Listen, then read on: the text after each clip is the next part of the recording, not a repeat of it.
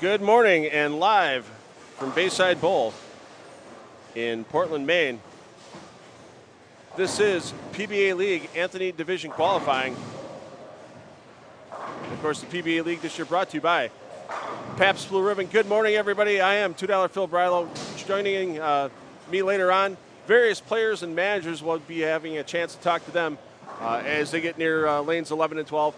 5 teams bowling today in the Anthony Division. We'll give you that full rundown shortly. They're attacking the Mark Roth pattern once again. Talking to the players after the practice session last night, they stated that, hey, it seemed a little bit tougher than previous years on the Roth. They thought if they could average about 225, they'd have a pretty good chance of leading qualifying. And, of course, qualifying very important this year as the TV show, simply one-game matches head-to-head, one frame on one lane of the pair, then you switch to the other lane on the pair. So you can see some of these players for only 2 shots on TV tonight, and if it's a losing effort, they're going to be going home off the Fox Sports 1 show.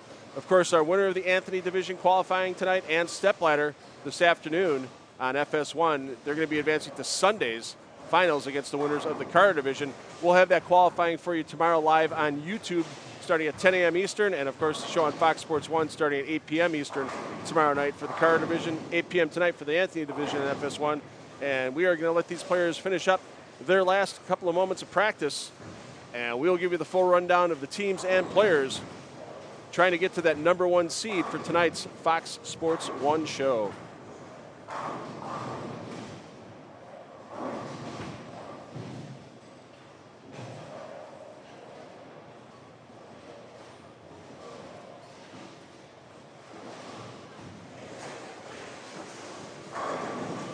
Once again, your defending champions,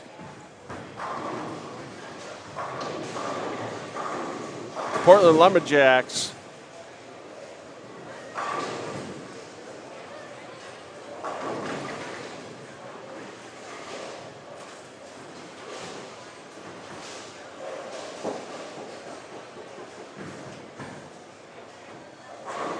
And the Lumberjacks sitting with home lane advantage this year after being in Virginia in 2020.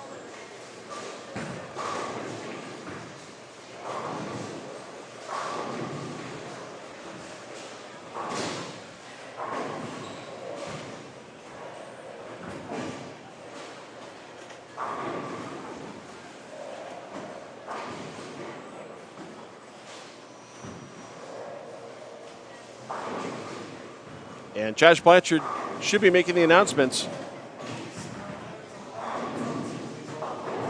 to get this qualifying session underway.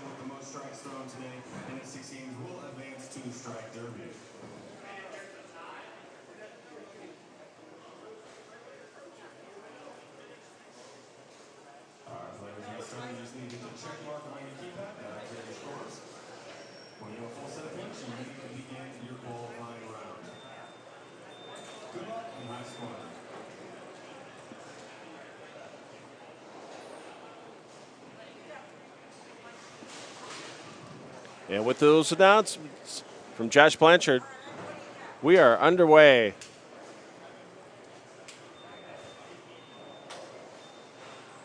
We'll start here with lanes 11 and 12 with the New York City Kingpins taking the lanes. P. Weber, Marshall Kent, Darren Tang, Kyle Sherman not here due to a back injury, so coming in late. The team picked up Matt Sanders off the free agent waiver wire, and Michael Tang rounding out that 5-some.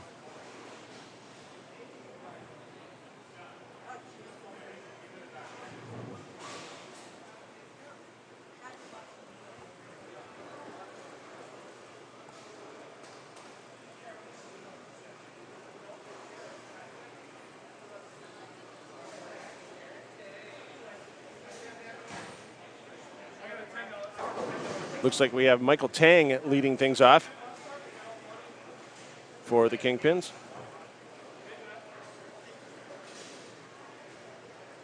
And with this first ball, the 2022 PBA League presented by Pabst Blue Ribbon is underway. And the strike by Michael Tang gets things going here for the Kingpins. And it's not just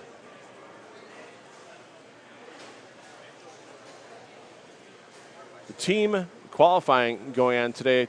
Two very important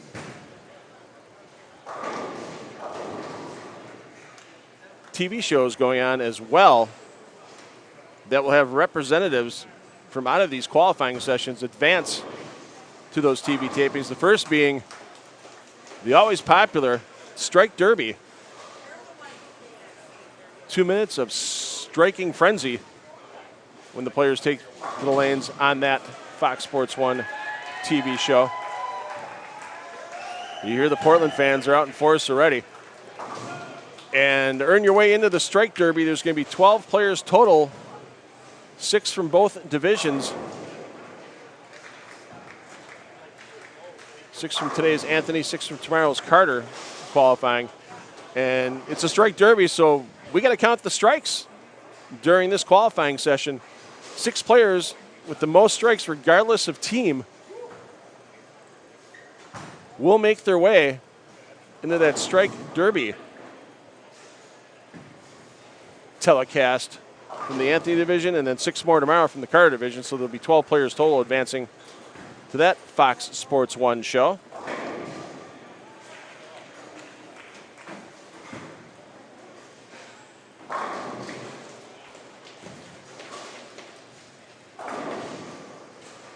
And then the other television telecast occurring outside of PBA League that's going to be taped here for your viewing pleasure on Sunday, July 17th, is, of course, the All-Star Clash, where the high score off of each team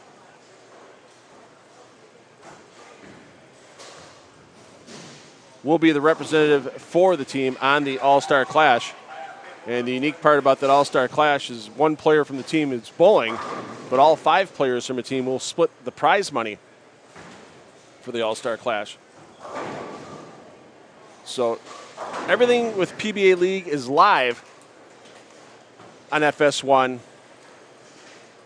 Tonight and tomorrow at 8 p.m. Eastern, your Anthony and Carter division finals respective to their dates.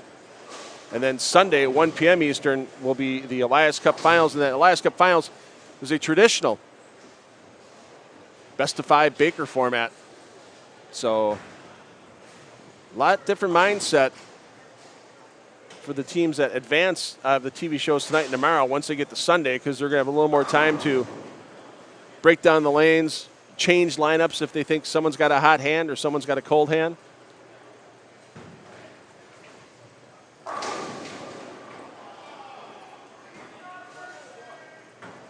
But everyone's goal is that Elias Cup. And there's teams here like the New York City Kingpins that haven't won since the inaugural season in 2013. And then this team right here, the Motown Muscle, yet to win an Elias Cup. And once again, if you want to stick with your favorite PBA League team,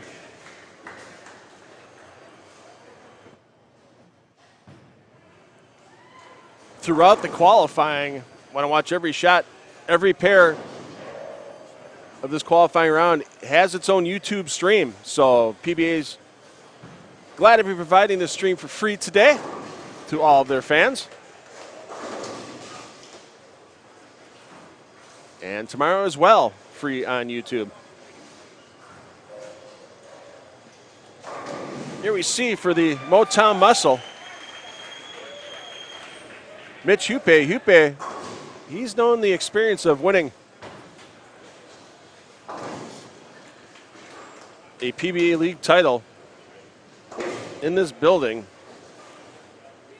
when he was part of the Portland Lumberjacks back in 2019. This is his second run through with Motown, as he was with the team in 2020. 3 of these team members are the same from 2020, Tackett, Simons, and Hupe. Hupe, though, wasn't held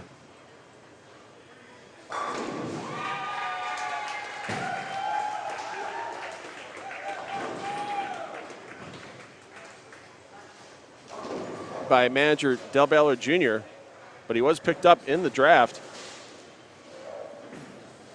as Brad Miller and Kevin Williams also picked in the draft as the only players retained by Motown after the 2020 season were E.J. Tackett and Anthony Simonson, who have been with the team since inception. And talking to a lot of these players over the last couple of days here in Bayside, the one thing that really gets in their craw when you talk about the superstars like Tackett, Simonson, Belmonte, is not having that Elias Cup on the resume.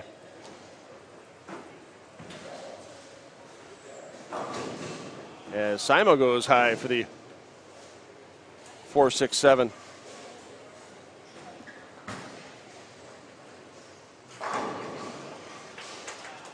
Nice to see Dell here. We've got Carolyn and Dell on adjoining pairs right now.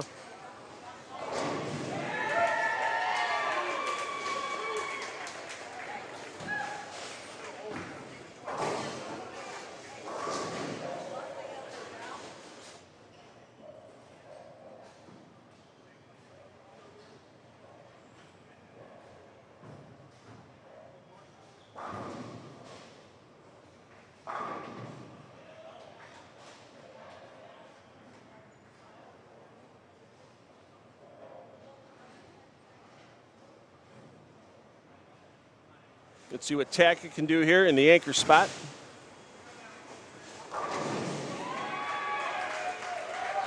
They have the chance to hang Simonson for the second frame in a row. I wonder if that could be a couple of post-round PBRs Simon will have to buy for his team. Of course, it's going to be post-TV show tonight.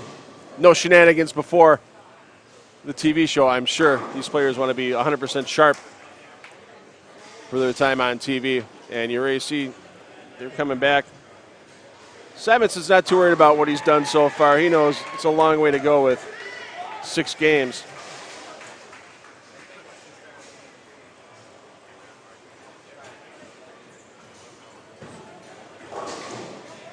Brad Miller had a couple nice seasons with Dallas, but with that powerful lineup with Duke, O'Neal, and Tommy Jones, they couldn't hold on to Brad Miller. He was released prior to the 2022 draft, and Del Ballard wasted no time making Miller his first draft pick.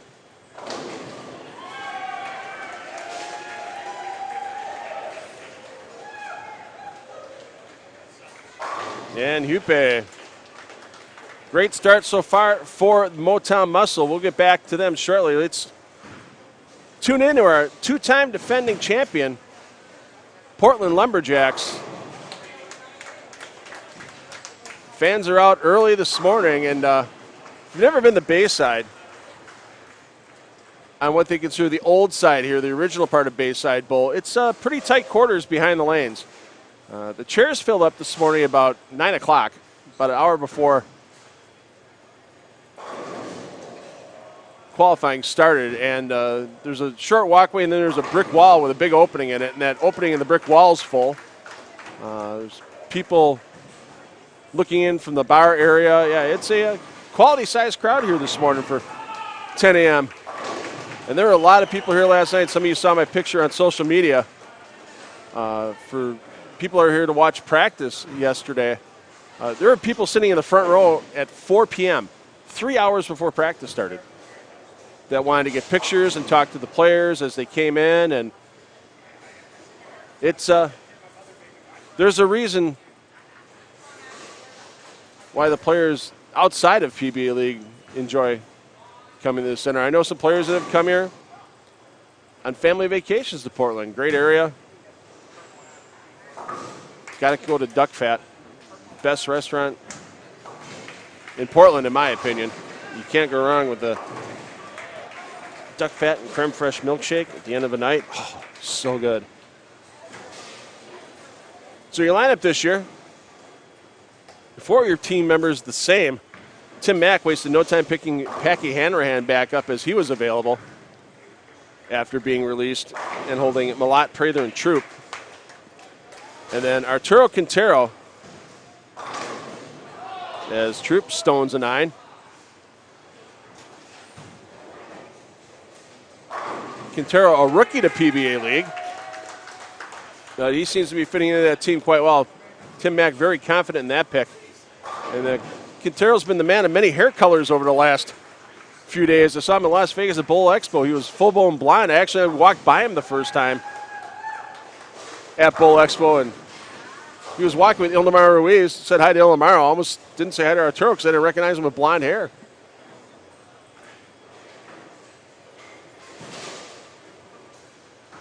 And now he's going, he's kind of got a seafoam green color going with the blonde. And so we'll see if it changes before the TV show tonight as well. And here's the man who's thrown more shots in PBA League action than any other player, as he's usually in that anchor spot. Oh, and the hands go up. There is no mercy for Wes Malat right now. And I'm joining in. I don't care. I'm in on it. The fans are in on it. They don't care. It may cost Wes a round of PBRs here.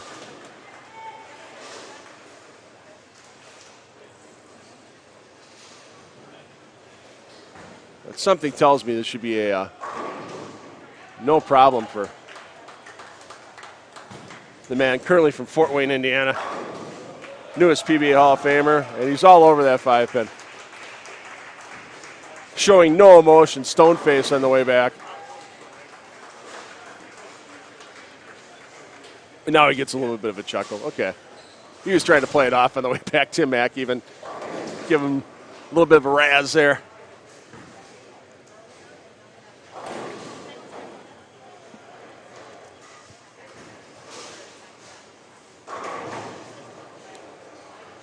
So we'll watch Prather and Hanrahan throw their frames, and then we'll get over to our next pairs. Wow!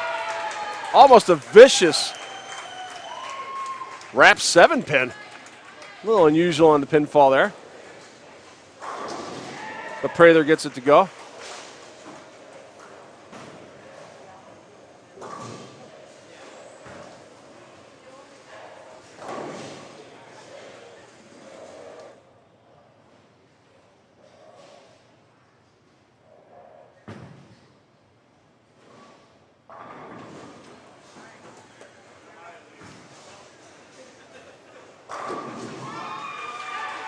And there you hear the fans go nuts.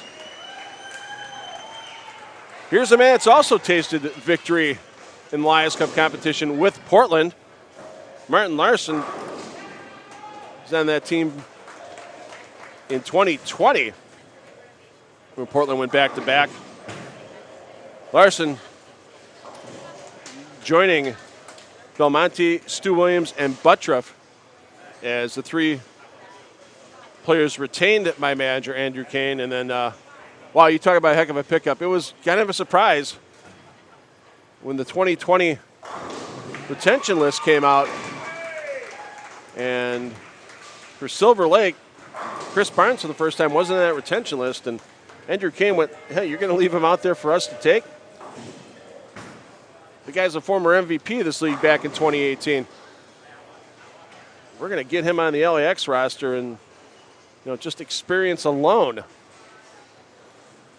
adding that for LAX. They came up just a little bit short last year against Portland.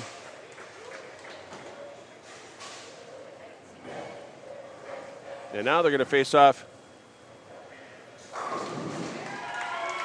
in Anthony Division qualifying and stepladder this evening.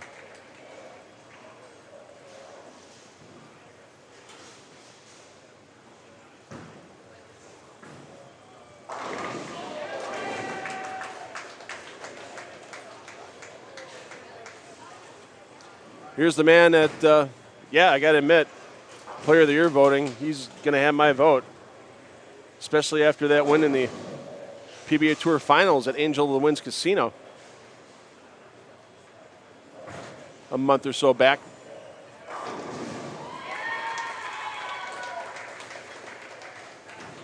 Been a busy week and a half or so for Jason.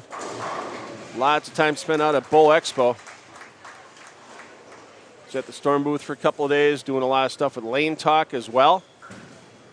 And he just had his big Belmo Boom Lane Talk tournament end. $30,000 in prizes I saw were given away. So Lane Talk, a big sponsor of the PBA. If you don't have Lane Talk in your center, have your center go to lanetalk.com and they can get all the information about getting Lane Talk in there and download the app to your phone. And you can get all the great statistics. You can watch your friends score if you can't make it to the bowling center.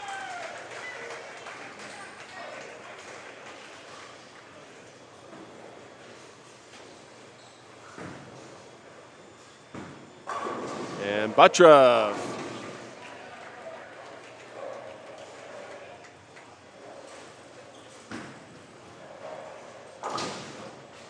Butcher, brand new truck he got recently. I got to see that firsthand when he almost ran me down in the parking structure at South Point during Bowl Expo. It was an accident. It wasn't intentional or anything, but nice piece of machinery he's got himself for driving the tournaments. And, of course, pickup trucks, hey, you got to have room for all those bowling balls, event to event.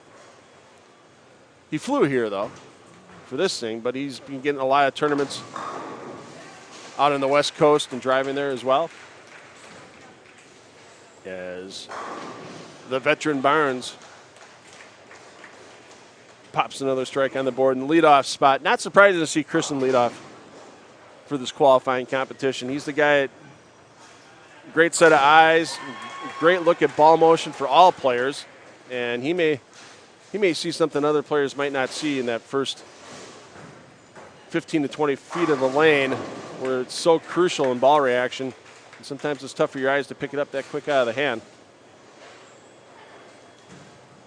Having that veteran on there for the eyes and the experience, definitely a plus for the LAX. And saving the best for last. Yes, it's allowed in the Strike Center booth to be a homer. And since I am from Milwaukee, let's go PBR Pounders. There you see Dick Allen, headband on. A little aggressive on that last shot. Leaving the 1-2-8. Should be no problem on the conversion. There it is.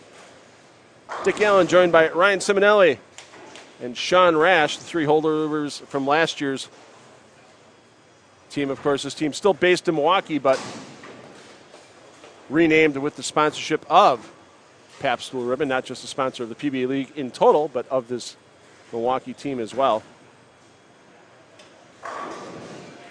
And the two players on the team brought in through the draft are A.J. Chapman and Anthony Lavry Spar.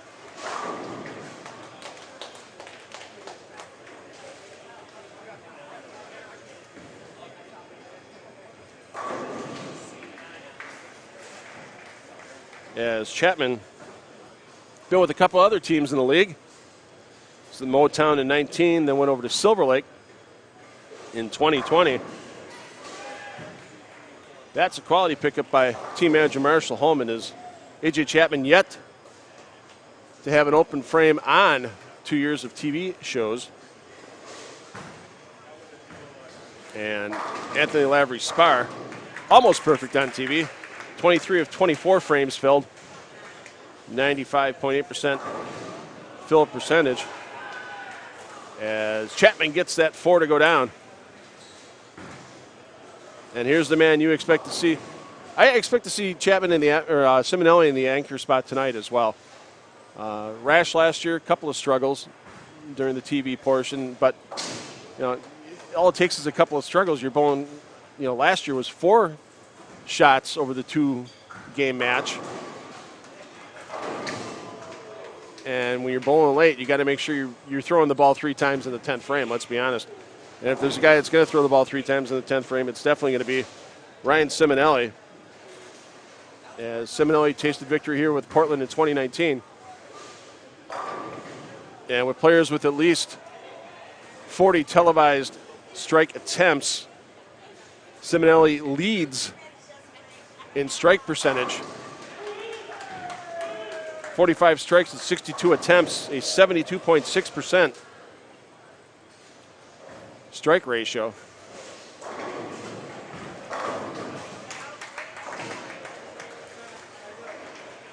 And Siminelli, when he hasn't struck, he's filled those frames. He only has 1 open frames out of 58 frames on TV since 2015. 98.3% fill percentage for Ryan Siminelli.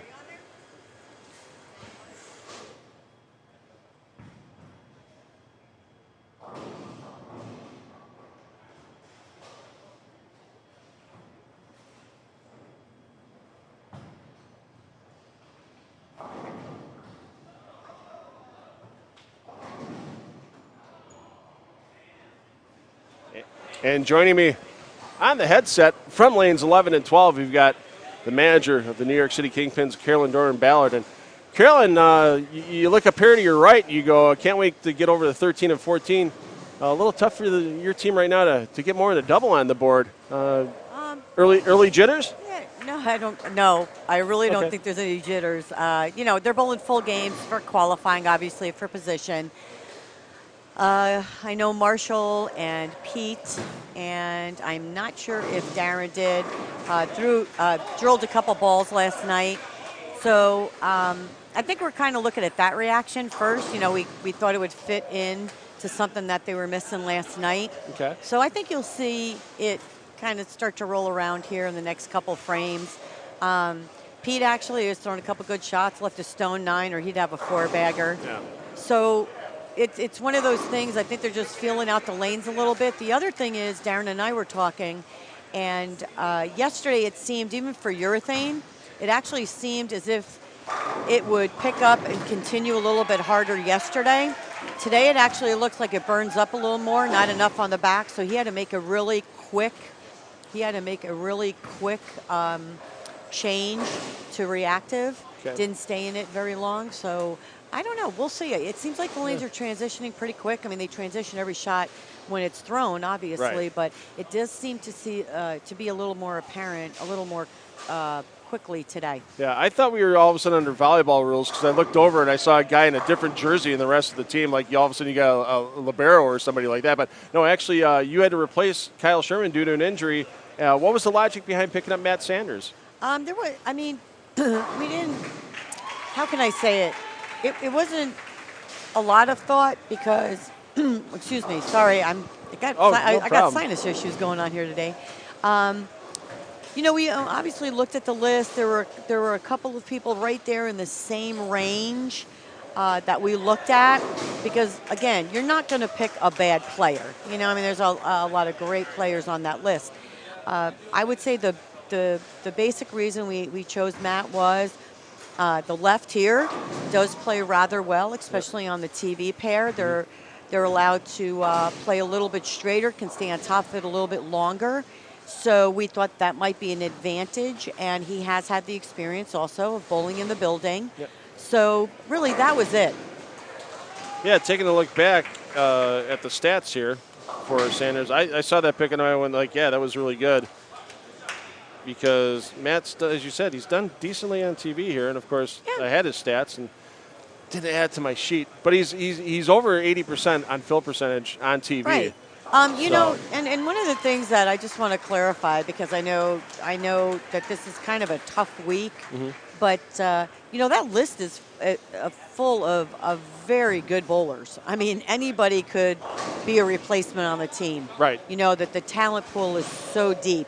And basically what you're looking at by that chance, if something like this happens, is you are looking at somebody that's probably just off the list, or again, you're basically looking to fill a frame. Right. It's not necessarily the person that strikes the most, it's the person that can fill a frame. And we really did think that, having a left-hander would maybe add just a little bit of that strike percentage, maybe in our favor, but we'll see. Yeah. Now, and obviously with the qualifying this year, because they're also taking the participants in the Strike Derby and the All-Star Clash, this qualifying, the 6 full games is important individually for these players, but the team effort, I mean, how huge is it being trying to be the number 1 seed for TV? Because there's only 1-game matches this year for PBA League on TV. That's got to really affect how you guys are looking at qualifying. Right. I mean, with it being only 1 game, which, I still wish it was 2 games or best of 3. I think anything can happen in 1 game. So I like, a few more frames, obviously. But I think seeding is a little important because obviously, if you lead, unfortunately, the only place you can finish is second, which is better than third, fourth, and fifth. I mean, let's be realistic, right? Only one team can win. But it definitely gives you a better opportunity to, like you said, with being the number 1 seed, better opportunity to win, yes. But Del and I have always discussed this too, and it would be nice to know your opinion. But when you're second or third, you get a game or 2 on the pair. Yeah. It really does help give you a read going into that championship match. But again, as leader, you can only finish second, which is better than third, fourth, or fifth. Right. And the thing is, too, there's 7 minutes or so of practice for the team when they come on the pairs. So you're going to have to wait as a top seed through 3 other matches. The lanes are going to change a lot. Can you make a huge difference in the lane in those 7 minutes if you were the top seed to try to affect the team that still stayed on? I don't know if it's so much about affecting the lane. I've never been a firm believer in that. I've always approached TV as a totally different tournament, and I'm not worried about screwing up the lanes for the team. I'm worried about me, where I need to play and making good shots, because I think if I'm more worried about screwing it up for the other team, you lose focus on what you're trying to do. Now, again, that's always been my philosophy. It's just always been about me and what I need to do to perform to the best of my ability. Yep. In the team concept, I think you're going to have some teams that are going to try to do certain things, but if you watch the previous matches, say you're the first or second seed, watching those previous matches is going to tell you a little bit about the lanes. Not only that, everyone here has had experience on the TV pair. You know that the left lane always breaks down quicker than the right lane, or I should say the right and left, if you know what I mean. Yep. But the left lane always breaks down quicker, faster. They got to move in deeper. So there are some characteristics that you still hold true. You just have to be the quickest one to make the moves. I just got a text from one of your former team members and a member that you won with back in 2013. Scott Norton says he was a lefty that was available, and why wasn't he called? He knows that he's just teasing because he obviously hasn't bowled on tour in a couple of years. It is, but you want to know what's funny about that? So Scott's listening, and I'm good friends with Scott Norton. But what's funny is his name has been brought up more than once in the last 2 days. So when Kyle went out, the first thing we were talking about was I said, left has always had a good shot here. And we were talking, and I said, and Scott Norton could get left. He could just stand on top of it. He didn't really have to hook it. I mean, we actually talked about that because you really do look at what's happened over the course of the past few years and who's done the right thing to increase the striking percentage, and he was one of them. So it's kind of funny that he sent a message. So, yeah, good to hear from Scott. And, I still think he's a kid. I mean, just a young man, great time on tour, and now successful in business back at home in California. So if there's one place on tour he misses, he's told me a couple times in the last couple of days, he misses this place in Portland. Yeah. He needs to just come as one of the spectators. Yeah, maybe next year I'll get him to be my color guy in the booth. There you go. I'll have to work on the PBA brass for that. So I'm looking to your right. Your daughter Alyssa is watching your husband's team play, and she's getting to watch both teams, that kind of thing. Boy, you talk about the show you two put on the Royal Family. Yeah, that was absolutely phenomenal, and one of the most memorable events of my life. There is nothing to be said about bowling with your kid on TV, and those were the hardest shots I've ever thrown in my life. In the 10th frame. It's unbelievable. Every shot I threw was like, don't screw it up for her. Don't screw it up for her. And when I was getting up for the 10th, everybody's saying, oh, what were you thinking? And I said, here's what I was thinking. Make sure you pitch it. Don't miss-hit it. And just get it down the lane. Yeah. Because that's what I had been working on. And Dell's like, keep pitching it. Keep pitching it. And I'm like, don't miss-hit it. Yeah. Which I would never tell any of my kids to say, but you know, when you're bowling with your kid, it's like, oh my God, all this added pressure. But she was an absolute rock star. Yeah. I am so proud of her. After her first frame, she just regrouped and never missed again, I think, except once. And she definitely has a lot of her dad in her. That is for darn sure. Oh, it was fun watching Dell. You know, they every once in a while peek the Dell on the sidelines. So, and you just see beaming with pride for both of you. So. I want you to notice the shirt. Okay. Show him the shirt you have on. See? There we go. Daddy's little girl. Okay. It's pathetic. I'm the one that threw the strikes. Yeah. He's So does she still have one more shot at Junior Gold's coming up? I know a lot of kids watching today on the live stream are going to be going to Junior Gold shortly, and they'll probably get to see her there and you there, I would assume. We're after we're done here, we're going to drive right to Junior Gold, and then we're there for the whole event. And then we'll drive home, and then she goes to Team USA camp. So it's a busy summer for us, but we wouldn't have it any other way. And then August 20th, she is heading to Vanderbilt to be a part of that great program. Excellent, excellent. Hey, we're going to let you get back to your team for the last couple of frames of this game. Appreciate your time. Carolyn Dorman-Ballard, all-star of all-stars, in my opinion. Always good to talk with you. Thank you. Thanks, CDB. Bye. So as Sanders now gets spanked with a 6-8 in the 8th frame, it's not an easy position to come in, and it's nice to see this year that a young man got drafted who had struggles coming in as the same situation that Sanders in with Jake Peters. You know, Peters had to come in for the then Philadelphia, now Chicago hitman, when Sean Maldonado got hurt in 2019, and Peters got here like day of and a big rush and stuff like that, and went over on TV. And nice to see Jake's got a chance to get back in the PBA League. He's had a solid 2022 season. He's going to be joining Barrett, Smallwood, Maldonado, and Nick Pate on the Philadelphia Hitmen, and the Hitmen, actually the Chicago Hitmen now, sponsored by Guaranteed Rate Mortgage. And we'll see team manager Jason Couch and his players tomorrow in the Carter Division qualifying. Once again, 10 a.m. Eastern will be that start time as well for the Carter Division qualifying. And on FS1 this evening, you'll see these Anthony Division players make their way to that stepladder final, 8 p.m. Eastern, Carter Division, same time, but tomorrow evening.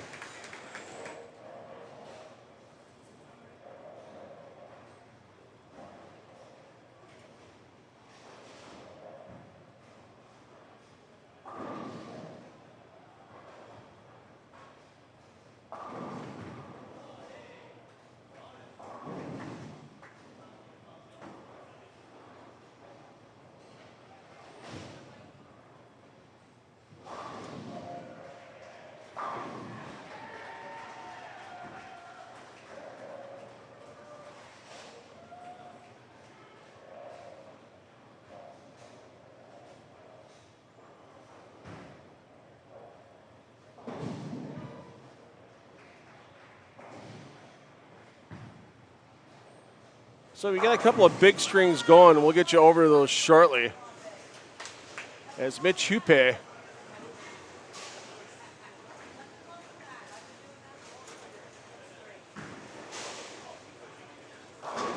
is on the front 9 next door to this pair on 13 and 14.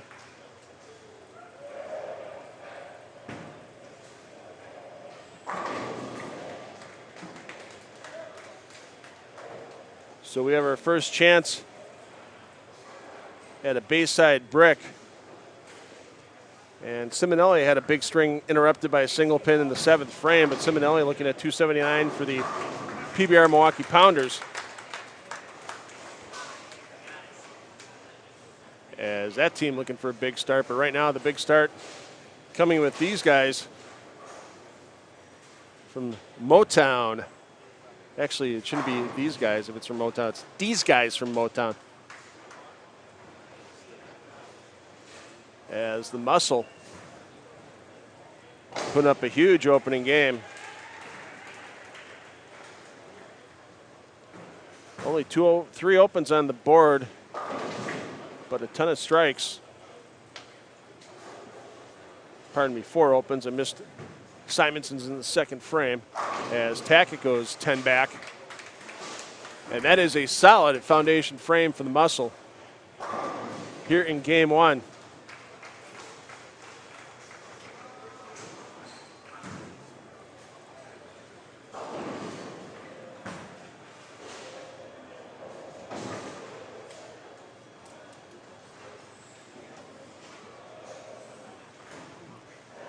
Motown, boy, if they can put together a bunch of doubles in the 10th frame, they can get this first game into the mid 1200 range. Solid start when these players were talking about earlier that, 700, 750 over might lead qualifying. You get out of the gates with 200 over and 5 to go, it's going to give you some confidence. Miller rings the 10.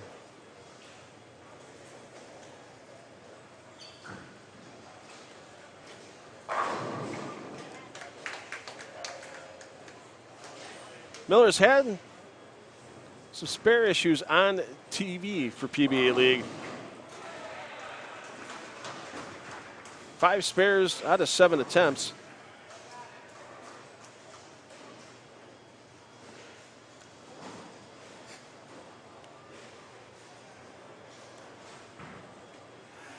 I don't want to say force CDB to get me in a selfie with her, but hey, when the booth's the booth.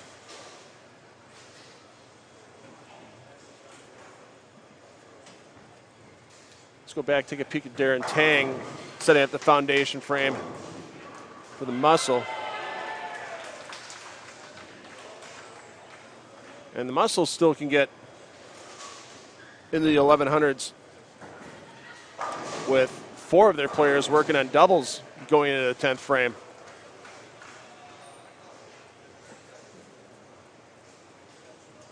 So like CDB said, it's 6 games of qualifying, a long way to go, and nobody's getting upset or impatient at this moment. They're just making sure as a team they're keeping an eye on the transition and always keeping an eye on that ball reaction. Oof. Let me see the side of your picture there. 4-9, first ball in the 10th.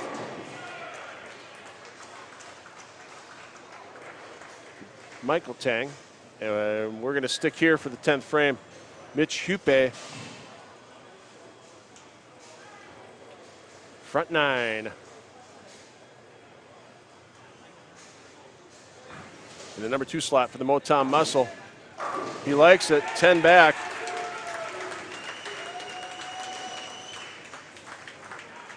I think one of the best awards the PBA players can get in their career is a brick here at Bayside, and there's a lot of pride. There's a lot of names on that wall of both Bayside Bull Portland bowlers and PBA players. And it's going to be interesting to see if Hupe does get the brick. You cannot put your name on there. It is a nickname, and most of the time it's given to you by the players in Portland. So with Hupe being from north of the border, I'm wondering if his nickname might have something to do with being from Canada. But he's got to get 2 more strikes before he can worry about the brick. There's one of them, mix them up. And great appreciation for one of the visiting teams here at Bayside. You always hear the cheers for the Lumberjacks, but also in a great effort like how Hupe is putting out at the moment.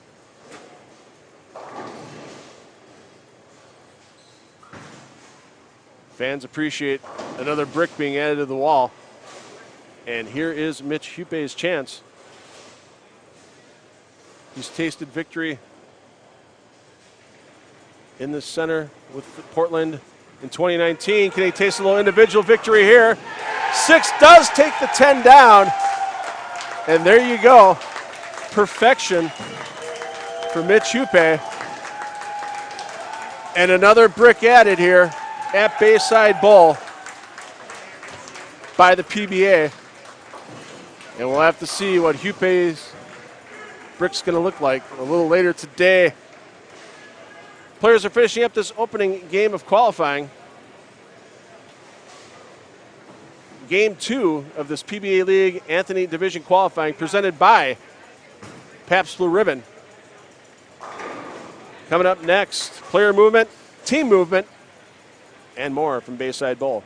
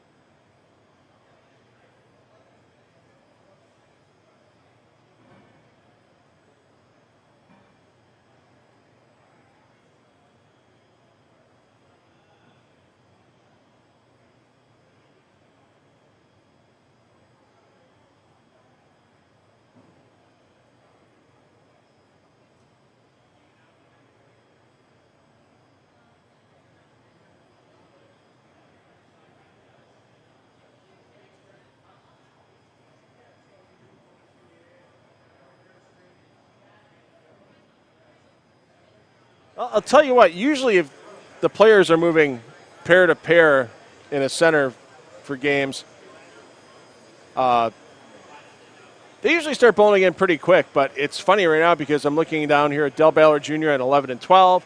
I'm looking at Andrew Kane on 13 and 14. I'm looking at CDB on 15 and 16, and they are all getting down and strategizing about what these teams want to do, moving pairs, and finally got a ball in play here with the Milwaukee Pounders and Sean Rash leading things off. So once again, all 5 pairs being streamed available on our other YouTube streams at the moment. Thanks for joining us here in the Strike Central mainstream. I'm $2 Phil Brylow, bringing you all the action for today's qualifying for the Anthony Division and tomorrow's Carter Division qualifying. Same start time tomorrow, 10 a.m. for the Carter Division. Of course, the teams in that division, Dallas Strikers, the Guaranteed Rate Chicago Hitmen, Las Vegas High Rollers, Silver Lake Atom Splitters, and the Snickers Waco Wonders. Got to talk to Waco Wonders team manager Johnny Petraglia last night, and he's really happy with his 2 pickups from the draft with Jason Sterner and Parker Bone III.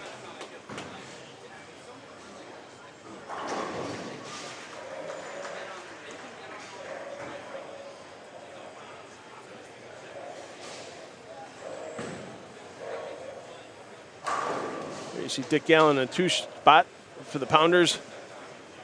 Anthony Lavry Spar in the 3rd spot.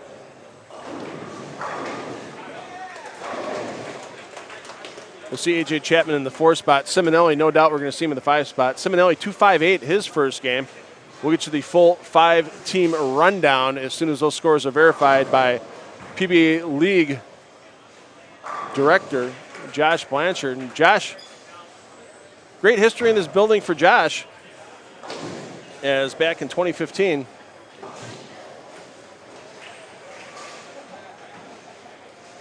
Josh took down a title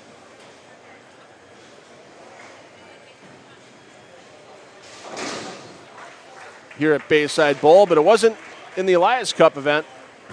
It was in the 64-player main event that took place in conjunction with the PBA League, and unique format of that main event the years it was held from 2015 to 2017 with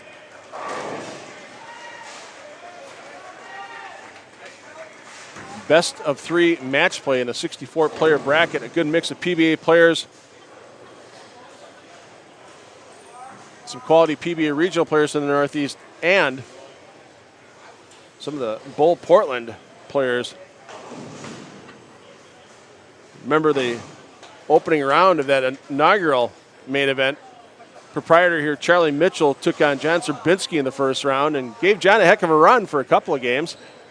Zerbinski moved on in the event, and Charlie went to the sidelines. But it was always interesting with that main event just because of the unique format of the best 2 or 3 match play.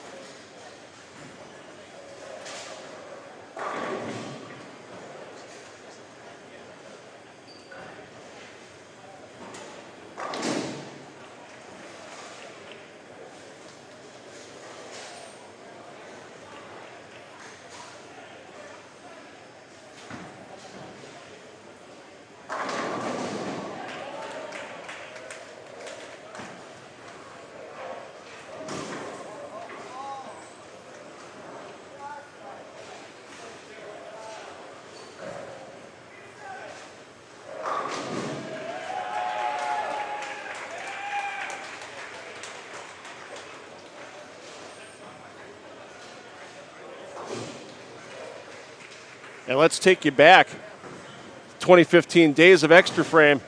And here's the shot for Josh. Got locked up the main event title against Jason Belmonte in 2015. I remember early on in the event, Josh went from trying to hook the lane to trying to play the twig, and he played the twig well. And even though that was a wrap 10 in that case, that was more than enough on that spare conversion for Josh to take home that title here at Bayside Bowl.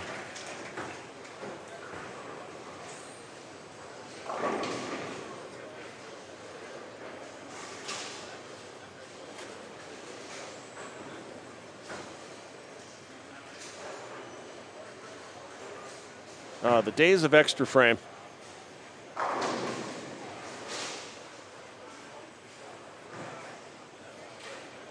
Lots of good extra frame memories here inside of Bayside Bowl. Some unique things that have happened over the years as well.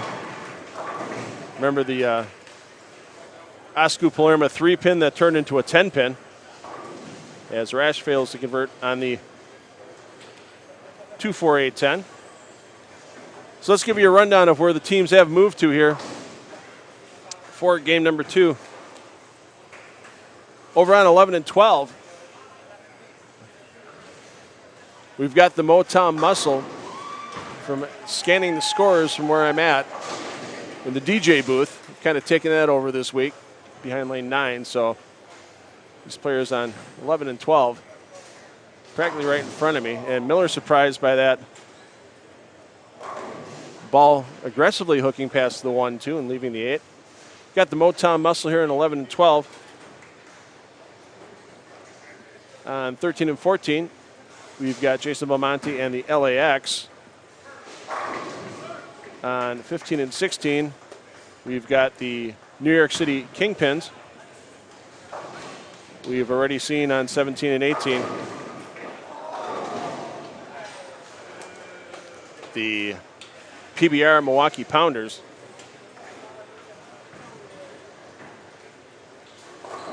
As Allen converts the picket fence. And then on 19 and 20, the hometown fans have swarmed over behind this pair with the Portland Lumberjacks. Well, Hupe's strike string ends at 13 for Meat Shoulder. Yes, that will be the name on the brick. Meat Shoulder. You did not hear that incorrectly. Meat Shoulder, the nickname given to Mitch Hupe by the Bopo faithful. And if you want an explanation of what Meat Shoulder is, hey, you got Google. That's my suggestion. It's worth the deep dive behind Meat Shoulder.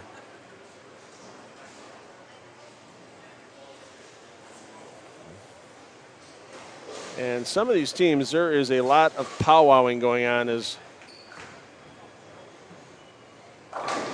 get back over right now as Del Ballard's got all the righties on his team talking about what they're seeing on their shots as Kevin Williams on the left side only had to deal with what Matt Sanders left on 11 and 12. But you see right now,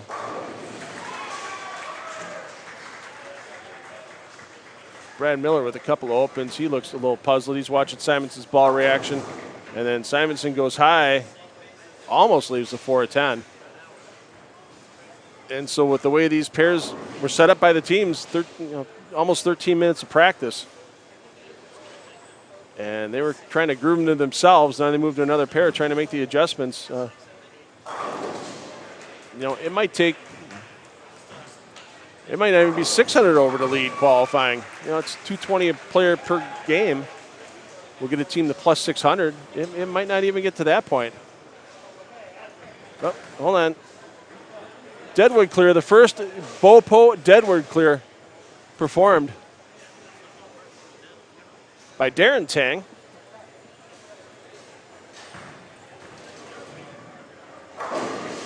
Always good to have that Deadwood clear out of the way early. Let's go back to Tackett.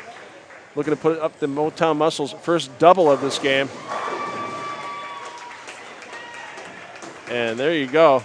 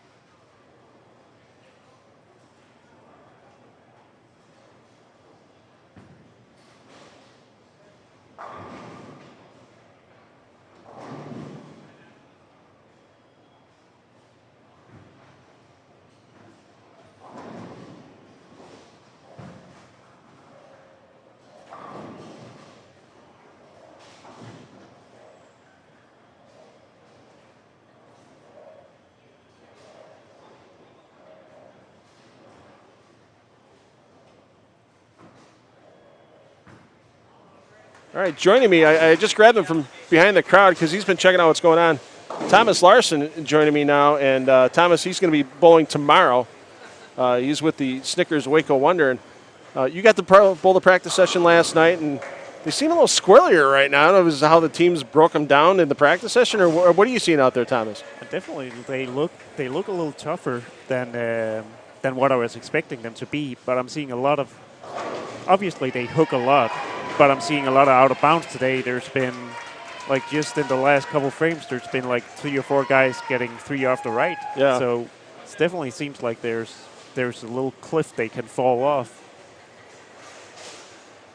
And the lane surface here, it's kind of old. What does that have to do with your ball roll or what you're looking for on the pattern? Because sometimes they might not have enough oil up there to overcome the early friction. And that's kind of what it looks like from what somebody said. Yeah, definitely. It feels like there's enough friction in the lane here to where it forces you left and forces you to, or the ball wants to hook early. But then the topography kind of makes you not want to move left and circle the whole lane, just because it makes it a little tricky. But yeah, I'm still not sure what the right decision is here, because you still have to get to the pocket and strike, and some of the guys here are solving it pretty good, but definitely I think it's the lane to lane here is a little tricky. Yeah. Now, with your team, with the Snickers Waco Wonder, you've got a player that plays it relatively straight with Walter Ray. You've got a player that can bend it a bit with B.J. Moore on the right side. You got Sterner that can, he can go either way with it. If he needs to go straight, we've seen him do that in the past as well. With those 4 righties, I mean, do you guys think you can break the first pair or so down tomorrow towards to your advantage when you're on it, and then to everybody else's disadvantage as they move to that pair? Is that possible, or is it just? I don't think our team can ruin a pair the same way as some of the other teams can. Just simply, if we ruin it, I think we're ruining it for ourselves too. Okay. But I think we'll start out a little straighter than most teams, just simply because of who we have on our team, and hopefully we'll get off to a good start. And then when we move pairs, who knows? Yeah, no doubt. And with qualifying being so important this year, because it's not just for your seeding on the stepladder final, and it's only 1-game matches, but you also got that shot at the Strike Derby, and you also get that shot at the All-Star Clash. So it's going to be a heck of an effort in qualifying as compared to past years, no doubt about it. Yeah, it's going to be really important to do well tomorrow when we bowl. Getting that number 1 seed compared to being 4th seed or 5th seed is huge. So last night in the practice session, ball surface is always huge on the PBA Tour. Was less surface working better, more surface working better? What was it looking like for you personally? I don't think we're going to see a ton of surface here, just simply because how early it hooks. But at the same time, as I said, the topography is a little squirrely, so you don't want that super shiny ball that overshoots everything every other shot. So I think it's going to be something medium, 2000s, 4000s. Okay. But nothing with power. You don't see a lot of polish on tour. You don't think that's going to be the case? There's a few guys using polish, but there always is. I think most guys, from what I can tell, are using those like little bit of surface, but not a whole lot. Okay. So. All right. Well, hey, Snickers Waco Wonder, Thomas Larson. You'll see him in the qualifying rounds tomorrow morning, 10 a.m. Eastern time, and you'll see him on the Fox Sports 1 TV show tomorrow night. Thomas, thanks for your time. Good luck tomorrow. Thank you.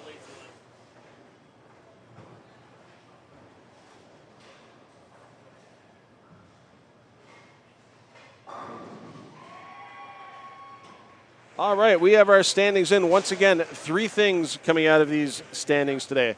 Not just our PBA League, presented by Pabst Blue Ribbon, team standings, but there also is the Strike Derby standings for the top 6 players from the Anthony Division. Will advance into the Strike Derby taping this week. You'll see that coming up on Saturday, July 16th at 1 p.m. Eastern on Fox Sports 1. And then the top individual 6-game score from each team will represent that team on the PBA League All-Star Clash. You'll see on Sunday, July 17th at 1 p.m. Eastern Time. So your leaders after game one for the PBA League presented by Pabst Blue Ribbon are the Motown Muscle. You see here they started with a 11:62 game. E.J. Tackett with 226, Anthony Simonson 199, Brad Miller 235, Kevin Williams 202, and of course you saw the finale of the Mitch Hupe 300. Meat Shoulder gets 12 and a brick here at Bayside. Second place is the PBR Milwaukee Pounders at 11:22. Dick Allen with 223, Sean Rash 208, A.J. Chapman 218, Anthony Lavry Spar came in with 216, and Ryan Siminelli, the anchor player, led that team with 257. Our defending champions, Portland Lumberjacks, in third at 10:92 for the opening game. West Milat 207, Kyle Troop 210, Arturo Quintero 195, Packy Hanrahan 243, Chris Prather 237. Your individual scores for Portland in the opening game. New York City Kingpins in fourth at 1080. P. Weber 199, Marshall Kent 237, Darren Tang 215, Michael Tang 224, and Matt Sanders 205. And right now in fifth position after the opening game, the LAX, as we see Martin Larson leaving a 10-pin remnant at the end of the 60 feet. Belmo 225, Stu Williams 193, Buttriff 183, Barnes 226 led the team in game one, and Martin Larson 199. So right now the LAX sitting in the 5 spot. That's not the spot you definitely want to see, as that's not an easy stepladder to climb, especially with the single game stepladder format you will see on FS1 this evening.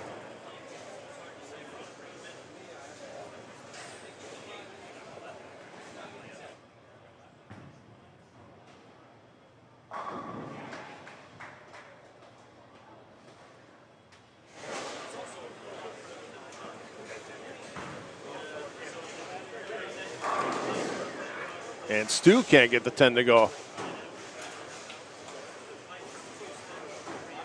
You know, Thomas Larson touched on it a little bit.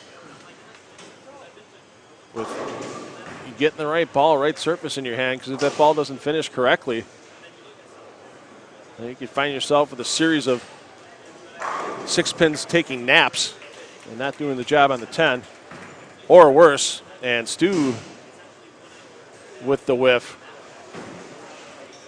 And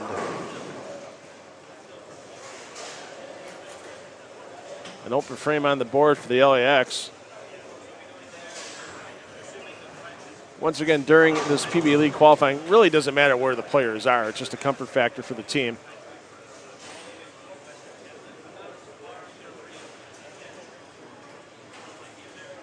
So Belmo right now, a man who usually see in the anchor position on TV. You see Belmo in the 4 spot. And we're going to have a deadwood clear. There's nothing like a Bopo deadwood clear. You see that on lane 15. Let's see what happens, because that's right in the middle of the lane. And looks like Darren Tang having to be patient. Oh, there we go. The feet are down. The pin is up, and we can resume play on 15 and 16, but let's get back to Buttriff. Buttriff trying to overcome that 183 opening game. And he comes up light, and he's just doesn't have the ball reaction he's looking for.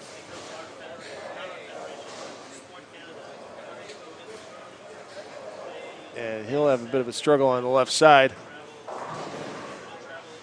And joining me in the booth, we'll get back over to the Motown Muscle, see how they're throwing the ball. They had a couple of powwows here with team manager Del Ballard Jr. and And Dell, looks like you guys got past the early struggles. What was the powwow about?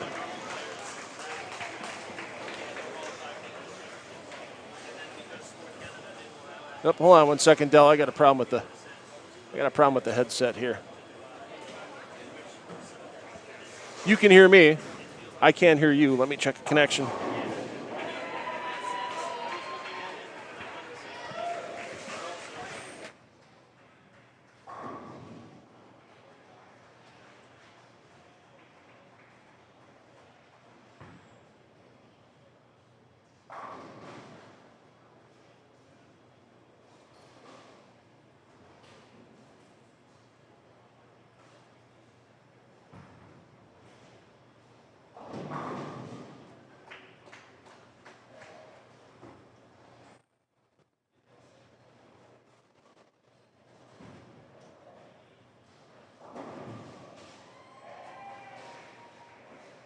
All right, now we got Del Ballard Jr. with us. There is.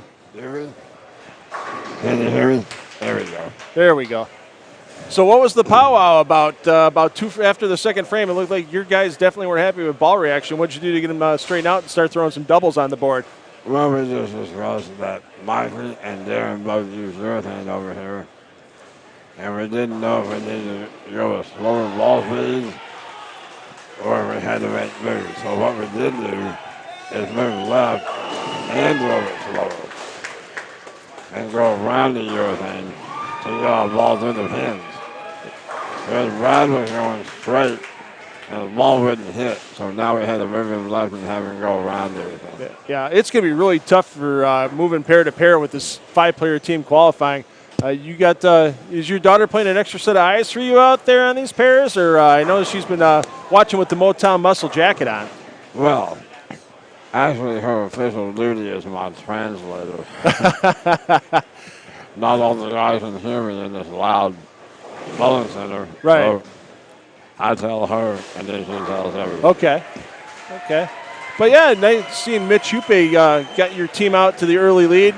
Team got on his nickname's Meat Shoulder, according to Charlie Mitchell. So you got on his meat shoulders, and he carried you that first game. Oh yeah. And that was a great pickup again for your team. He was one of the guys that you had to release with the draft, and I'm sure you were pleasantly surprised when he was still available for you. Oh yeah, he was the number one goal to pick back up. But I mean, honestly, we should have never dropped him. Yeah. But at the time COVID was going on, we didn't know how much everybody was bowling. And so we did what we did, but we were very lucky to get him back. Yep, and then a great ad with Brad Miller and Kevin Williams. Kevin Williams is the must-have lefty. And have you seen Kevin's confidence change since he got that title at the World Series of Bowling? Honestly, I haven't been around him. I haven't been out of the minister, and I'm talking to him. Yeah, he definitely seems like he's more in control of what he wants to do. Yep. So, how huge is getting that number one seed for the show tonight, with it just being a single game on TV? Well, between you and I like the 2 seeds better. Okay. I don't like letting a good team get lined up on a pair that you're coming in cold turkey on. Gotcha. I won 13 times on tour and only won 3 times from the leader and lost 3 times from the leader. Okay. I won all my titles from 2, 3, and 4. Because of that very fact. All right. Well, you got yourself the one spot now, and I'm sure yeah. you won't argue if you hold on to it. No, not at all. And you got a player that's sitting in the obviously top of the strike derby with Hupe, and good luck to you and your team the rest of the way through. Thanks for taking a couple minutes with us, Del. No problem. Thank you. Del Ballard Jr. with us, manager of the Motown Muscle, and he's a guy that, he's another one. He wants that Elias Cup title on the resume, even as the manager. There's a lot of team pride out there for sure. As we watch Simonson leave the light 4-8. There's something you don't see every day. As it looked like the 5-pin went right between.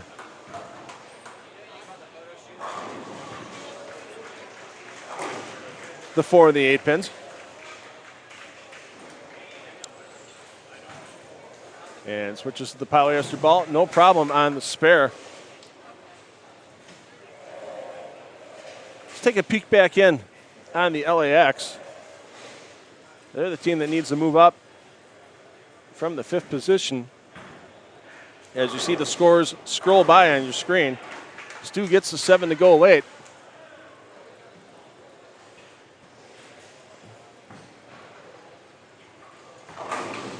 And the players always talk about how huge it is to have a lefty on the team, especially on the TV side, on the news side of Bayside Bowl. Right now, though, Jacob Buttriff struggling on the left side for LAX, just that 183 opening game. We'll see what Buttriff can do to get his first double of the game up after Belmo's 7th frame attempt, all 10 back for the front runner of Player of the Year.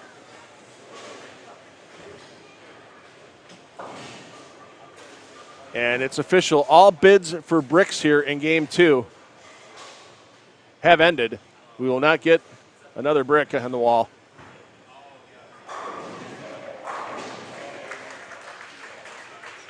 Here in the second game.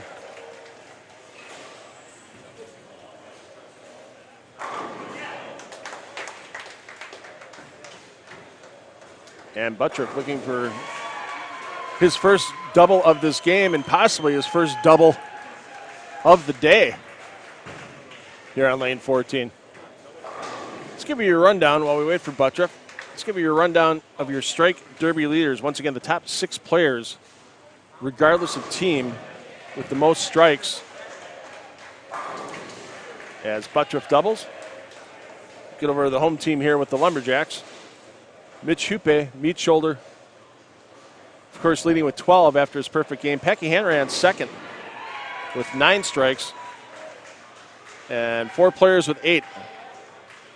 Ryan Siminelli, Chris Barnes, E.J. Tackett, and Brad Miller. So 2 representatives from the muscle in the top 6.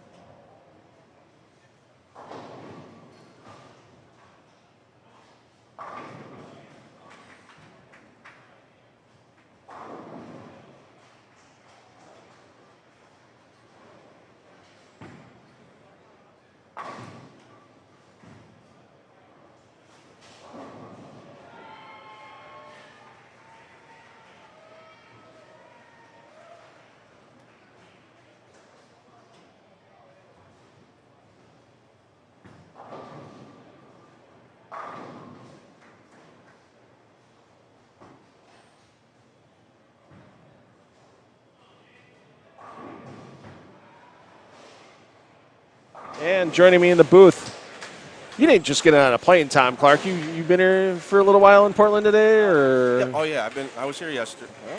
Are we on? Yeah, you're right. You just gotta get the microphone, the hair closer to the lips, I think.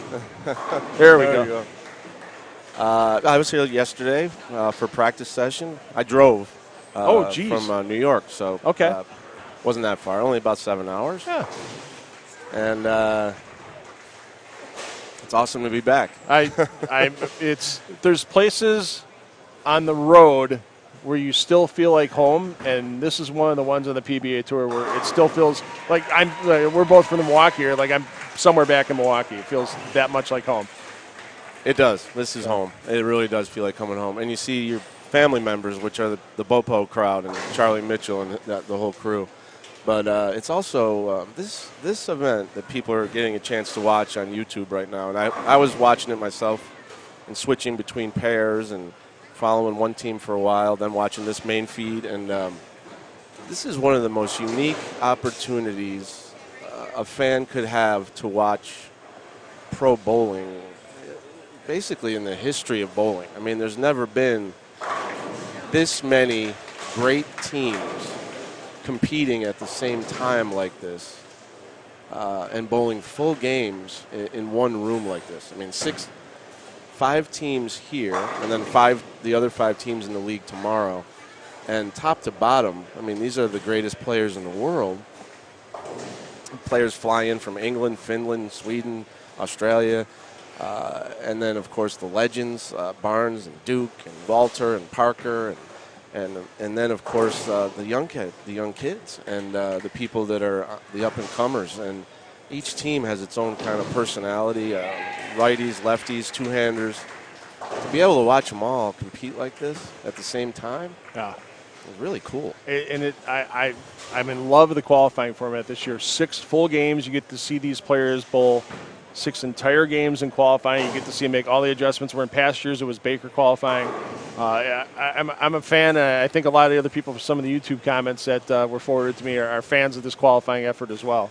Yeah, the qualifying, nobody can argue with. You're going to end up with 30 full games by each team to decide the step ladder.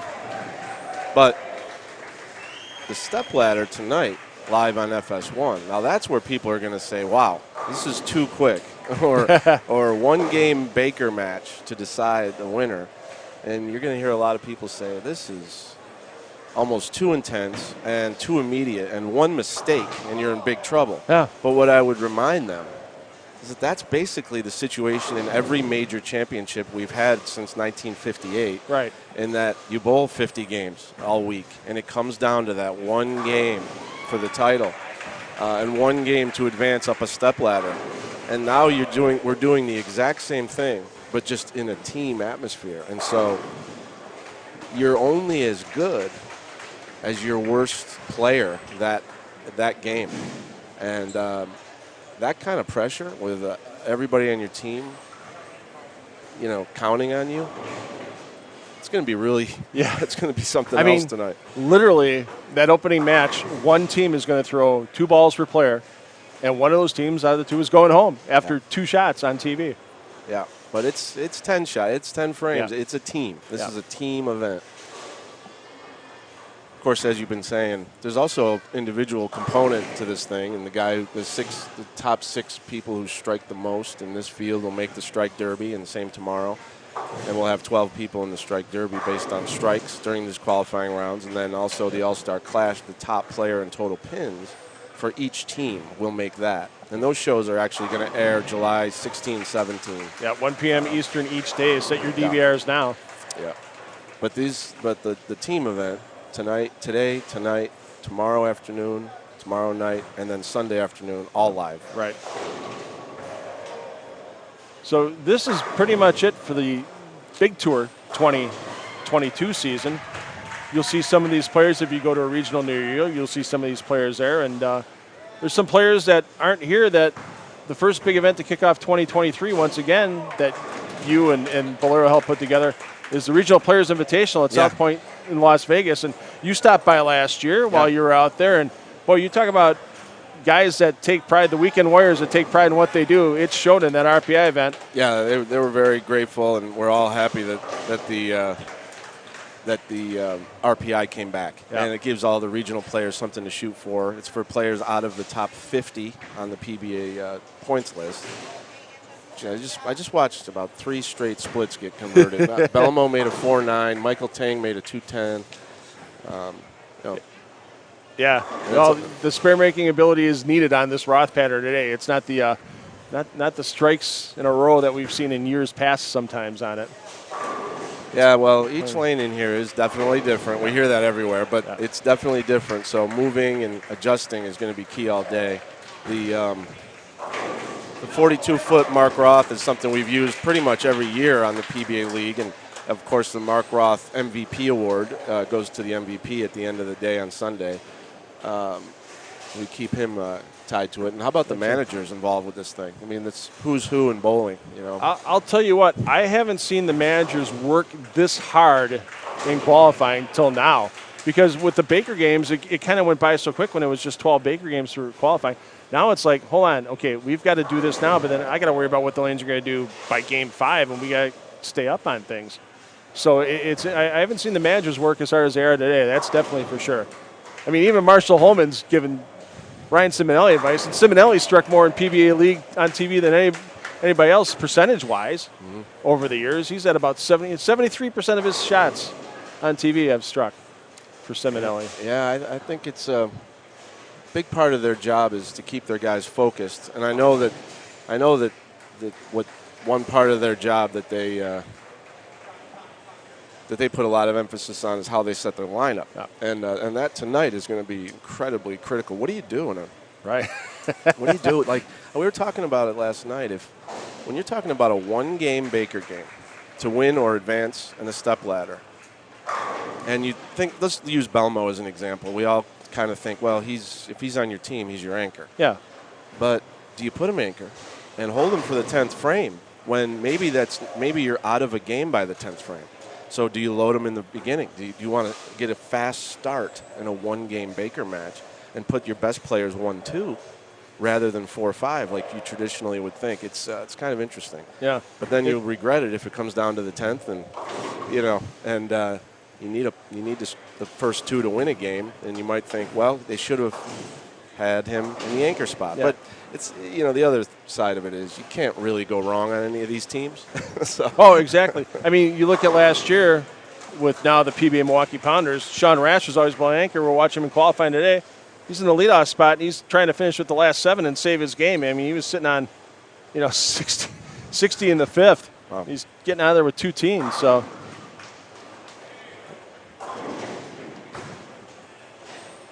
Up. The stats have become popular with the managers. So put them all together and Probably should be handing them out to everybody. I got to make them pay for me. I got to get something out of it. No, I thought since Josh, I put them together. No, maybe no. Josh was doing it. Oh no, that's all me. Okay. But it was funny because some of the players were getting razzed by a couple of the fans that saw my stats yesterday. They were giving me a little grief. So this Del Gucci on the way out. Yeah. You never know what Del's going to do. Is that a fine? I don't know. I don't know. I'd ask him for a dinner after that, maybe. I'm not sure. So, but it's neat being back here at Bayside. Yeah, Virginia in 2020. It was tough with the no fans and everything like that, and it's tough for the players carry so much momentum off the fans at any PBA stop, but even more so here. The sounds just echo in here. When we came here for the first time, it felt like it had a tradition, and so to grow from that, and then you look around the room and in the old side. Oh wow! Brad Miller just left the vicious 7-10. Something tells me he might pick it up. I'm gonna go over to this pair. The way the league here, BOPO, works is really awesome. To have a league with about 50 teams in it that bowls in a bowling center that has 10 lanes in it, or 12 lanes in it, on one side, and know that they bowl every night of the week, and it depends on a schedule, and that it's co-ed. He spun it. He seemed to think he was going to make it too. The Pro-Am Friday, I won't come. I learned. We've been coming here about 8 years, and I learned a long time ago that's one to avoid. If you're me. Yeah, I'm sad I won't be around for that one. Just to sit in the. It's one of those ones. It's like Summerfest in Milwaukee. You just sit back and people watch, or on the Strip in Vegas. You just sit back and people watch. That's what you do for the BOPO Pro-Am, no doubt about it. Yeah, it's hard to do that though. You start getting sucked into it, and then pretty soon you regret it in the morning. So. How about Mitch Hupe looking to start off here? 300, 260 if he punches these last 2. So we'll stick with Hupe here. So 2023, any guess for the fans when the schedule is going to come out and when they can start planning their trips? I think you got to give us about another month or so, okay.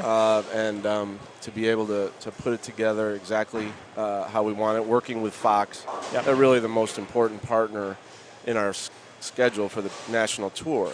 Absolutely. And so we have to find the right time slots, and that dictates how the schedule goes. And one of my favorite events that started a couple years ago, necessity of the pandemic. The way the Players Championship was changed, is that going to Yeah. stay with that format? Or? Yeah, I think it is. Good. Because a lot of people appreciate the opportunity that event gives. There's some flaws in it that I hope we can address a little bit, but I think that we've started a new tradition. It was born out of the pandemic, but kind of a cool way to run a major championship to kick off a year, to give people in every region an opportunity. And it's neat seeing the face that's like a Ben Martinez or somebody that sneaks in out of a region. That's always neat to see the new face. Whoa.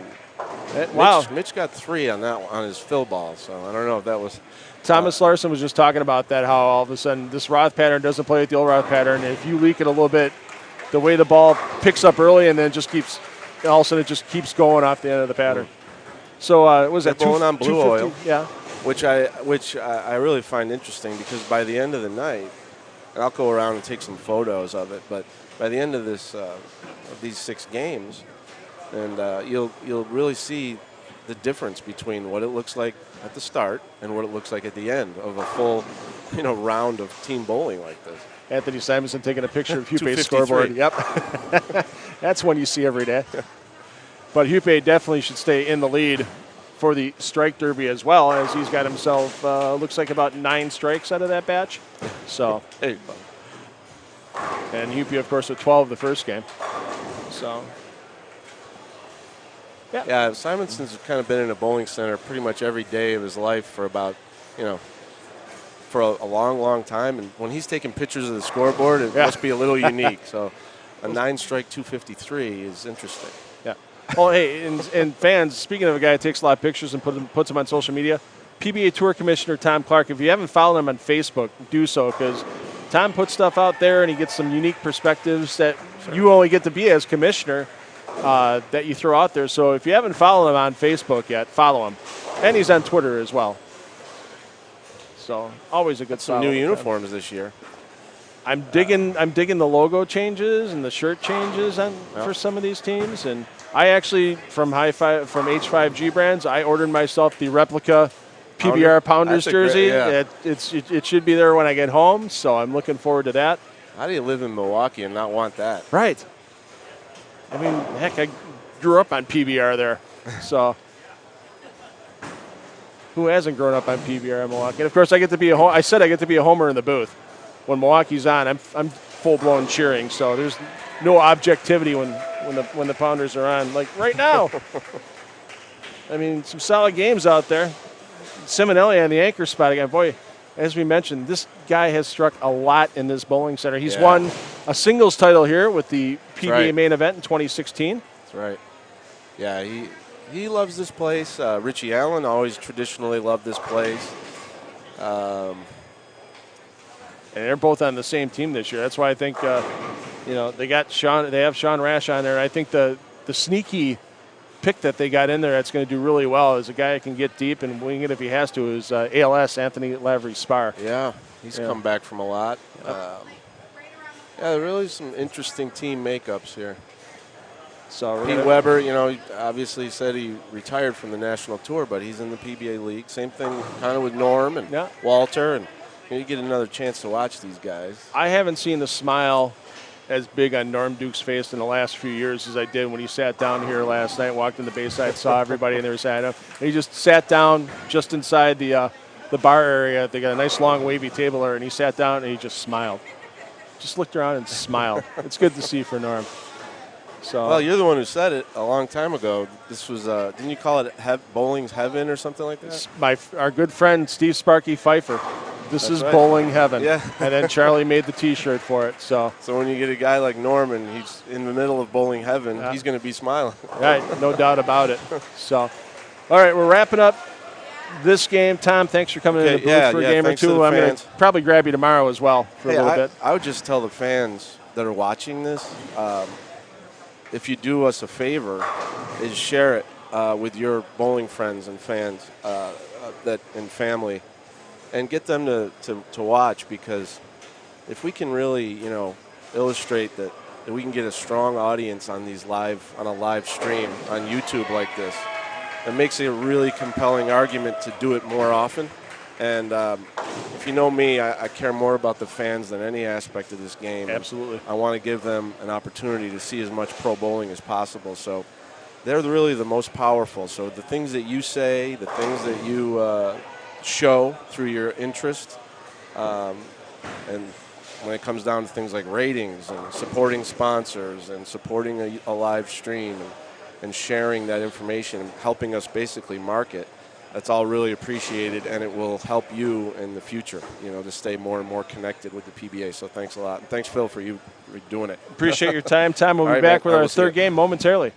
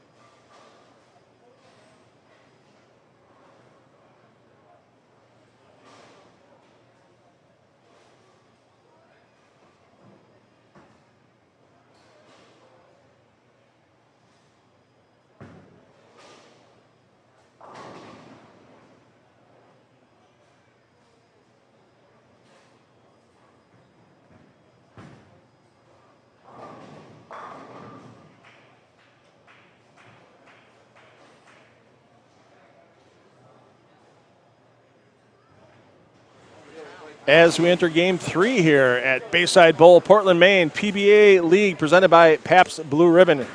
Anthony Division qualifying. We'll get you your 2-game team totals, your 2-game strike derby qualifying totals for the individual players, and your leaders towards the All-Star Clash qualifying as well, as PBA League Director Josh Blanchard handling all that calculation duty as the scores come in after the automatic scores. We'll give you a rundown as to what players and teams are on what pairs here in Game 3 if you want to watch any of the individual streams as we go along. We've got the LAX on lanes 11 and 12. On 13 and 14, the hometown of Portland Lumberjacks. On 15 and 16, this game will be your PBA Milwaukee Pounders.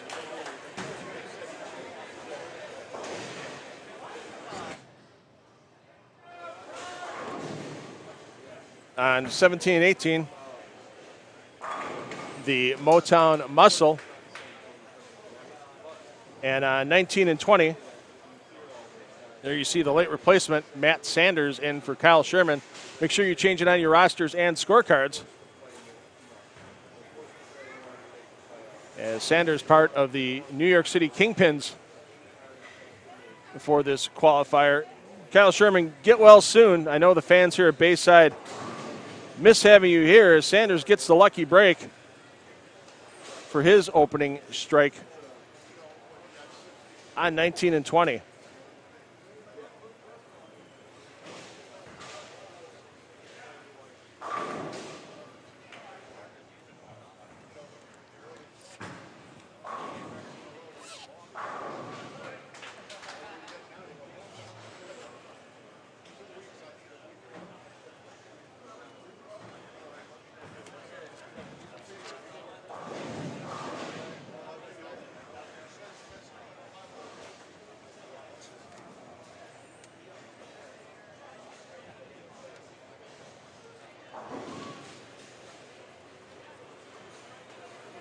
We saw Sanders as a late replacement for Sherman, and we talked about it a little bit earlier. It's hasn't been the greatest success for players in the past. We know Jake Peters, who this year is back with the Hitmen, this year out of Chicago, the guaranteed rate Chicago Hitmen. Peters was a rate replacement for Maldonado in 2019 and barely got here in time just the Bowl League on TV, and Peters with the offer in fill frame percentage that time around. So, you know, that's one player looking for redemption, and he'll start to get that tomorrow during Carter Division qualifying. 10 a.m. Eastern time here on PBA YouTube.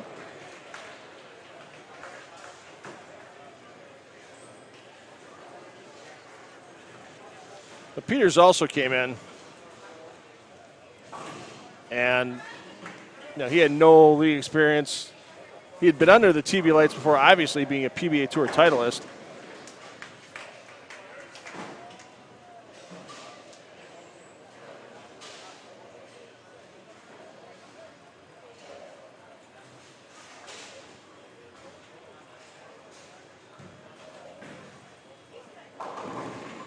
But never easy to do, to just come running in. It doesn't matter if you're bowling your Thursday night handicap league, running in, subbing, coming in last minute. It's a tough thing to do. Try doing that under the pressure of the TV lights as well.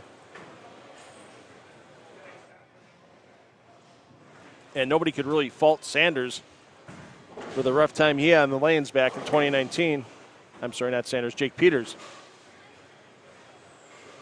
But Peters looking to get that redemption factor starting tomorrow.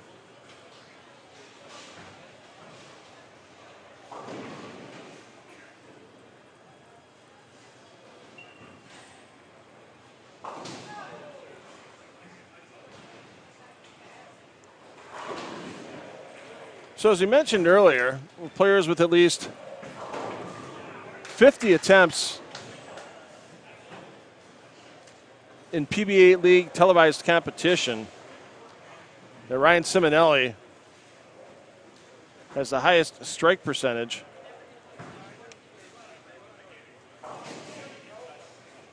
Out of any players in PBA League history. Siminelli sitting at 72.6%. Many people would be surprised who the second highest strike percentage would be over the years. This is counting since 2015, since PBA League moved here to Bayside Bowl. We'll give you your first clue. He's not bowling today. He'll be part of the Carter Division Finals tomorrow. And your second clue is, that's right, he's a Hall of Famer, PBA Hall of Famer. And the third and final clue that'll make this really easy, he's a player manager. Oh, there you go, everybody. That's right. Norm Duke has struck 42 of his 60 shots on televised PBA League competition. 70% strike rate for Norm. Only behind Ryan Siminelli for strike percentage, strike rate in PBA League. From 2015 through 2020. We'll take a look here as Pete's going to finish off the Kingpin's second frame, looking to get the team's second double. Or I'm sorry, that's Darren Tang. Tang with the second strike. And hot off the presses, we have your scores. You see them scrolling across the screen as well. Let's give you the verbal rundown. As number one, Motown Muscle stays there thanks to a 10-69 second game after their 11-62 opening game for a total of 22-31, or in this case, plus 231 using the PBA plus-minus system. In second place, just 6 pins behind, are the PBR Pounders. PBR Milwaukee Pounders at 22-25. Ryan Siminelli riding high for that team, 257-258 to open up. Meanwhile, we saw Mitch Hupe's opening 300 game, and Meat Shoulder followed that up with 253.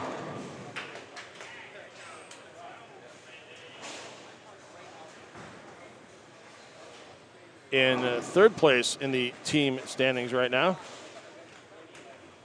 would be the hometown Portland Lumberjacks at 2189. Leading that team currently is Packy Hanrahan at plus 59. Moving up to fourth is the LAX. We'll talk to manager Andrew Kane shortly after he has his team sighted in on this pair. LAX bounces back after an opening 10-26 game with 11:05 in game two.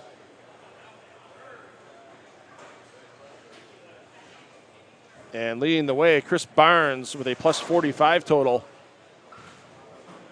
for 2 games for the LAX. And bringing up the number 5 spot is the New York City Kingpins. Kingpins fall to 966 in the second game. And Michael Tang leading the way, the rookie on that team, with plus 37 for his first 2 games. So our strike leaders, Mitch Hupe, 21 out of 24 possible strikes, is your strike derby leading qualifier. Ryan Siminelli in second with 16 strikes.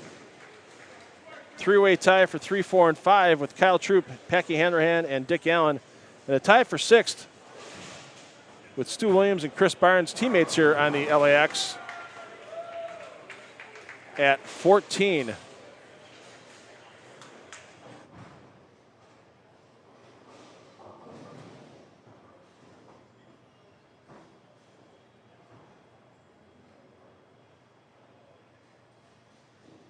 So if there is a tie for that 6th spot like we have now, I mean, obviously, as the day progresses. It could be a little tougher to get a tie. But if there is a tie for that 6th spot to advance to the Strike Derby for the Anthony Division finalist, it's broken by the 6-game total score. And I believe if that also is tied, I believe it's a street fight in the parking lot to settle that. So hopefully West Malott does not tie for the 6th spot, because I don't think anybody would really have a chance.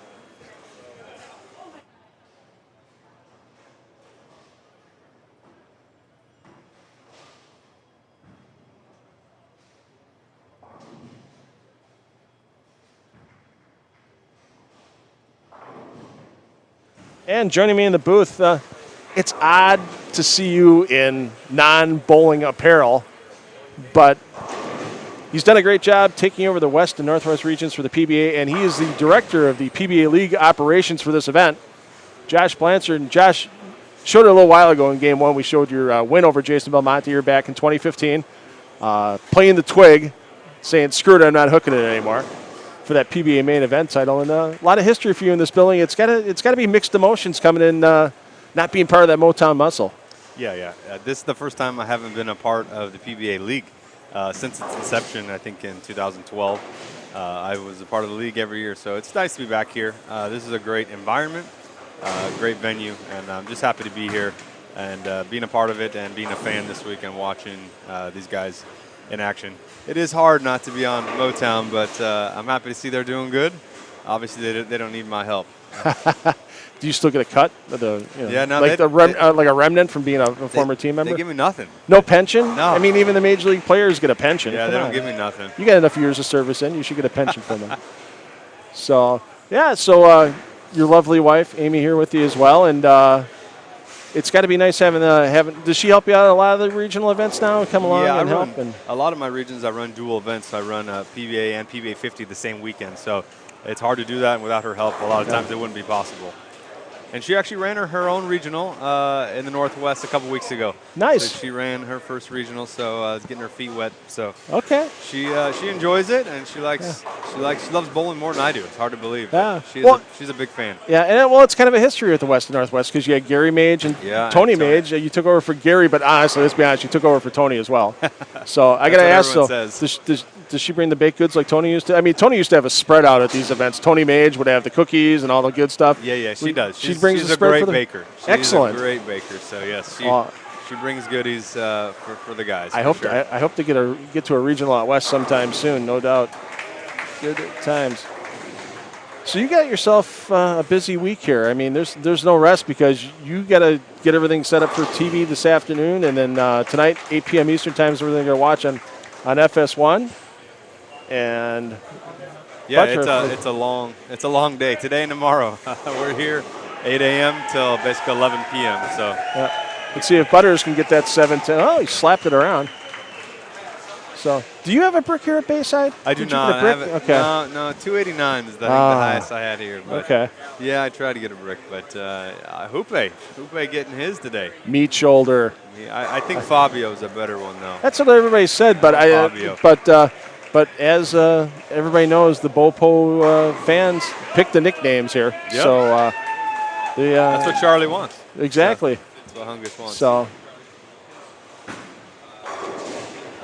let's take a look here at what we got. LAX trying to make a comeback. They had a rough start the first 2 games, but they're bowling pretty good here this game. Yeah. The unique form. I mean, when's the last time outside of PBA League that you've gotten in a 5-player tournament with this long of a format? This is something these players and you really don't do that often, and it's definitely not your Wednesday night handicap league. The only thing I can think of is like a Swiss tournament. There's quite a few Swiss events that we bowl, and so there's team games there. So that's the only time I can think of bowling full games like this. We bowl a couple Swiss events in the year, and they. One second.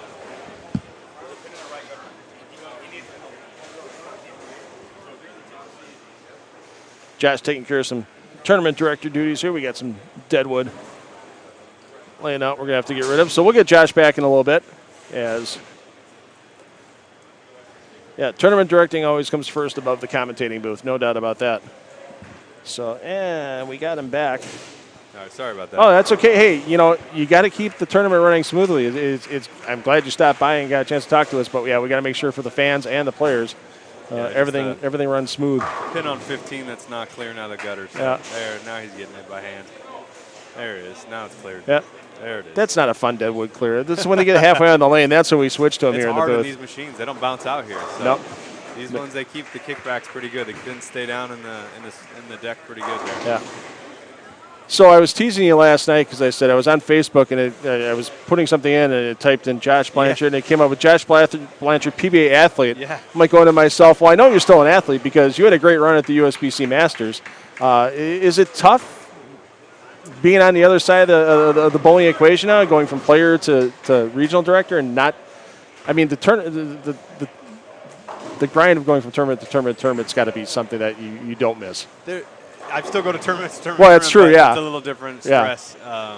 But it's a grind being out there for those guys. And I appreciate it because I've been in their shoes, so I know the grind and know the feeling, what it's like. So it was fun to get out and compete again and bowl against them.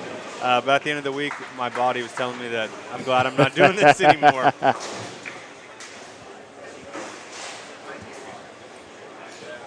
So, once again, more deadwood. Yeah. Lane 15 is not playing nice with the players right now.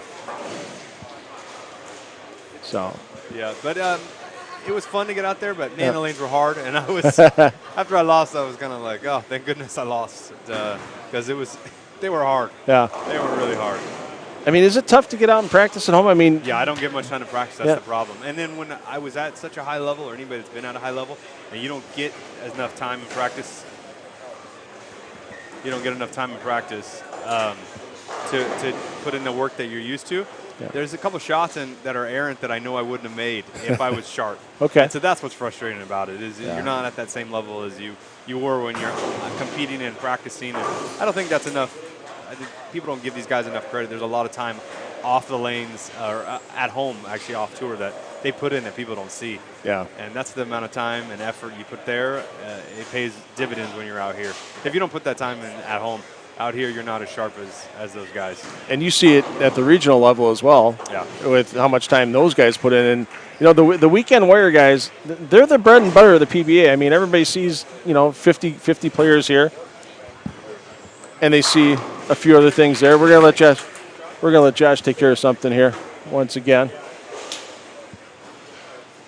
So, but the regional guys are the weekend warriors. They're the guys that are the majority members of the PBA. I mean, there's 4,000 members. Not all 4,000 members go out on tour. It's a special breed. It's a level up. But when these guys have a chance to participate in the RPI, we talked about with Tom Clark last game.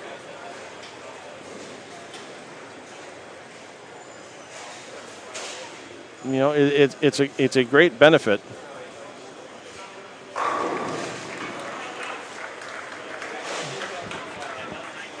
So,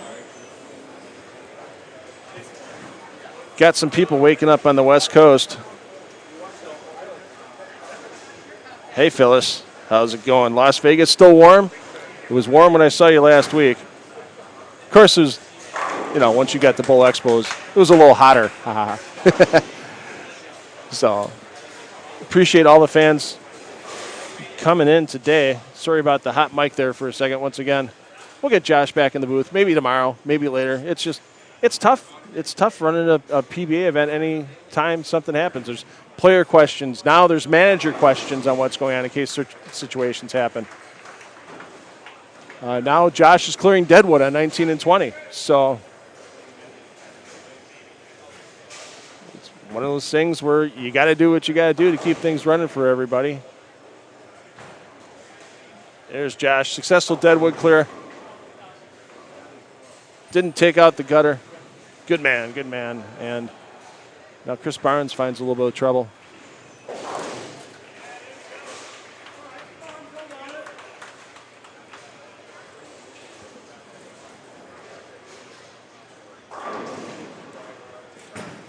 All right, we got Josh back after.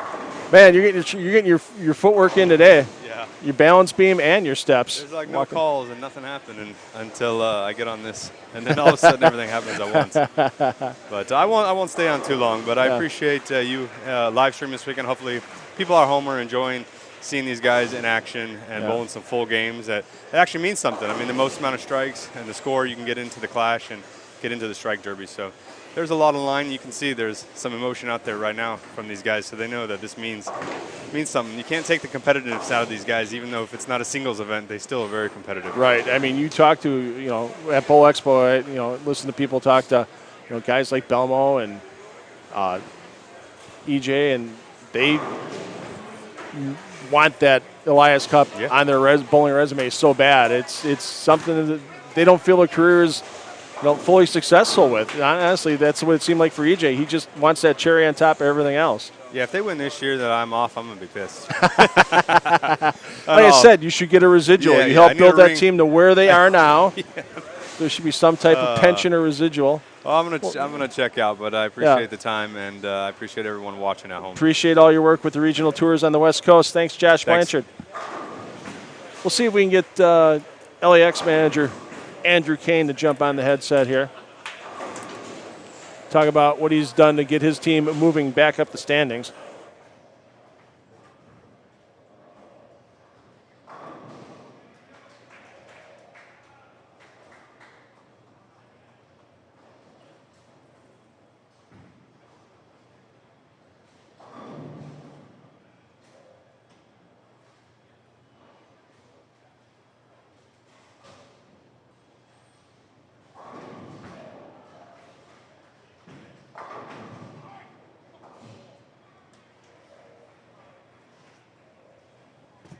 All right, now joining me from lanes 11 and 12, you're watching this team right now here in Strike Central. LAX team manager Andrew Kane. And Andrew, a little rough start for you guys coming out of the gates, but you're working your way up the standings. Yeah, and a solid game this game. How's what'd you do moving to this pair? It seems like some teams the teams that have come to 11 and 12 had a little bit of issue early in the game, and it looks like you guys got past that pretty quick. Yeah, well, we followed Motown. The first pair we bowled on, we felt like 17-18 hasn't been that great in general, and so we struggled a little bit and kind of tried to put that behind us. Going to 13-14, we knew it was a pretty good pair. Motown seemed like it set it up. We kind of tracked their moves coming to 11 and 12 as we followed them again this game. So I think we got out of the gate a little bit better, jumping ahead of those moves and getting a few early doubles, just get a little bit of momentum. So like you said, we're moving up slowly but surely, but everybody's kind of getting in a little bit of a rhythm now, and hopefully we can keep striking. Yeah, and the unique qualifying format this year with these 6 full games, it's a little easier to be patient than it has in past years when it was just that short Baker format qualifying. Yeah. It adds a different dimension to it. So it's we can be more patient, but at the same time, this round means a whole heck of a lot right now.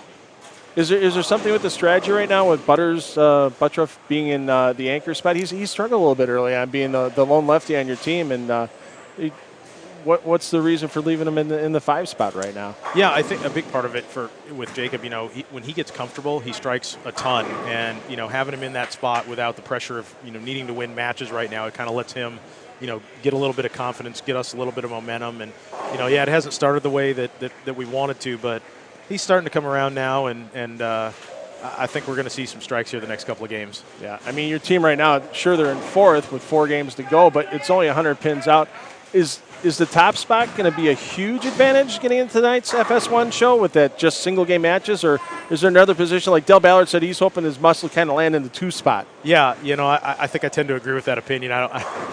It's just a regular stepladder format, and when you look at it, right, we bowl one game, whether it's Baker or not, it's one game, and the top seed doesn't always have the biggest advantage or the best record on TV, and I think that maybe seeing a game or two and having a game to get some momentum. Not a bad thing. Not a bad thing. And how much of what you see in qualifying tonight is going to set your lineup on TV for your 5 guys for the Baker rotation? We might make some changes. Obviously, we go over to the other bay, so the lane strategy is going to be a little bit different as we go over there. But I think with couple new guys on our team, we're just like everybody else. We're trying to see how we fit together this year compared to last. We've got the same core we've had for a number of years, so it's really figuring out how the 2 other guys. Martin was one of our guys previously, so not as much of a learning curve for us, but yeah, we might shake some things up tonight. Again, depends on what we see when we go over there, but I'm already thinking about some possibilities. Okay. I mean, how much going back to the draft, how much did your eyes light up when you saw Chris Barnes kind of fall back where you could sweep him up before Mark Baker could get him again. Oh, I wanted to see if I could just kind of jump the gun and seed my pick in there. I probably texted Tom before before the other guys picked. Okay. So I mean, he's bowling lead. I mean, what does he bring to the team that maybe you haven't had before for LAX? I mean, I think he tends to be able to play him a little bit straighter when he wants to. He's, Chris is calm. Chris has got tons of experience, and I think that, kind of being able to set the tone, set the pace for us, make quality shots and give us really good intel. I think that helps. Certainly, putting your guys that hook it the most out of the gate isn't always the best solution out here, but I think getting as much information as we can, knowing that we've got 6 games, that's how you build game after game after game. Yeah, no doubt about it. I mean, going back and looking at the stats here on everything, I mean, Barnes, tell you what, he's thrown 65 shots on TV and he's struck 65% of the time. And I mean, that's a guy that could definitely be doing well in the leadoff spot tonight. We want guys. We've done this in the past too. Stu's led off quite a few times because the most important thing is we want to get out of the gate hard, and we want guys that can hit the 1-3 or the 1-2, and that's the most important thing to get going on TV or any other time. But Chris told me he felt like he was the sacrificial lamb going first. I think at this point in your career, it's pretty flattering that we're relying on you to give us real good information. And, All right, well, we'll let you get back to your team as we're finishing up this third game here. Andrew Kane from the LAX. Good luck to you and your team tonight on FS1, 8 p.m. Eastern. Thank you. So, as the LAX trying to make that climb out of 4th place, and you heard it once again, the teams are just kind of, they may not want to be that one spot. They may want to be in the number 2 spot getting into the stepladder finals tonight, especially with that format just being single game matches once again. A little different than you've seen in past years on the TV shows. So let's give you a little bit of a rundown here. We mentioned Chris Barnes and his history with the Silver Lake Atom Splitters before Mark Baker let him out to free agency. Barnes has struck 65% of the time on TV. Problem is when Barnes doesn't strike, seems to find himself a little bit of trouble as he's only filled frames at a 91% rate. His spare rate, just 77.8%. Best spare shooter on this team, Stu Williams for the LAX. Stu, only 2 open frames out of 22 second ball attempts on TV for the PBA League.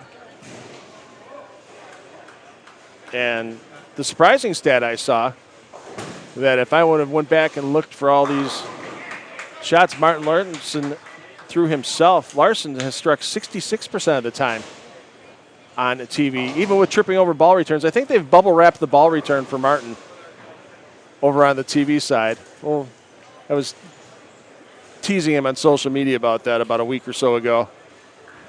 Get the caution tape out like they did last time.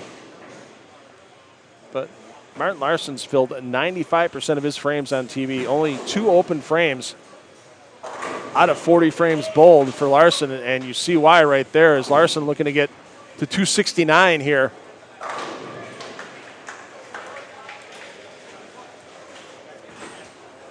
In game 3 of qualifying. So we'll be reaching the halfway point shortly. And once again, I want to thank all the managers so far that have strapped on the headset, open up their brain a little bit more. As Stu steps it out, he didn't like it, and he's real happy that it's just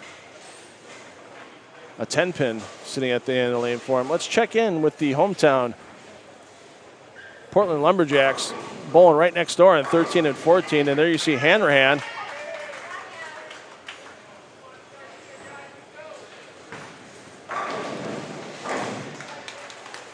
Gets a big strike for Portland, and Hanrahan sitting in a tie for 4th with Dick Allen in the strike derby qualifier, as Packy with 15 strikes through the first 2 games.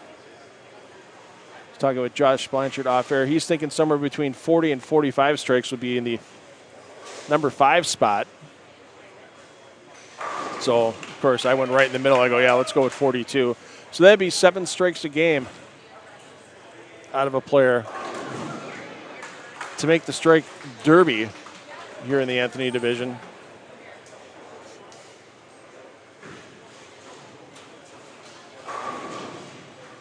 And that would give those players, I think, if they had 42 strikes, would give them a good shot to lead their team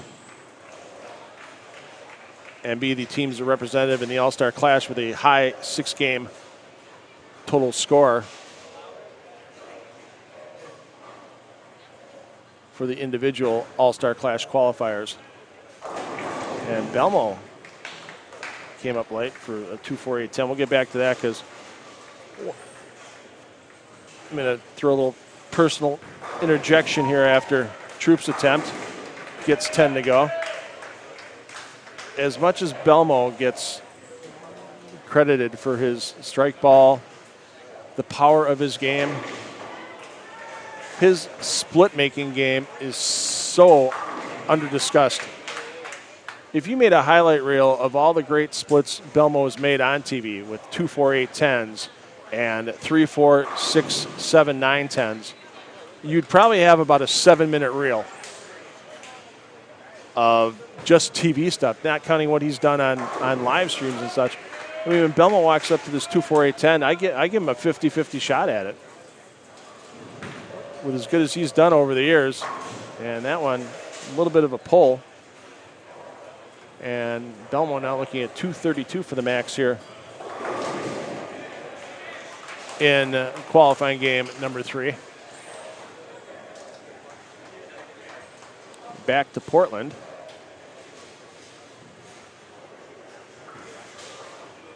The Sharks in deep.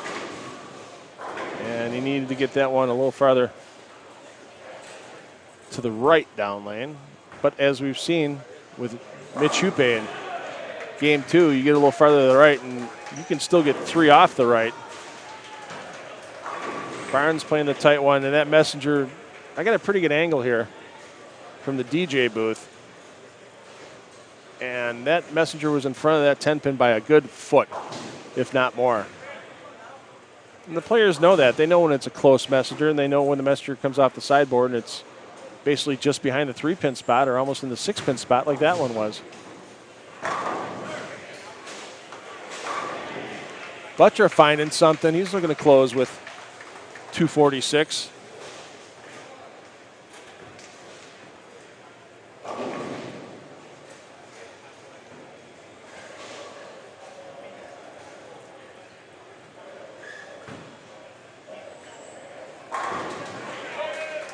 Great shot by Packy. Let's check in with our leaders after 2.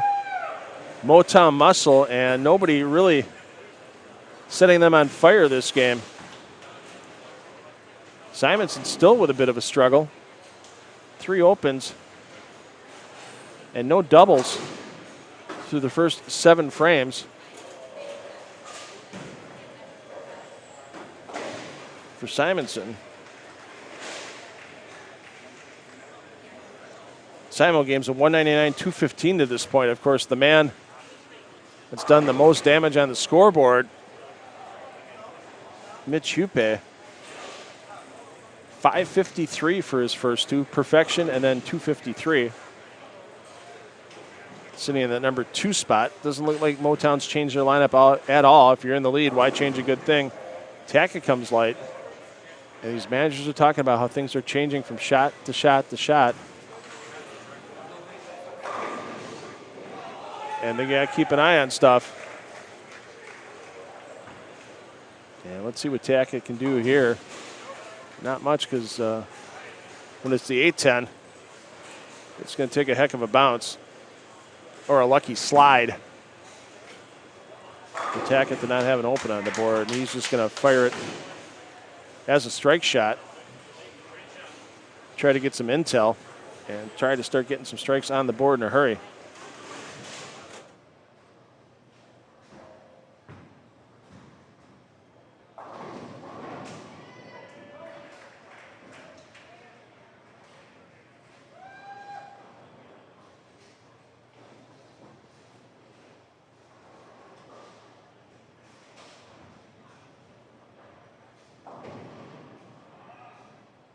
Well, let's get back to the LAX. They're looking like they're the first team in the 10th frame.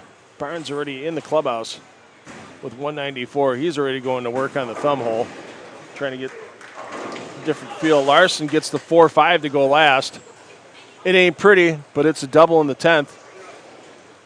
And once again, every strike counts towards trying to qualify for that strike derby.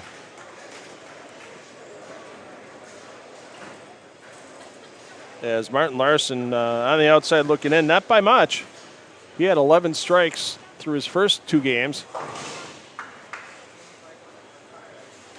And he's looking to get his total count to 20 here. 9 in this game if he can fill an X in that final box on the scoreboard. Of course, 2 members of this team with Stu Williams and Chris Barnes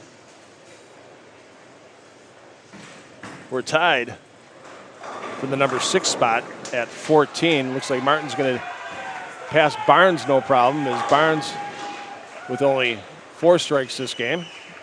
Pardon me, 5 strikes. That's 19 for Barnes.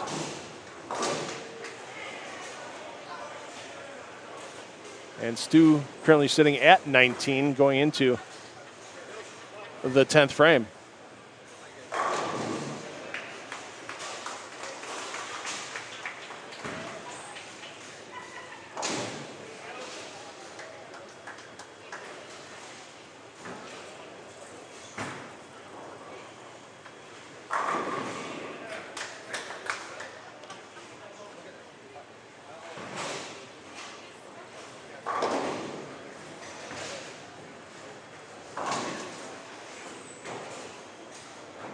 There's number 20 for Stu, so that might keep him in the top 6 overall in strike derby qualifications. If he can get out of this game with 2 more strikes and get to 22, I would definitely say he'll stay in that top 6. Wrap 10, not going to let that happen. And you can see Stu not happy with the timing of that wrap 10.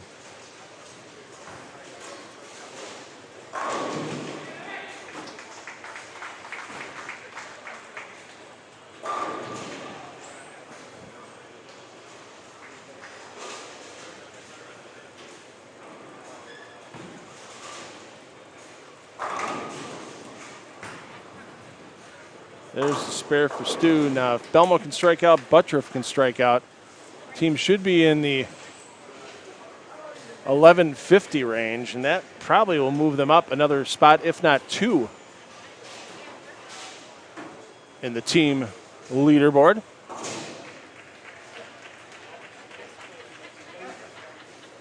Before Belmo shoots, Simonson's still struggling. Not too often you see the 3-4-7 out of a player, but Simo in a world of hurt at this point. He's going to max out at 159, and that's going to take the Motown Muscle most likely out of the top spot.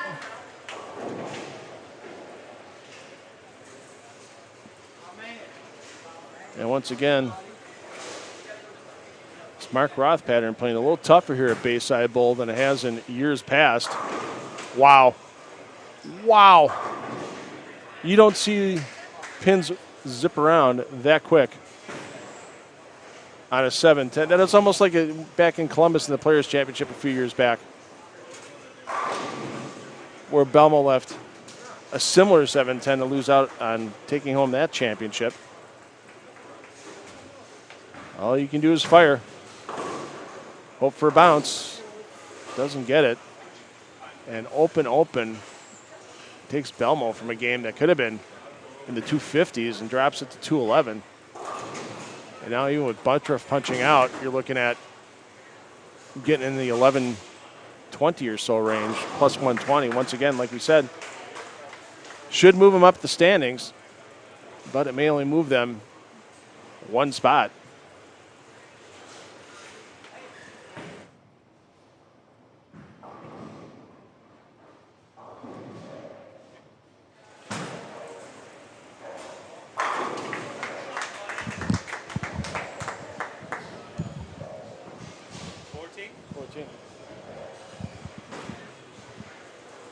I can't.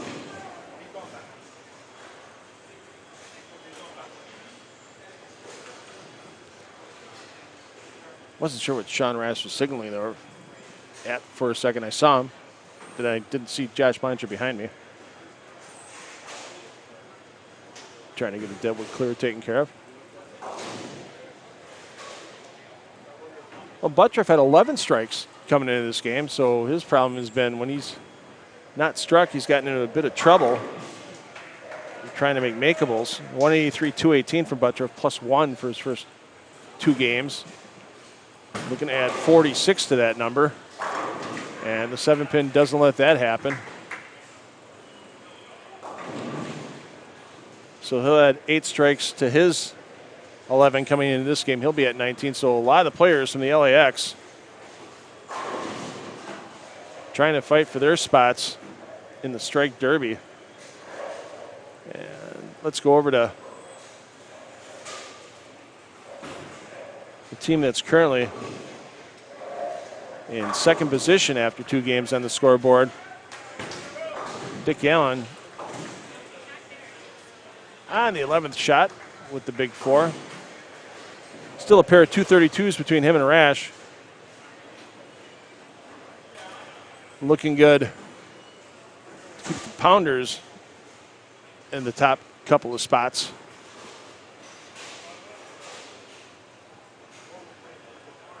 Anthony Lavry Spire looking to get the last 3 for 195. That's not going to happen. That came up really high at the end. He should be glad it's just the 4-pin. For the PBR Milwaukee Pounders, Siminelli, easier E on this pair. He's not going to keep up his blazing 255 plus pace this game, as he's going to max out at 2-0.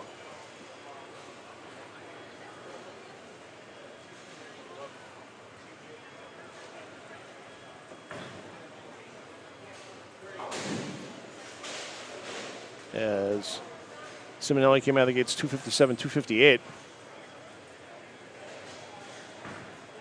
Well, a couple of players have struggled a bit on this team, with both Sean Rash and A.J. Chapman barely to the plus after the first 2 games. Rash, 232, helps his effort out greatly. And Chapman has a chance to throw another 2-0 game with a couple more in the 10th. Not sure what we're waiting for here, so let's peek in on the Fro, our 2021 PBA Player of the Year, Kyle Troop. Popping another strike on the board and really saving the game for the hometown Lumberjacks, as they're not even going to get to an even 1,000 this game. And Portland is going to get passed by the LAX, so Portland may move down in either the 4 or 5 spot, and that's the last place. I don't know, maybe it's not the last place Portland wants to be. We'll talk to manager Tim Mack next game. Maybe running the ladder, there's no fear about trying to run the ladder here in Portland with the hometown crowd behind them. And there's the team saver, 248 by Kyle Troop. Chapman likes that shot. So we are going to let these players finish up their 3rd qualifying game of this 6-game block. PBA League presented by Pabst Blue Ribbon, Anthony Division qualifying. It's going to hit the halfway point. And I'm going to hit the snack bar. Encourage you to do the same at home or wherever you are watching, as we've reached the halfway point of this qualifying. Thanks for joining us on PBA YouTube. And if you can't watch it live tonight, make sure you set that DVR for the excitement for this Anthony Division stepladder final, 8 p.m. Eastern tonight on Fox Sports 1.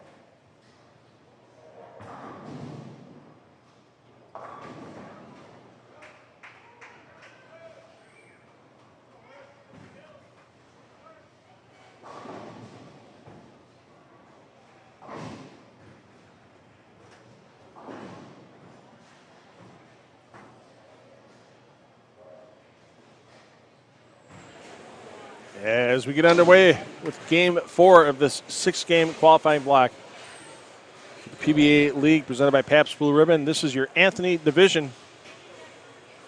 Now let's give you your rundown of the 5 teams across the house once again. For those of you watching on our main YouTube feed, if you want to stick with an individual team for the entire game, you can do so. Hey, my favorite part, open up a second tab. Watch your favorite team on that second tab. Keep the main feed here open for commentary, manager interviews, player interviews. For your audio portion, and watch your favorite team all the way through. So here we go, the hometown Portland Lumberjacks on 11 and 12. We'll get a chance to talk to team manager Tim Mack once we get the game established.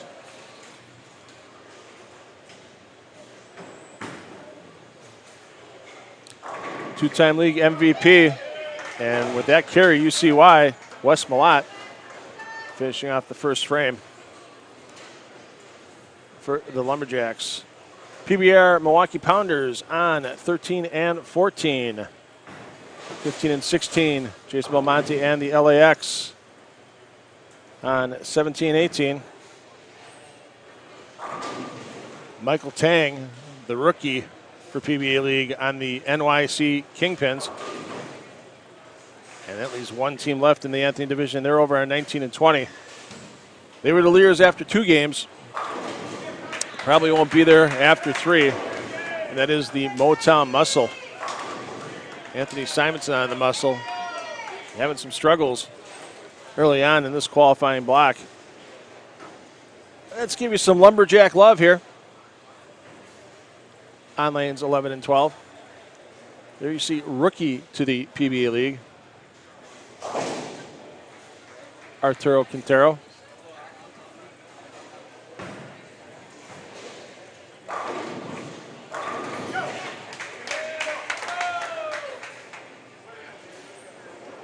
As Quintero,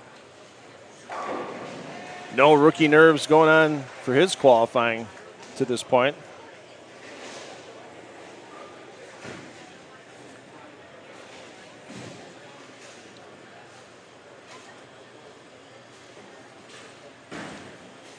As Quintero 195, 214 his first 2 games. We should have those 3-game updates coming shortly. I can see him scrolling across the screen.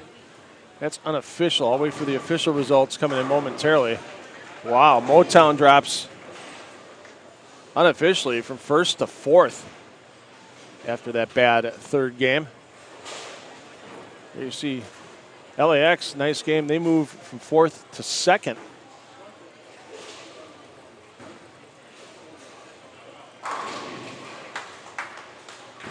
And the struggle, the Kingpins, as they drop and stay in the number 5 spot at just 70 over. So there's your rundown. PBR Milwaukee Pounders in the lead by just 17 pins over the LAX. 100 pin gap to Portland, 41 pin gap to Motown, and another 30 pins back NYC. But those 5 teams so tightly packed together.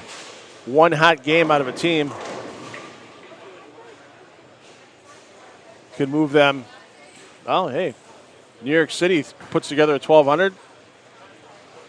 They could go from first, or from last to first.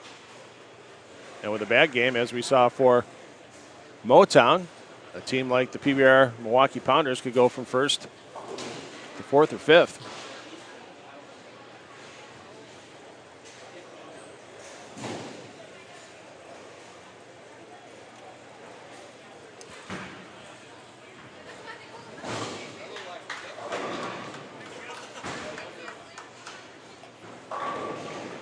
He always says when we bring him on the microphone, the ratings go up, and I've seen it to be true.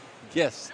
Tom Doherty stepping in the booth. Tom, making it a family trip up here to Portland, I see. You got your daughters with you? Yeah, we brought the whole crew. I didn't really have a summer vacation plan this year, so we're making a little 2-week vacation out of it.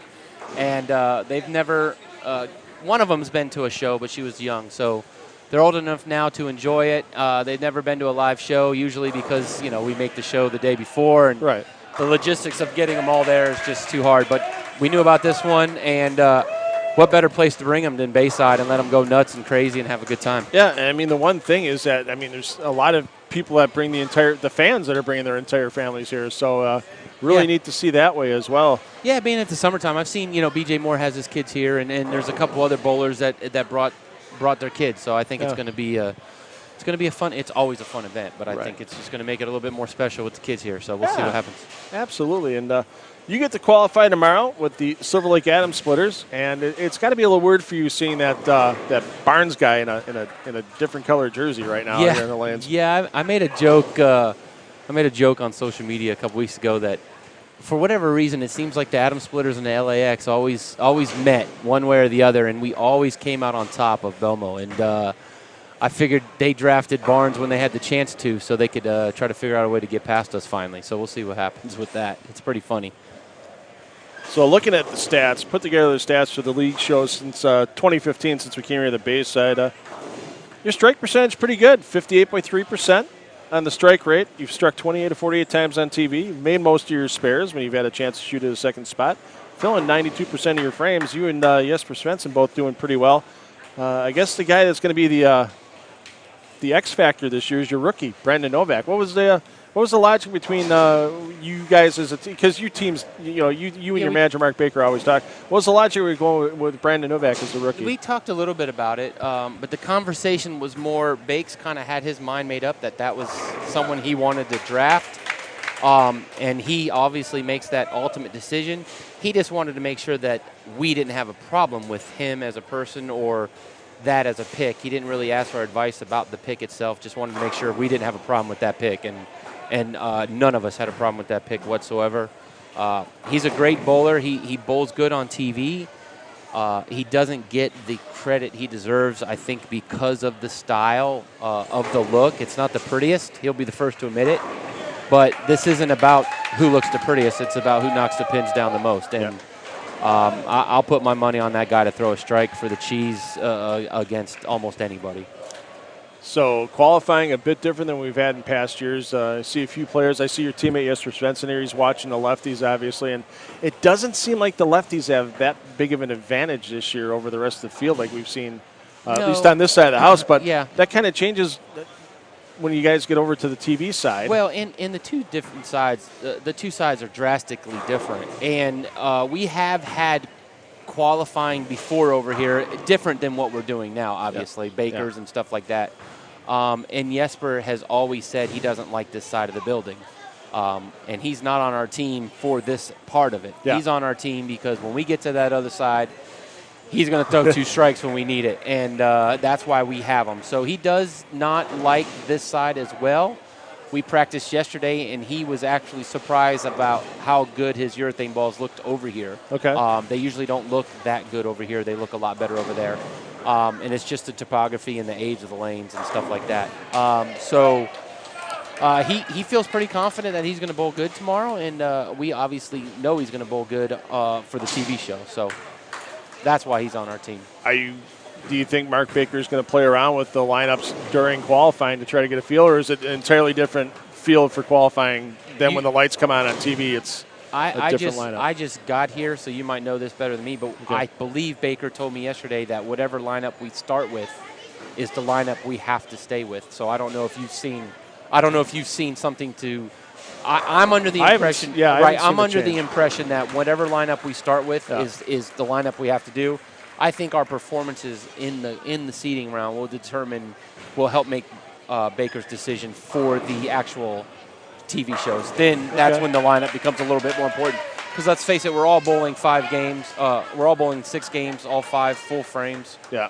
All 5 full games. So it doesn't really matter your order, but for the Baker game, obviously, it's a bigger difference. And there's a little more pressure in qualifying because you need to. The higher seeds really gonna have an advantage with single games on TV. Yeah, I mean, it's year. a 1-game Baker. We see it all the time. We know anything can happen in 1 game of bowling, but 1 game of Baker bowling, literally anything can happen. So you don't want to have to win 4 Baker games to get to that title match. So you got to hit the practice session last night. Did all the stuff you got here look good to you, or you hit a piece or 2 on the truck? No, I threw enough strikes with enough different balls that I didn't really feel like I had to drill anything. I had a pretty good look with every ball I picked out of my bag. So hopefully that carries into tomorrow. But the scores are a little lower than I thought they were going to be. Obviously, I'm rooming with Sean Maldonado again, who's on a different team, and he thought the scores were going to be lower, even though he was striking. So he must have saw something that I didn't. Right now, the scores are definitely lower than I thought. Yeah, I mean, right now, leading the way, it's not even, you would have thought like plus 300 maybe would be in the lead. It's not even that. It's plus 258 at the moment with the PBR Milwaukee Pounders. So it's definitely the grinder in qualifying. And it's different. It's still a different animal. We're still not used to this. We do it once a year, and you're still bowling for 4 other guys. So there's added pressure. You don't want to let your team down, and that's going to help keep the scores down a little bit too. You're not just freewheeling it for yourself. Yep. So you got some media things you need to do after a little while, and then what's the plans for the rest of the day with the family? We're going to we went I took the girls candlepin bowling yesterday, so that was pretty fun. They enjoyed it. I always enjoy it when I'm up here. We obviously don't get to do it in the South, but we're going to do this photo shoot and some media stuff, and then we're going to take them to the mall. They lost. Sean Maldonado lost a bet to the Twins. So he actually owes them $50 each in shopping credit, and they remind him every 5 minutes. So Sean is out $100, so we're going to go make sure Sean spends his money today. Good to know, and I'm sure they'll spend it well for him. Oh, yeah, definitely. All right, thanks for stopping by, Tom. Appreciate it. You'll see Tom tomorrow morning, 10 a.m. Eastern, with his Silver Lake Adams Splitters as their 5 games of qualifying. 6 games of qualifying starts 10 a.m., and you'll see them tomorrow night on FS1. Let's give you that update. Now we have the official. We gave you the rundown before. We got the PBR Milwaukee Pounders plus 258, LAX plus 241, Portland plus 141, Motown plus 100, New York City Kingpins plus 70. Your leaders in the strike derby, Meat Shoulder still in the lead. Mitch Hupe with 26, but it's gotten close behind him. Kyle Troop, 24 strikes. Dick Allen, 22 strikes. Packy, Martin, Larson, Siminelli, and Sean Rash all tied at 21 strikes for 3rd through 7th. So once again, if there is a tie for that 6th spot, it's broken by the higher 6-game total of the players involved in the tie. If there's still a tie, it's a parking lot street fight. But something tells me there wouldn't be a tie after these 6-game totals. That would be pretty amazing to have the same number of strikes and the same exact pinfall. As Prather starts frame 5 for the Lumberjacks with a strike.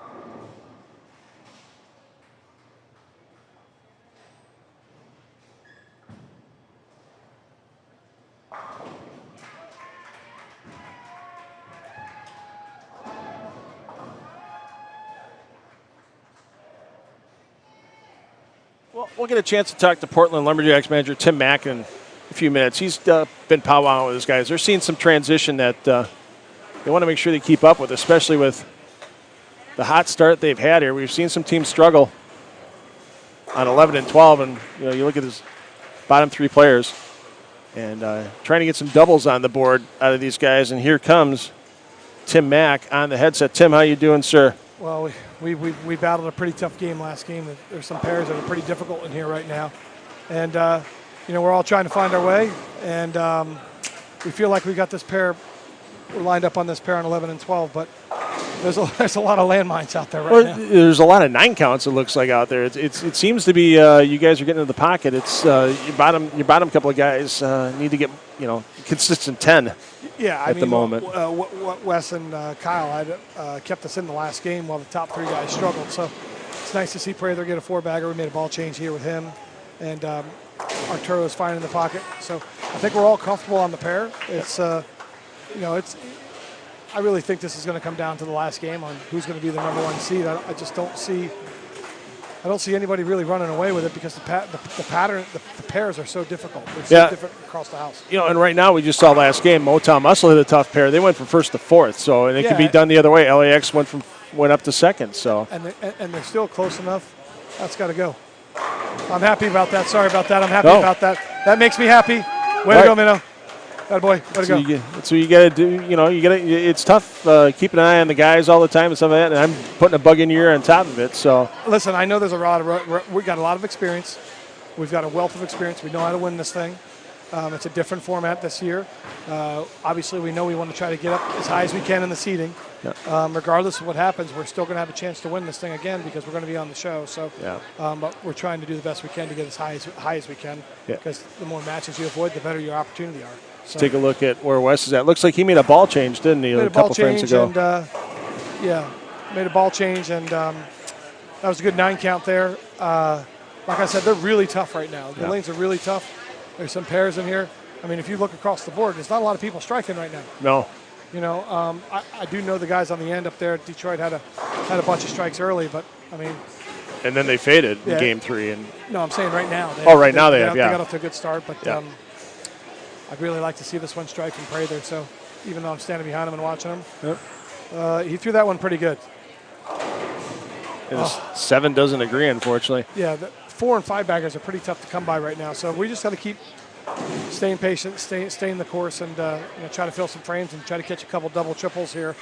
I think 1050 is going to go a long way these last couple of games. So yeah, no doubt. I could be wrong, but it's just for all 5 guys to click on all cylinders with how the pairs are playing right now. It's going to be a challenge. Yeah. It's going to be a challenge. Yeah, I know a lot of the diehard PBA fans were watching that draft a couple months back, and you raised some eyebrows with your last pick with Arturo. And the question is, did I really? Because he was 12th in points on the guys that were left alone. Yeah. So he was way high up in the points. And if you just went based on the points, he should have been one of the guys that was drafted. And he's made a couple of shows this year, bowled well this year, and he knows how to throw it when he needs it. So if he could just get rid of some of the nerves that he had early, which he did because he was nervous just bowling with the defending champions and being in this environment, we'll be okay. Yeah, and that is kind of the nice part this year is you do have the 6 full games. It's not like last year's where it's been 12 bakers to try to get used to the team dynamic and get the feel with everybody else. And there goes Pack. Yo, Pack. Yeah, babe. All right, guys, I'm out of here. Yeah, no problem, Tim. Appreciate your time. Maybe I'll come back at the end of the game when we're striking more. Sounds good. Thanks, man. Tim Mack you can tell, these managers aren't just sitting there and along for the free lunch. I mean, they are vested in the success of their teams, and Tim wanted to make sure right now. Quintero's up. He's got 1 strike through 4 frames, and he wants to do something to make sure. He's talking about how 3 and 4 baggers are so crucial at this point because these lanes have really toughened up.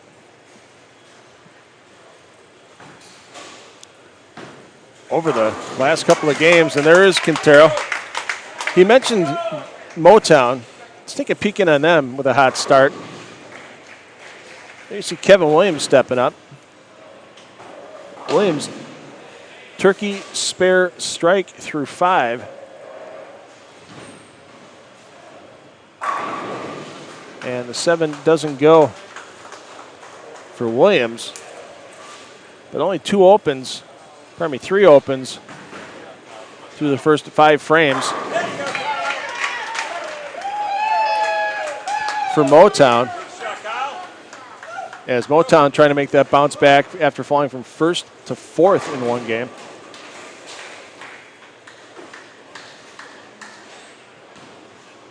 Big question is, has Charlie Mitchell promised automobiles if they win a 3rd consecutive Elias Cup?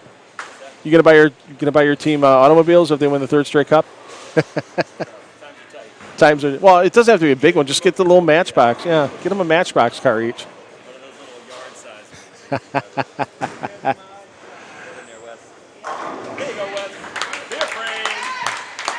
We'll get a chance to talk to Charlie Mitchell the next day or so. He's a busy man. He's taking a little time right now.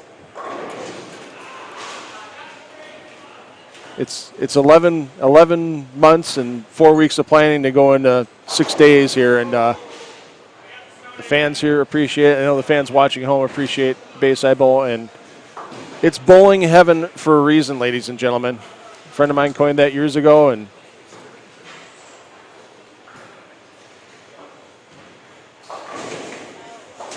you need to come here at least once in your life and have the poutine. It's really good here.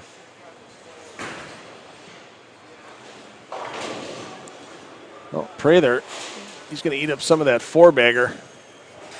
Let's get back to him here as he's gone through the nose. Gets the 6-10, leaves the 4-7. And let's see what EJ can do coming in off the open. No doubles for Tackett. And there's one you don't see that often as he almost leaves a 9-10.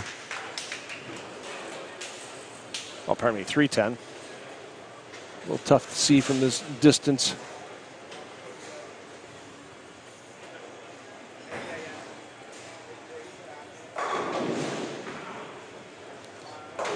So Hupe in the number 2 spot for Motown. Hupe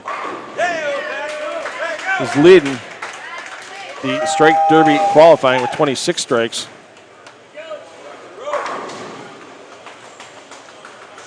And the rest of his team quite a ways behind. Next closest is Brad Miller. You see there with 18, and he's not going to add to his total. So Hupe trying to carry the flag for the strike derby.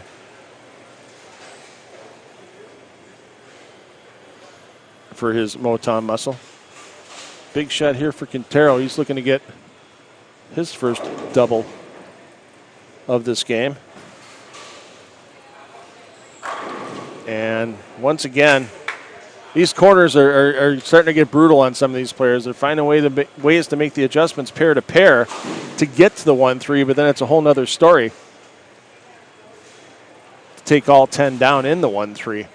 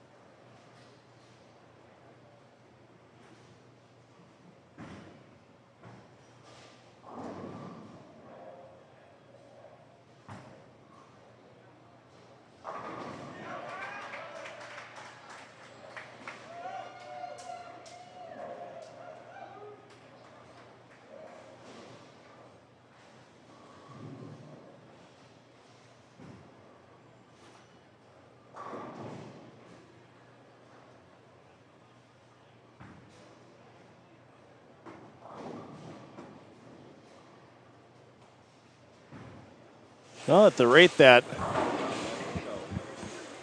Portland is starting to strike, maybe we'll get a couple more words out of Tim Mack on a headset here as Wes Malott. Oh, we saw that almost 210 on lane 12 a couple frames ago, and Wes 0 for his last 3 attempts on lane 12. Seems to have 11 figured out, but strikes in the 4th and 6th, but nothing to show on 12 other than slashes on the board.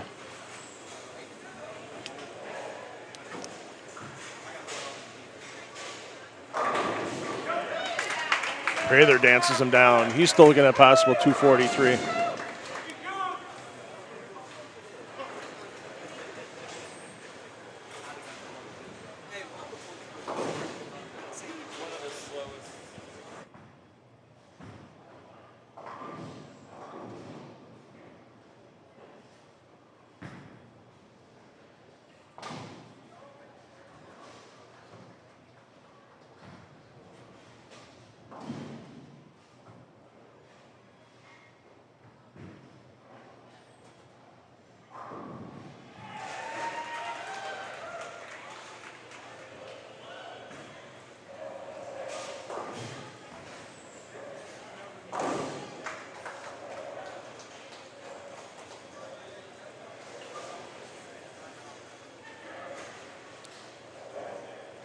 Hanrahan, he's one of those players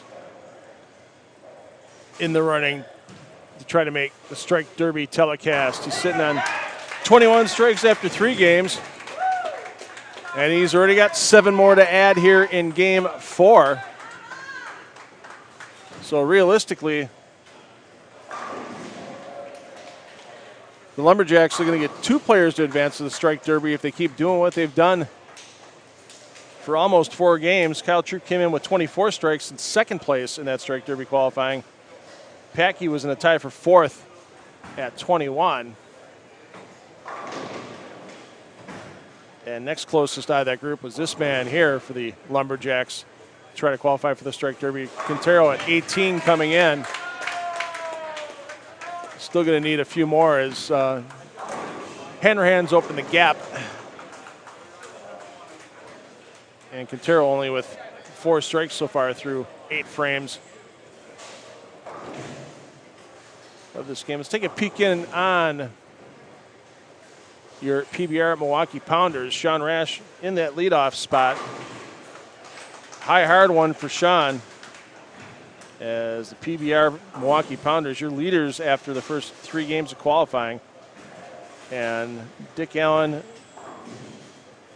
Ryan Siminelli, and Sean Rash all in the number right now in the Strike Derby.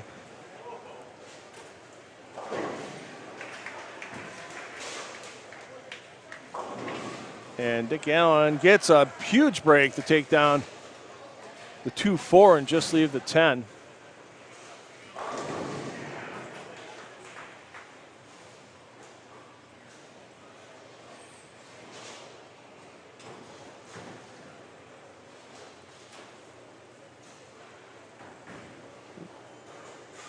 Allen defers to Malott. Malott's got lane 11 figured out. If he can get that strike on lane 12 in the foundation frame, he could still salvage himself a clean 229.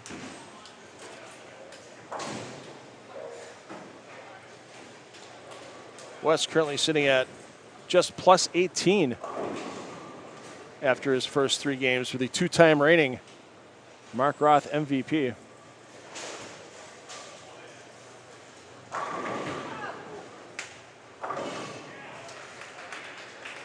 That 10-pin seems glued for a couple of players right now on lane 12.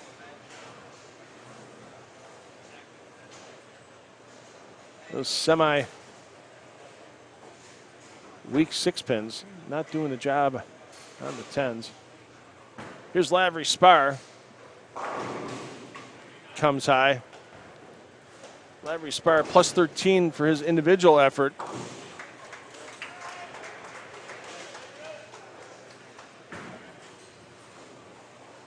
for his first 3 games. 2 players on the Pounders at a little better than plus 100 with Dick Allen at plus 103, Ryan Siminelli plus 105. Siminelli had the hot start, 257, 258, then fell to a 190. Dick Allen's been pretty consistent, 223, 248, 232 for his leadoff effort on the Pounders. Pardon me, his 2-hole effort. Sean Rash bowling leadoff. Rash currently a plus 40.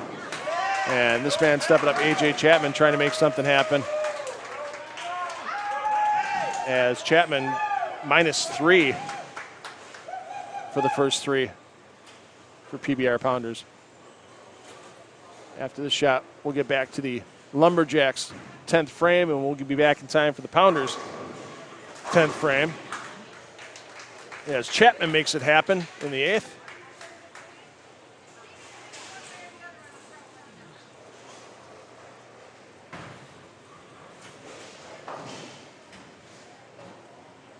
Portland right now 100 behind the Pounders in the standings. Portland in 3rd, looking to keep the move up. Huge foundation frame shot for Quintero. Makes it happen. And Tim Mack talked about it. There were some people that went, why did Tim Mack pick Arturo Quintero? As he said, solid, consistent year. This format gives him some chance to shake off the qualifying nerves. He's had experience under the TV lights, and he knew Quintero would be a good fit into this team dynamic.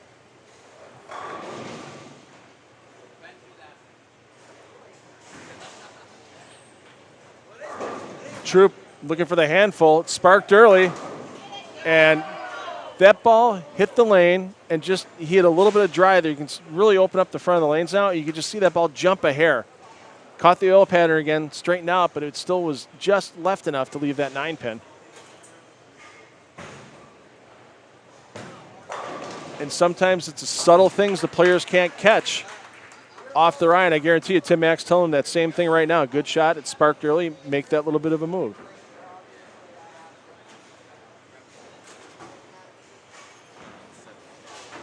If there's people that take pride in every Alliance Cup title they've won to this point, it's owner Charlie Mitchell and manager Tim Mack with the Portland Lumberjacks.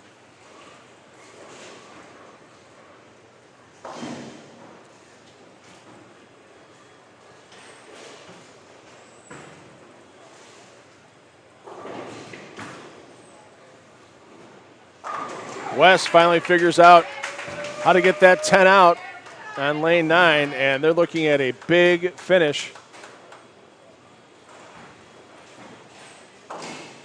They could get themselves near 1150 with just a solid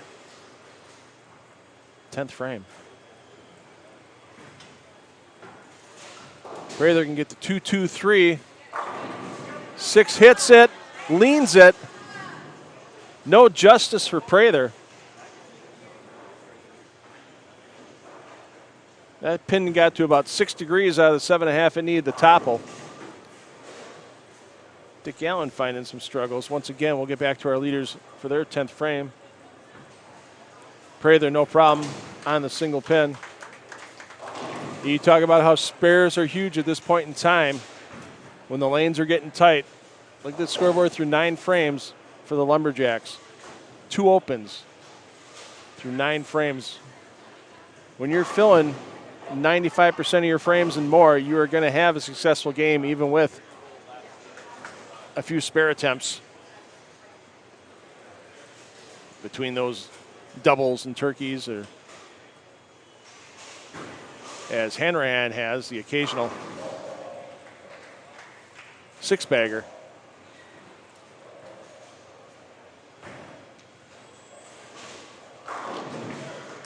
Prather waiting for ball to give a try it on the fill shot.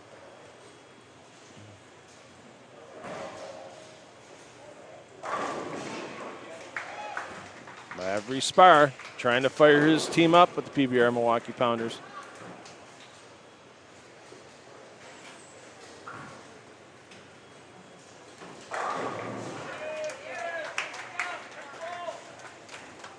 And the amazing part, I love that the qualifying is happening on the blue oil because you can see we're going to be 20 games in plus a little practice for these players, and you can see how well grooved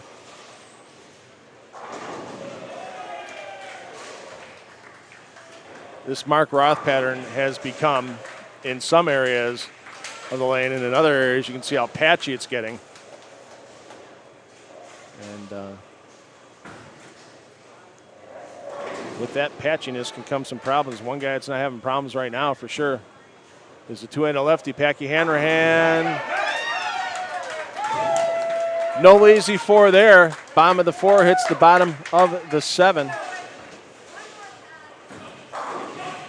And boy, if Hanrahan could put 2 more strikes on the board, get to 11 on the game, he may take over that strike derby qualifying lead. That would get him to 32. Once again, prognostication, about 42 or so was thought to be the number to get in the top 6 out of the Anthony division for the strike derby. Of course, the same thing will happen tomorrow for the Carter division, where the top 6 in strikes will advance to that taping as well. And how about that for Hanrahan? Hanrahan knows what it's like to win in the PBA League, as he was part of the Portland franchise in his rookie effort back in 2020. Hanrahan, 13 of 18 on TV back in 2020. He's a guy that knows when he's on TV, he's going to strike 72.2% of the time. Problem is, when Packy gets into trouble, you see in that scoreboard now, his only open frame back in the 3rd. Hanrahan only 2 of 5 on second ball attempts on TV on PBA League. But when you're throwing the ball as well as Packy is right now, and you're knocking them all down in the first shot, the team will forgive you here and there for that little blemish on the scorecard. So that gets Hanrahan to 31 strikes, depending on what we have out of Hupe.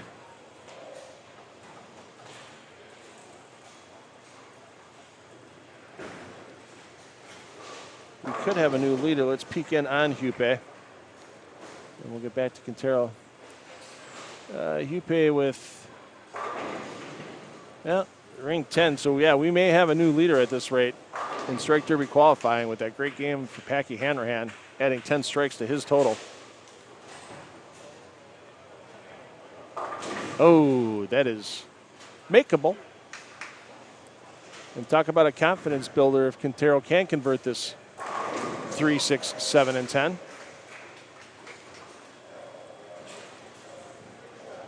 Still a solid effort from the rookie to this point.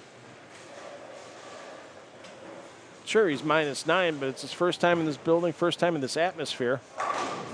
And he's not minus 50 or 60 and not really hurting his team. How about it? How about it? Ooh. Still a game at 200, even par for Quintero. And once again, not too much damage to the team score sheet.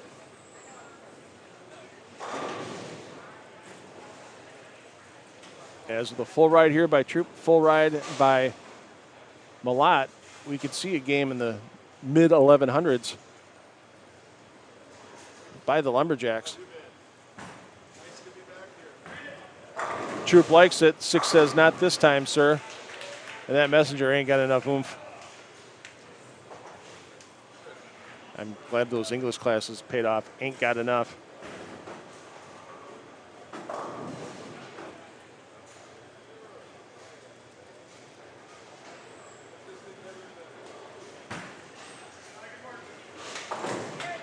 You saw Kyle take that extra second there and make sure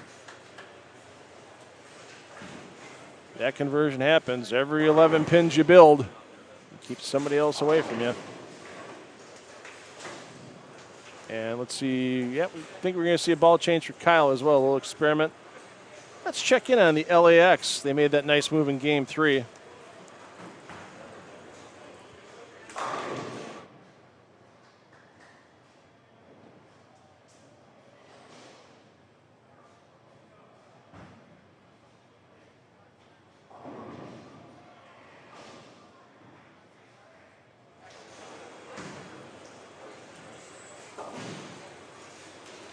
So solid game by the LAX here. Couple 212s on the board. Stu can get to 216. Only player that could be under is Belmo in the 4 spot. That's a for sure under. And now Stu's going to possibly be joining him on the under.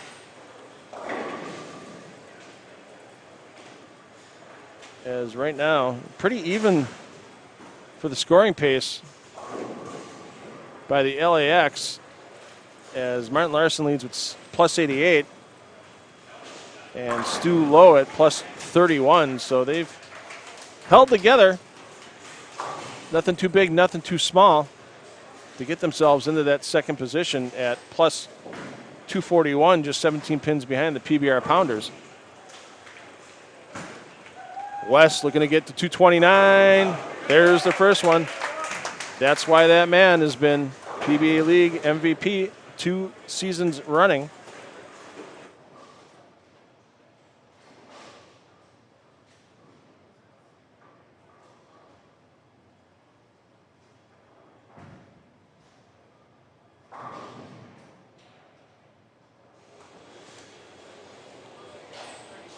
With Wes bowling in that anchor spot on TV, Wes Malott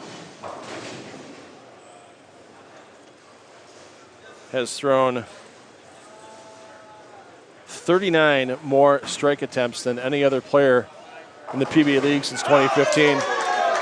And you can see why Wes's carry percentage over 60% on TV. And you can tell from this game, Wes knows how important those frame fills are. Wes only 2 open frames out of 70 in TV competition for PBA League. That's what makes an MTV, an MVP, not MTV, MVP. Don't make a lot of mistakes, and when you do make them small and cover them up.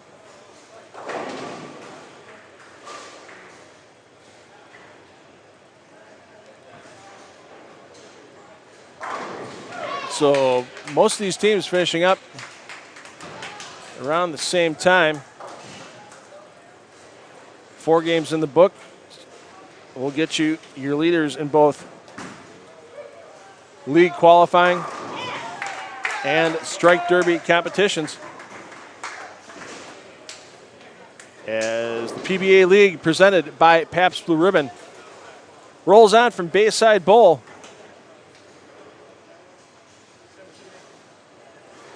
In Portland, Maine, and get those TVs ready. 8 p.m. tonight Eastern on Fox Sports 1. If you can't watch it live, set that DVR.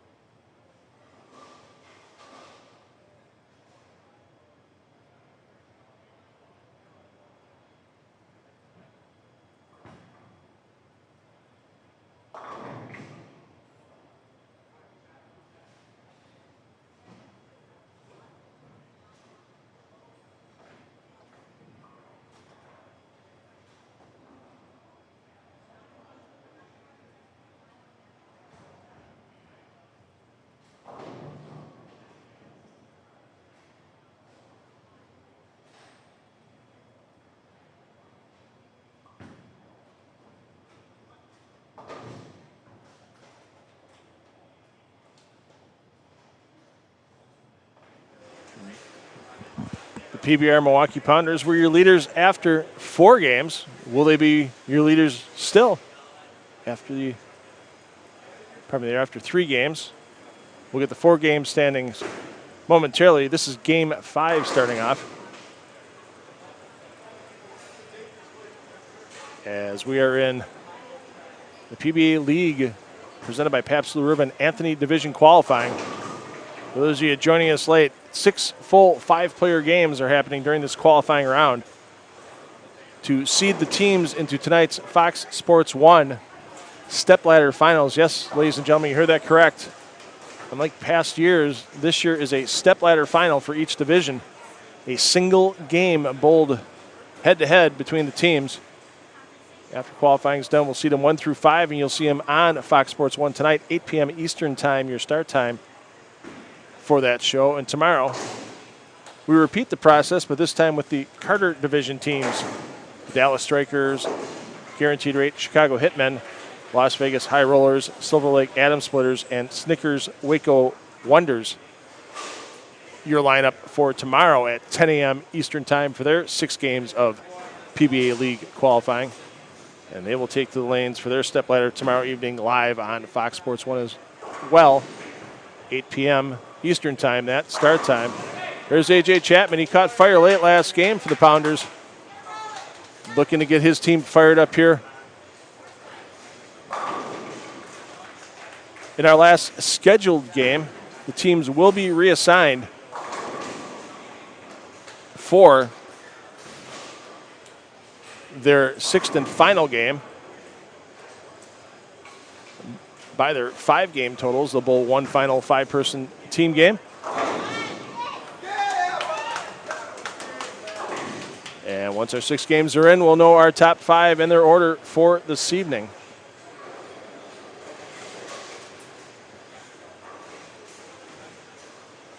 Longtime Brooklyn Styles player Sean Rash moved to the expansion Milwaukee franchise in 2020. Now the PBR Milwaukee Pounders as Rash goes light. Rash has filled over 94% of his frames on televised league competition over the years. Only 2 open frames out of 36 attempts. And with Sean bowling anchor last year for the Pounders, counting his stats with the previous years, he's got a strike rate of about 57% on TV. He has struck 25 out of 44 attempts. So let's give you a rundown here of your teams this game. If you're double screening us, double tabbing, keeping us on here in the main feed for your audio and want to follow one team every shot for the rest of the game, you got 11 and 12.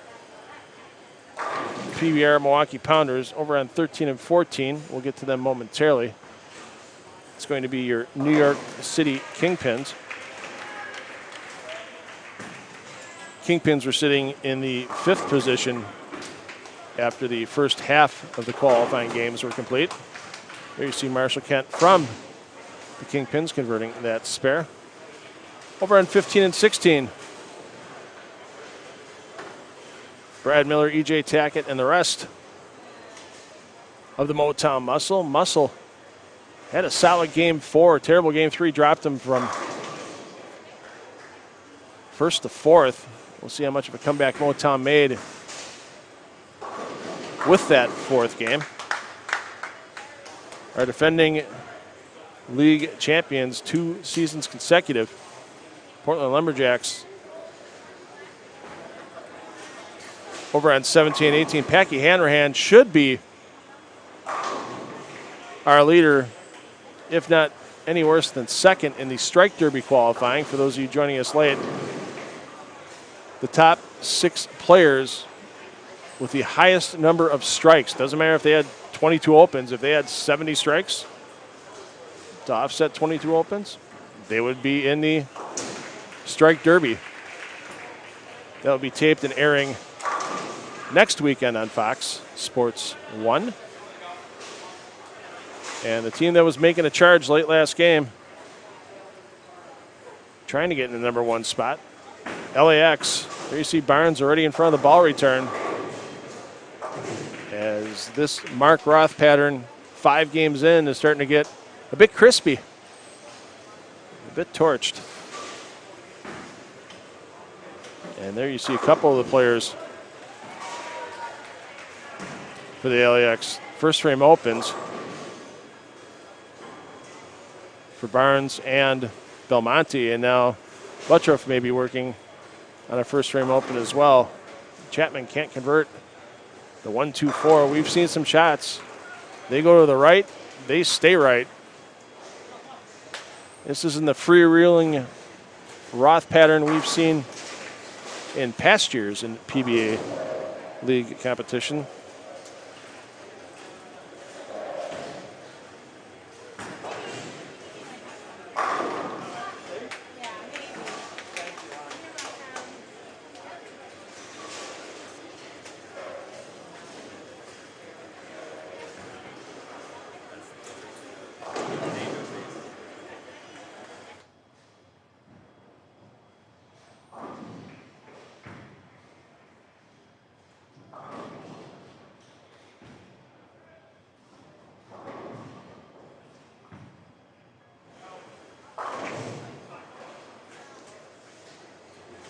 Well, that's something Sean wasn't hoping to see on a shot that didn't seem that bad off his hand. Kind of shaking his head a bit on the way back. At this point in time in the competition, give it a shot. Just like that. Look at that pretty pirouette at the end of the lane by that 4-pin after it took the 9 down. That'll fire the team up.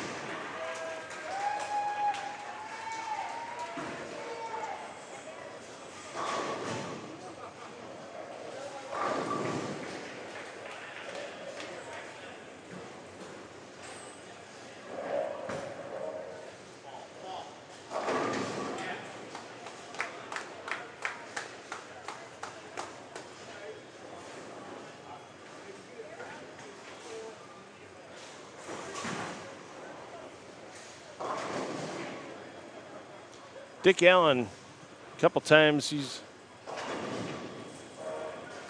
been stuck in that anchor spot, especially back when he was MVP back in 2015 for Silver Lake. Dick Allen has struck at a 59% rate. The only other player in PBA League history that's thrown more shots on TV than Dick Allen is Wes Malott. And Dick Allen, only 3 open frames out of 62 frames bowled in PBA League competition. Under the pressure of the TV lights, that is an amazing, amazing fill rate for that many shots.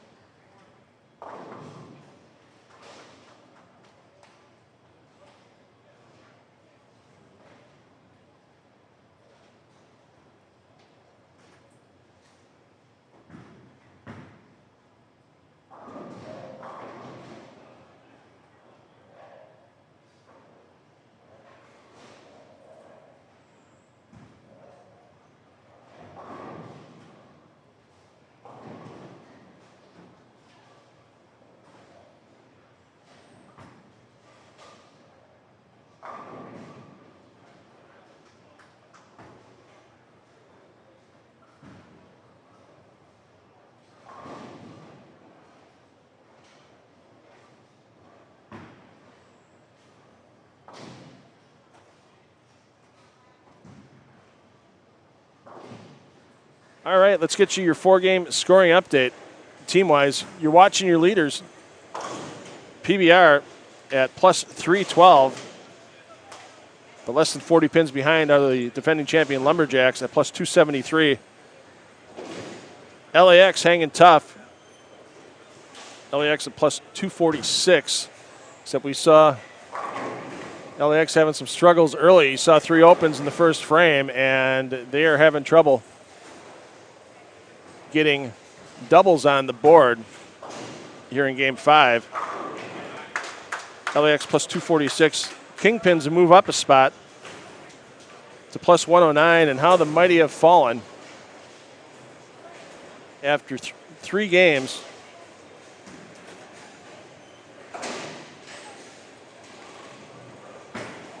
Pardon me, after 2 games, Motown were your leaders. They were sitting at plus 231. They've given back a bunch. They're now at plus 80 after 4 games. And Motown, your anchors. And, wow, Lavry Spire with the quality false start there. Going to get himself all recomposed after getting in the foul line, deciding, yeah, that was not the good time to release the ball.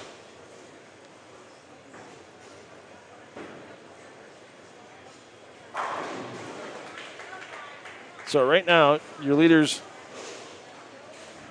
in the strike derby, it's a tie. Packy Hanrahan and Mitch Hupe at 31. Kyle Troop just behind at 30. And Martin Larson and Siminelli in that top 6 as well. Team leaders.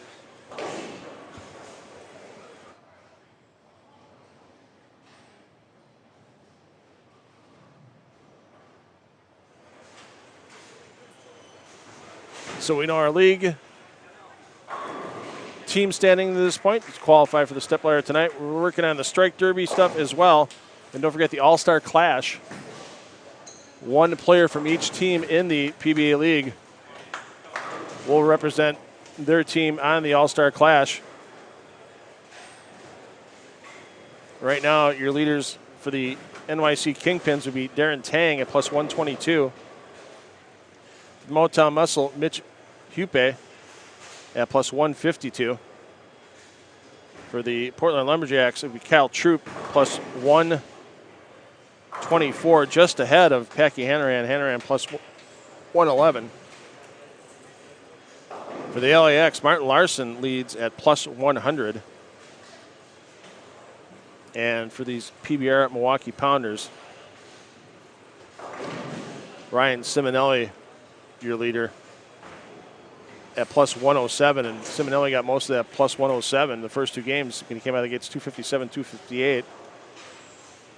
And Siminelli bowling in the 5 spot. Again, this game, Siminelli game 3, 190, game 4, 202.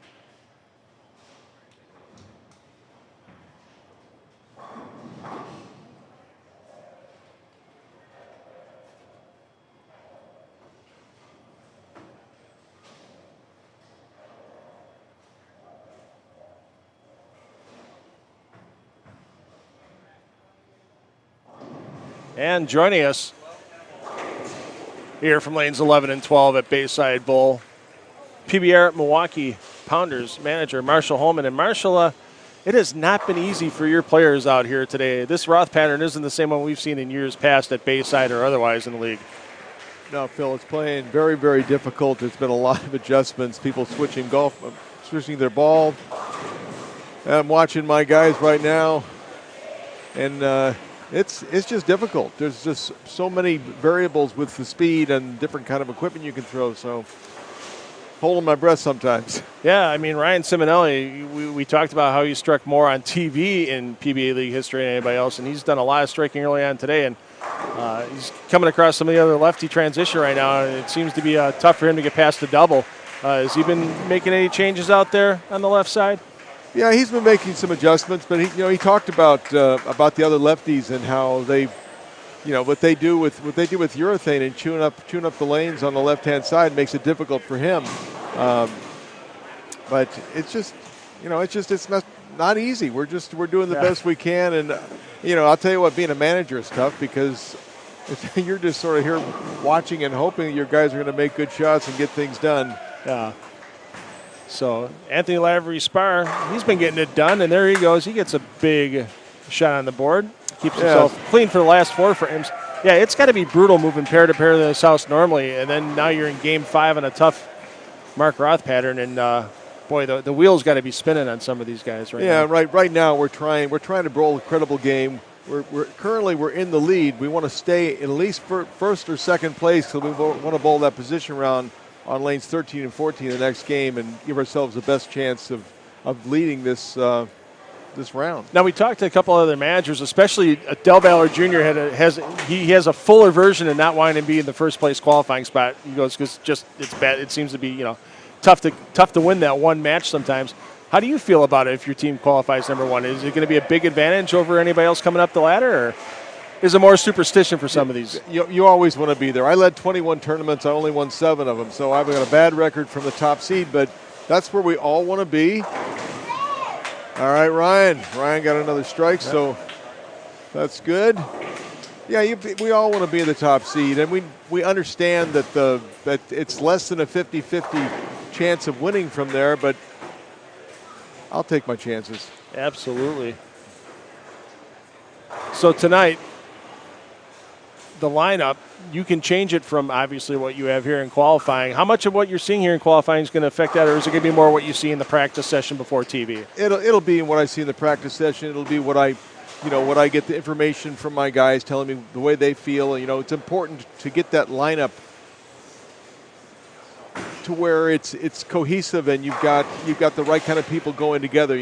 We've got chances are Ryan's going to have a really good shot in the TV show, and so he's looking like he'll probably be our anchor guy, but then we want to set things up. It'll be Sean and Dick, or Dick and Sean, and then Lavry Spar and Chapman.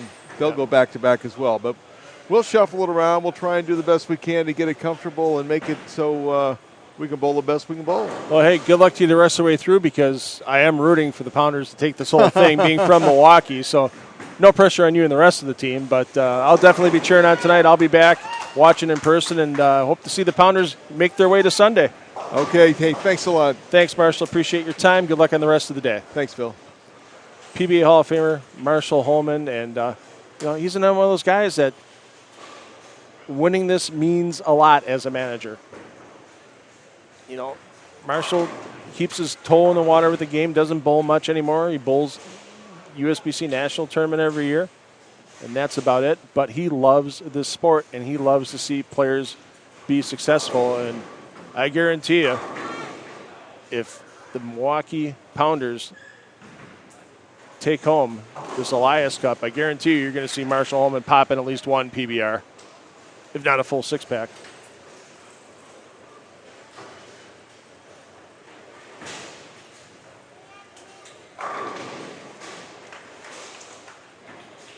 So let's take a peek in on 17 and 18 as we see here for the PBR Milwaukee Pounders. A couple doubles on the board, but mostly clean. looking over at the team right behind them with the Portland Lumberjacks, 39 pins back as Quintero strikes. Now, once again, nothing superb on the start. And that's why going into position round, Marshall mentioned it. Do you really want to be back on this pair in position round? But they'd have to follow the number 5 seed to do that. Or they can go right next door to 13 and 14 where they feel pretty confident, as they just bowled there in game 4. Yeah, it came out with a 10-54 game. That's solid right now. I mean, it's the one thing that the Pounders haven't done that other teams seem to have, is find that one game that gets them in a bit of trouble. Portland, you see right here, they got in trouble game 3. Only got to 952, and that was with Kyle Troop shooting 248 that game.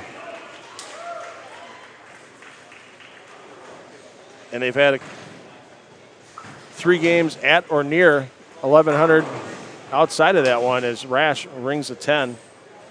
But the PBR Milwaukee Pounders, pretty consistent, no games under 1,000. And that's where they have that advantage right now, even though they only had 2 games approaching or in the 1,100 range.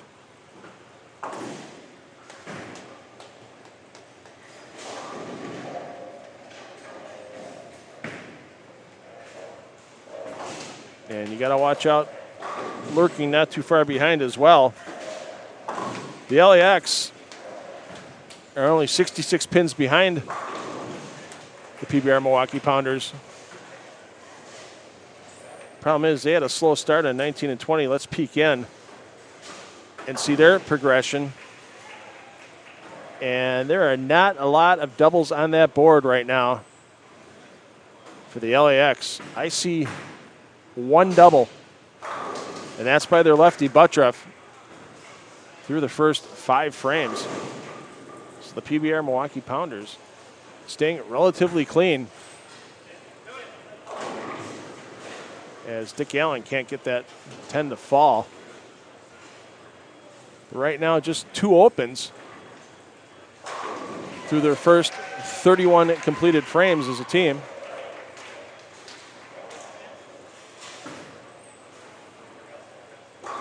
Siminelli clean with a double. Chapman clean with a 3-bagger.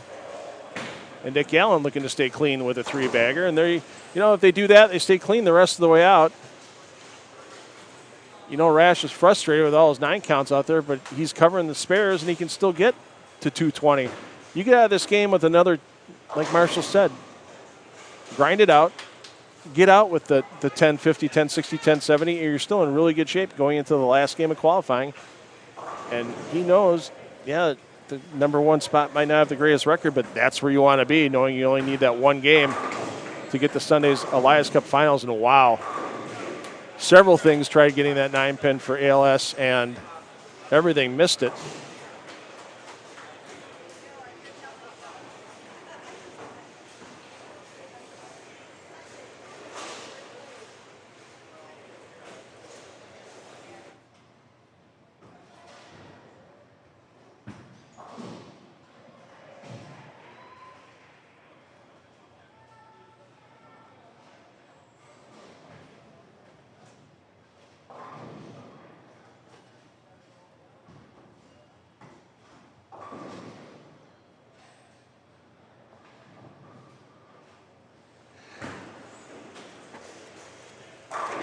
Chapman riding the only string, and Lavry Spar with that miss. The pick came out in the high end of the house. You hear all the Portland fans screaming for the pick from Troop. How about that for Chapman? Boy, A.J. Chapman early on couldn't get things really ranged in the first 3 games. 218, 185, 194. Popped a big 233. And right now, 233 is big in this grind out in game 4. And Chapman hanging tough. Siminelli, wow. I don't like 11 and 12. There have been so many weird 7-10s. The pinfall has just been obscenely weird. Where the guys are just shaking their head on the way back going, it shouldn't have even been one or the other. Part of that's probably the ball shape the players are taking, having to get through this pattern and get to the pins.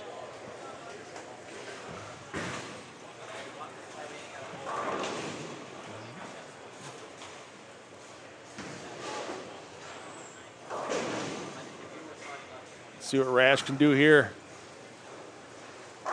Hey, they can all fall in one shot. I think Rash is starting to doubt that for a little while there.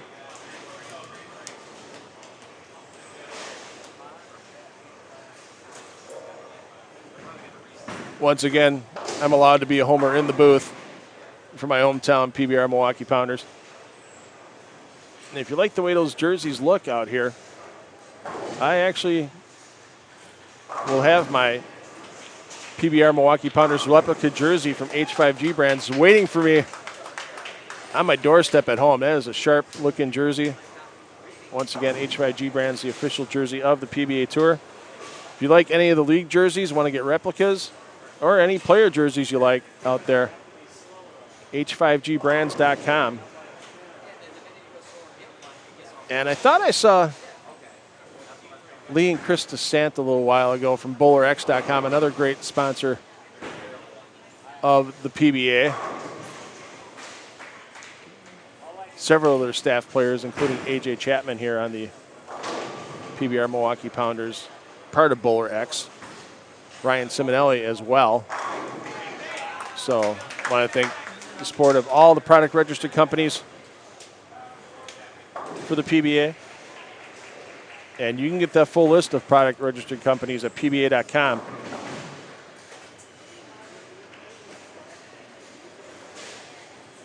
And it's more, much more than just bowling balls.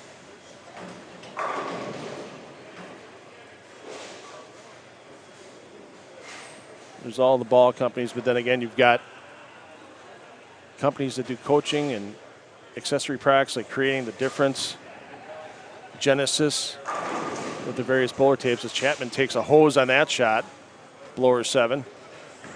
We mentioned the jerseys from H5G Bowling. Other accessories like Master Products, Care, Strike Force, great bags and shoes. Powerhouse Cleaning and Ball Maintenance Products. Joe Poe Grips. Turbo with their various bowling products and grips. Vice as well. So you get your full list of the PBA product registered companies.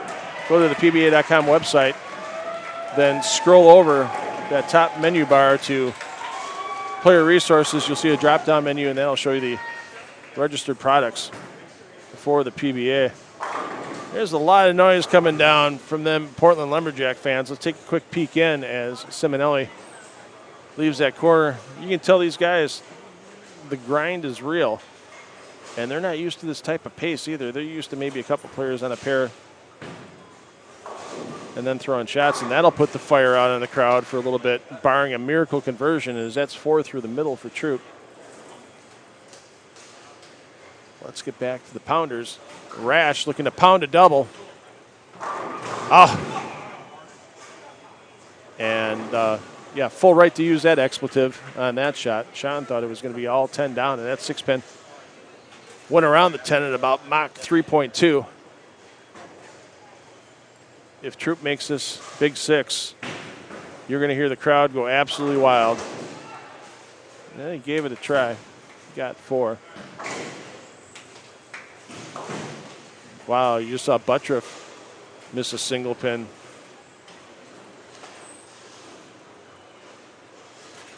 Spares are what's going to make the difference between first and second, first and third, maybe even first and fourth right now. As tight as this field is, it may not be that double or three bagger somebody gets. It's that mark or two they give away, missing single pins or easy spare combinations. That's the difference between a team waiting to the last match in the show and a team being in that first or second match.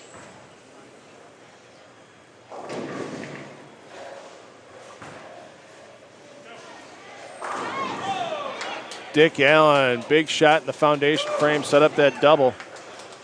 Dick Allen plus 76 after his first 4. And that's with a 173 game last game, so you know he's looking for that bounce back score to help his team out. Lavry Spar spent a couple seasons with the LAX, did well for him. Filled 96% of his frames, only one open frame out of 24. And a big double as well for ALS. Yeah, Lavry Spar on TV, his only problem was trying to get the corners to carry. He was only 50%, 12 out of 24 strike attempts. But he only had one open on second ball spare attempts, 11 for 12.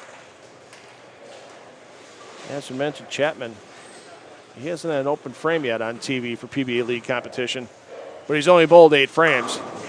Oh, that 8-pin took some extra abuse. Ball hit it, a pin hit it, finally went into the deck. You talk about a huge foundation frame here for your team currently sitting in first place. And they're kind of peeking around, and they see some of the other teams' struggles as well. We see players moving in front of the ball return on some of the right lanes. This place could get loud if Siminelli strikes here. Oh, I don't know if that's a makeup for the 7-10, but that wasn't exactly tight in the pocket. That's something where the ball speed and rev rate of Siminelli definitely came into play on taking that 10 out.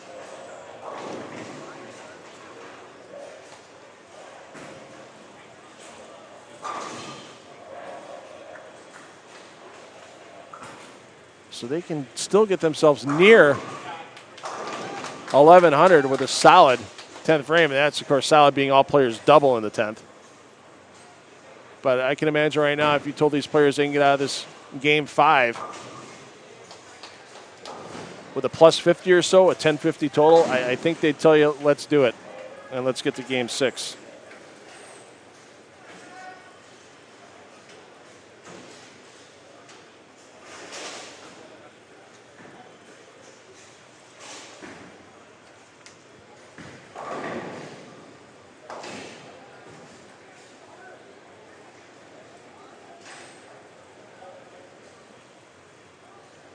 Rash is going to defer to Matt Sanders.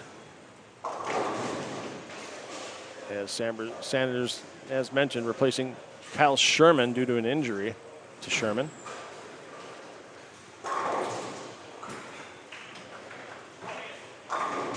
There's another one for Rash.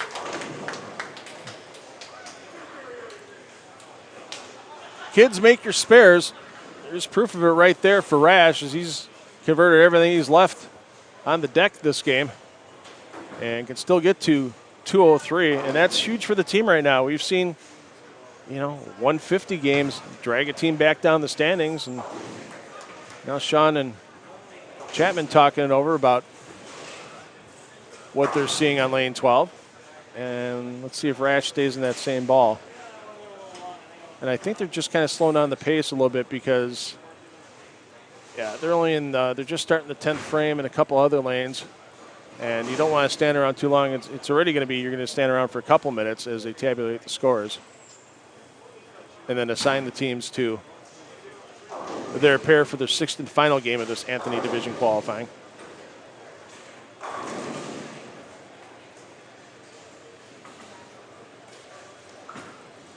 So Rash has fallen back a little bit in the strike derby qualifying and only having 3 strikes this game unless he goes perfect in game 6. Probably we won't see Rash on that strike derby show.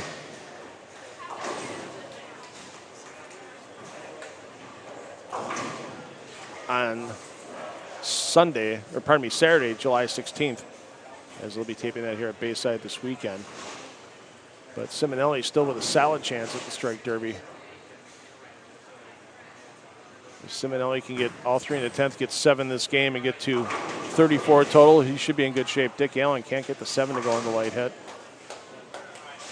Once again, make the spare, get yourself another 200 on the board for your team, and that's huge right now. You get 5 guys at 200 or over, you're not losing ground in the field. You get 5 guys at 210 or better, you might even be gaining a few pins. So.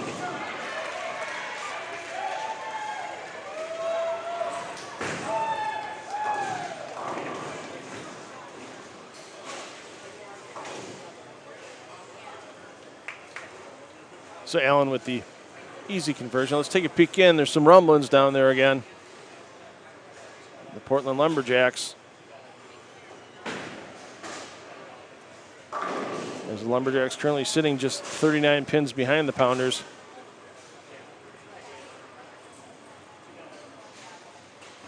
But they're running about the same pace as the Pounders are doing this game. Quintero with the strike. Fill ball. Dick Allen, solid 8. The soul sucking 8. Not too much soul sucking right now because fill ball.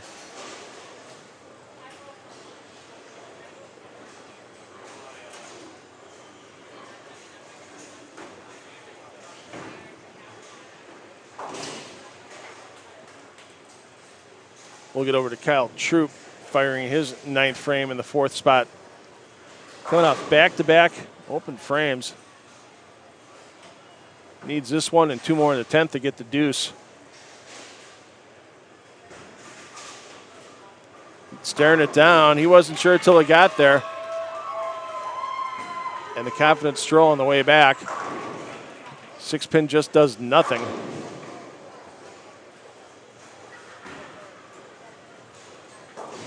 And Rash got his double. He's hoping that a couple of his other teammates would follow. Not to be, as we've seen a 7-pin for Allen, first ball of the 10th. Now the 10-pin for ALS.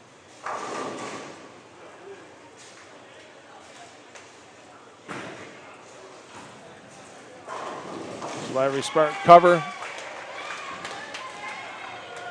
Full ride makes it 193.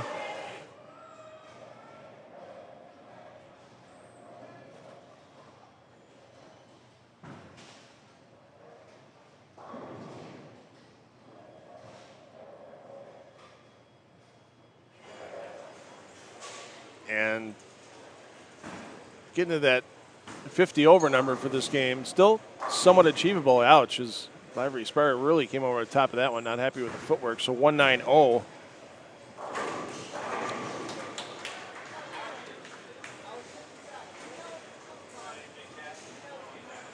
And now big shots here for Chapman. As we said, slow start, big 233 last game. Looking to get to 237 with a full punch in the 10th.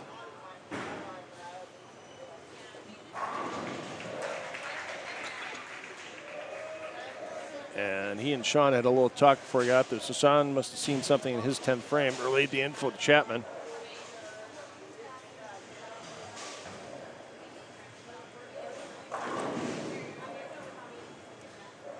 Big toss. That 6 does the job. There you see one of the first ones out there, manager Marshall Holman. He's making sure the focus is there, but a little fired up's not bad once in a while either. And as we said, Chapman's been solid on TV. Motown in 19, Silver Lake in 2020. He struck 6 of his 8 shots. He's been there. Knows what to do when he's on the big screen. He's kept it clean when he hasn't struck.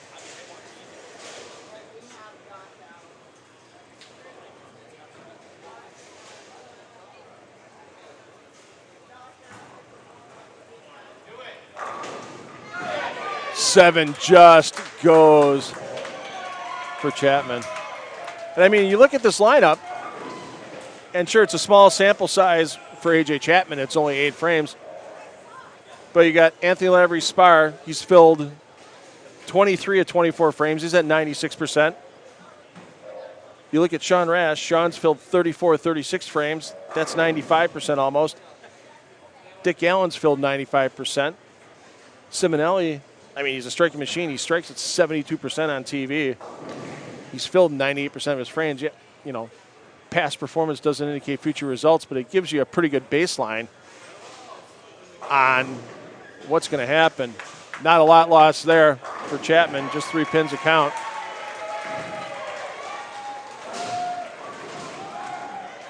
That's a lot of hollering for 193, but that was Packy Hanrahan punching out. I'm sorry, that wasn't Packy. That was Chris Prather punching out for 193. We'll get to Packy Hanrahan stepping up for the current second place Portland Lumberjacks. Siminelli will take to the lanes first. Big frame here for Siminelli, not just for his team standings, but the strike derby standings as well. There it goes.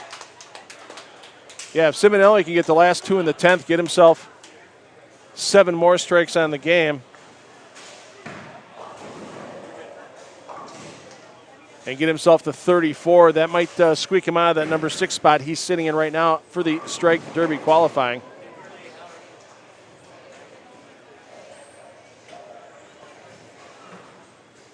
And there's a lot of money in that strike derby, 25 grand on top. And after Siminelli got done with all his pins, throwing as many strikes as he can in 2 minutes, there'd probably be a new set of pins needed. Ryan coming back right now. Why? Yeah, he just lost a little focus. But still, he's got 5 strikes to add to his total. It's going to be close on where he is for those top 6 for the strike derby. And it's going to be close to see if PBR, Milwaukee Pounders, can stay in that number 1 spot.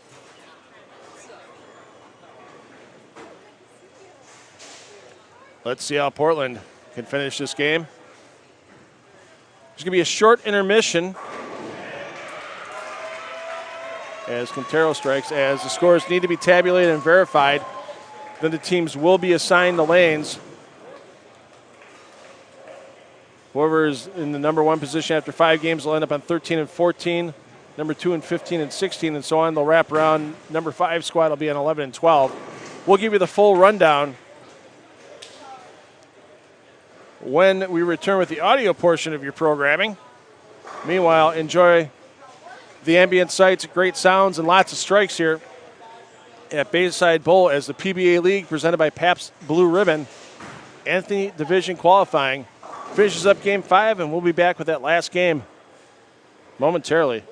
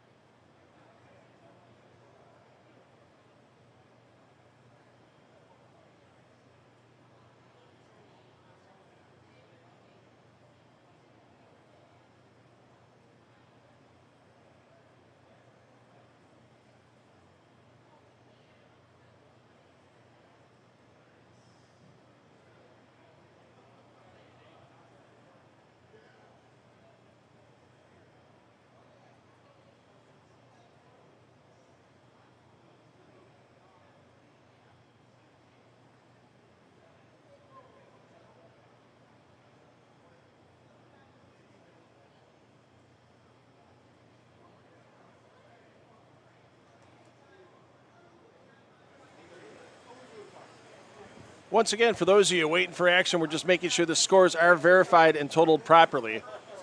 Teams will be reassigned. It looks like they kind of have themselves assigned right now, but they want to make sure everything's good. Probably another 3 to 4 minutes, and then they're going to jump right into it. No practice before the 6th game. We'll also get you the updated standings on the strike derby, as the top 6 players, regardless of team, that have thrown the most strikes during qualifying. Obviously, nobody's going to have 72. Heck, nobody's probably even going to get into the 50s at this rate, as this has turned into a grind fest on the Roth pattern. But we'll get you those strike derby qualifiers to this point, and we'll also let you know which representative from each team to this point would have been eligible for the All-Star Clash. Of course, that'll be determined after the 6 games are complete.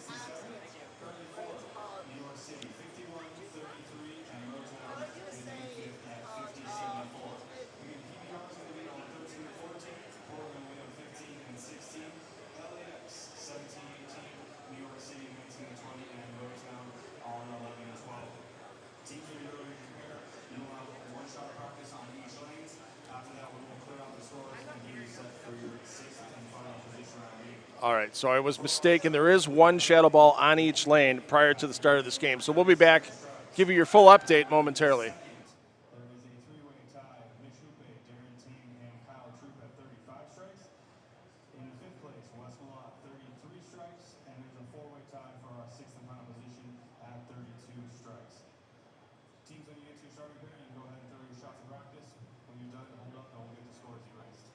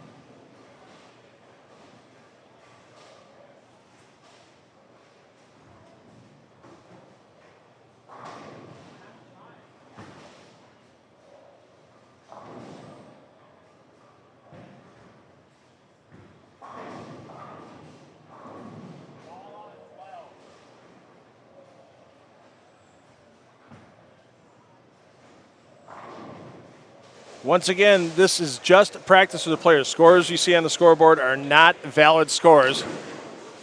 Due to these players having some time between the 5th and 6th games to make sure they were seated properly and scores were verified. Each team player gets one shadow ball on each lane. They'll get the scores cleared out, and then we will get underway with this 6th and final game of PBA League presented by Pabst Blue Ribbon Anthony Division Qualifying. We'll also give you the full rundown once we are starting with score.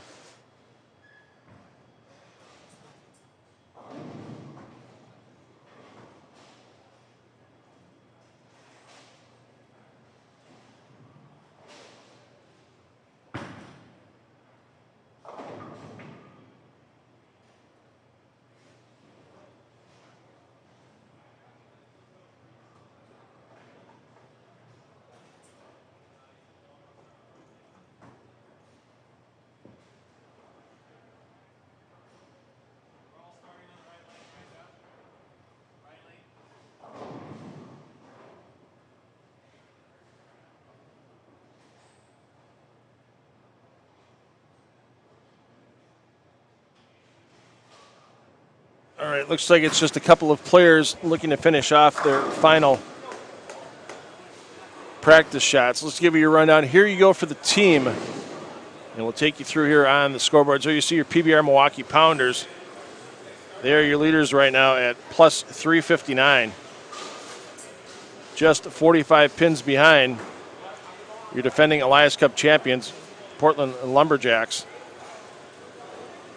And then a bit of a ways back, LAX with struggles in Game 5, shooting just .921. No player breaking 200 for the LAX. And the LAX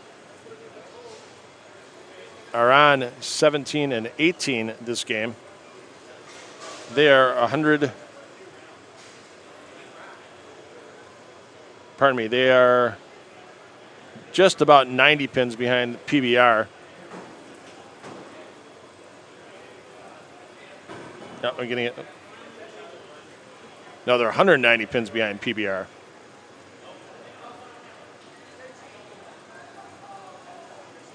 And they're 150 or so pins behind Portland. So LAX going to need a huge game to try to get past Portland and PBR for the one spot.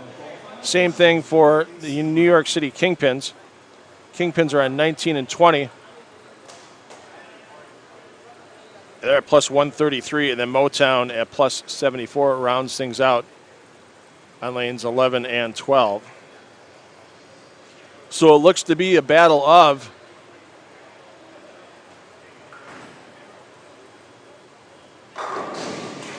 the Milwaukee Pounders and the Portland Lumberjacks. So we're going to stay with these two teams.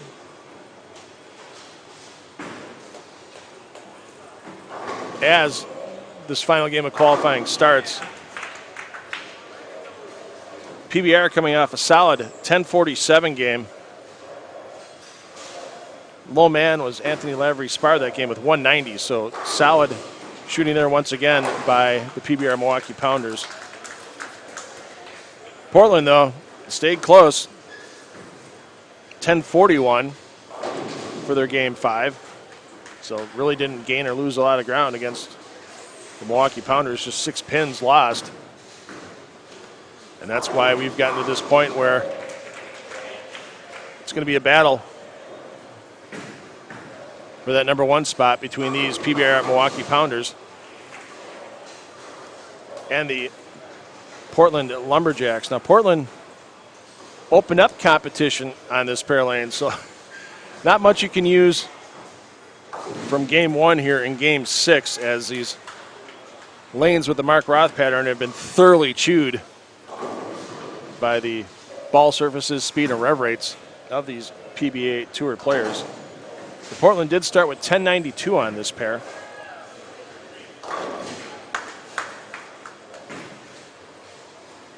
For their appearance.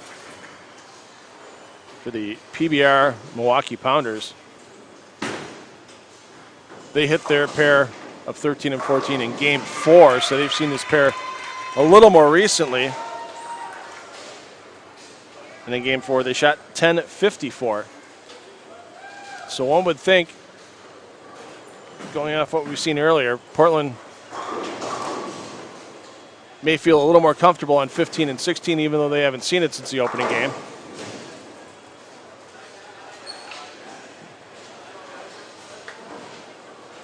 As Off camera, Anthony Simonson makes the 1-2-10 with a backup plastic ball, and the ball hit the head pin and bounced into the 10. Beautiful spare conversion by Simonson on that shot. Go back and watch it in the archives. All these streams saved on YouTube.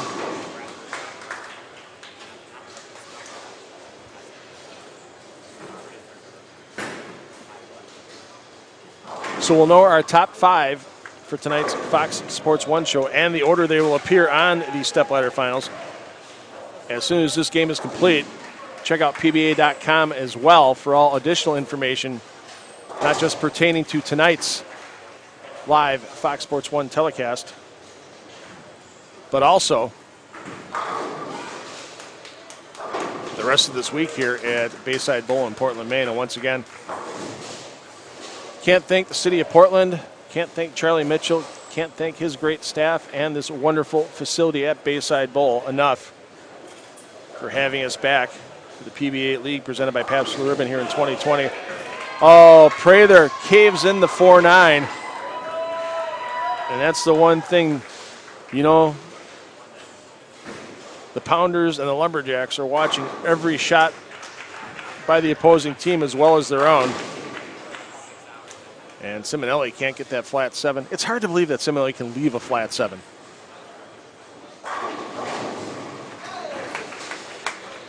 A lot. Gets them all to go.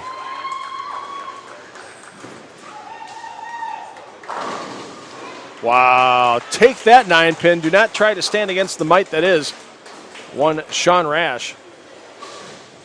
Yeah, it's Rash. Starts spare strike.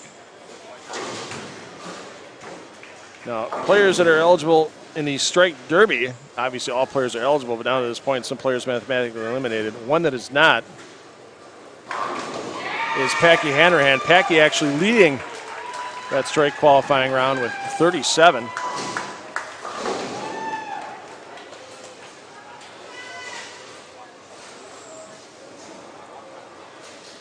Mitch Hupe, who opened with 300, he's added 23 more strikes in the other 4 games to get there. And Wes Malot's had a hot couple of games as Malott has made his way into the current top 6 for the strike derby. As Malott at 33, currently in 5th place. 4 players tied at 32. So we will definitely not know the official strike derby results till after the round is complete. So make sure, once again, please check out PBA.com and see if your favorite player has made it into the strike derby. You'll see next Saturday, July 16th, 1 p.m. Eastern time on FS1.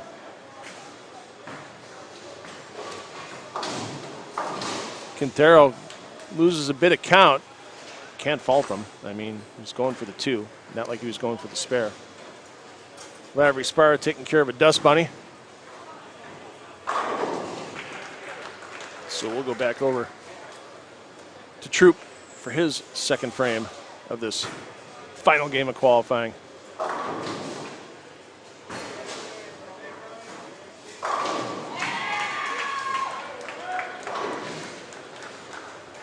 Troop keeps it clean through 2. Malot's going to be looking to make his double to match Prather's double for that team. Wow, Lavry Spire vaporizing the 6-pin before it gets to the 10. Prather in front of the ball return. We knew this pattern was going to get broken down with all these players on it. Wasn't expecting it in the 6th game to already see in front of the ball return, but I'll tell you what, nobody better with the 3-step slow roll in the world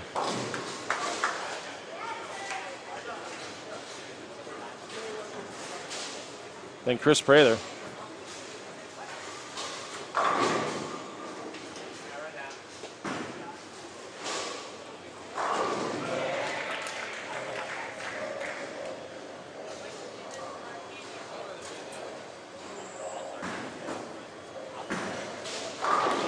Big double for Big West.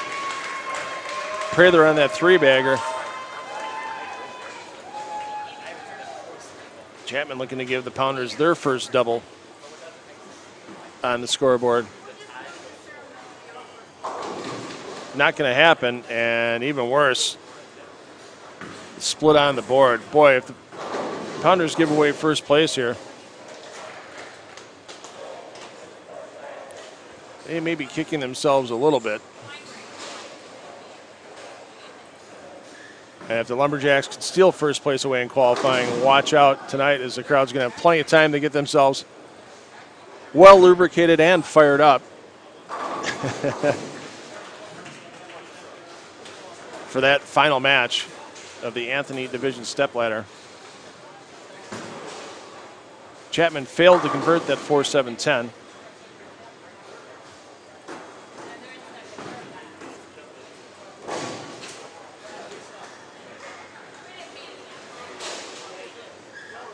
Hanrahan looking for the single pin conversion, no problem.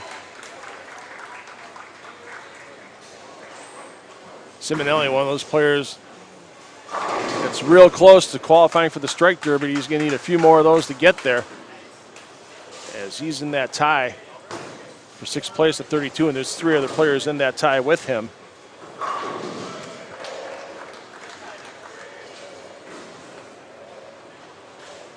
Rash keeping it direct, too direct.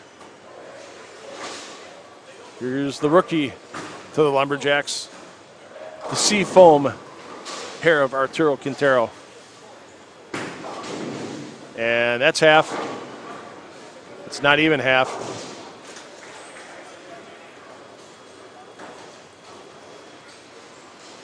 And Quintero may be looking for a ball change.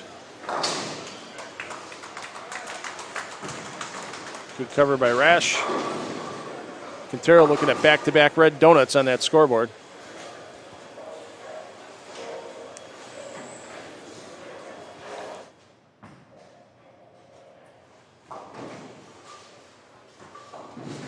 Ooh.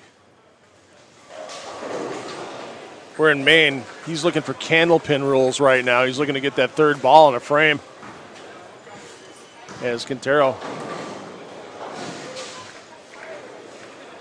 only gets 2 on the count, 6 out on the frame.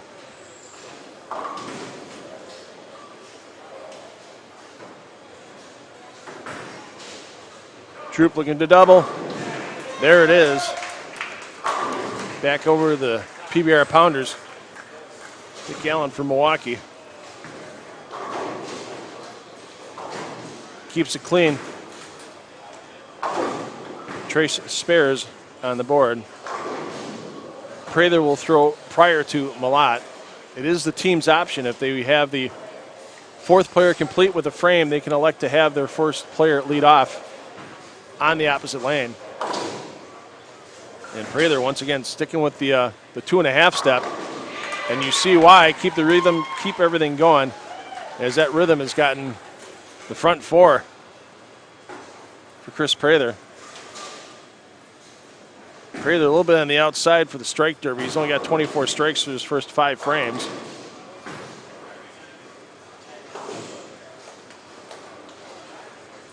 But this man right here, Wes Malat, sitting at 33, sitting in 5th. Love to see Big West in the strike derby. That could be interesting. I don't know if they would need a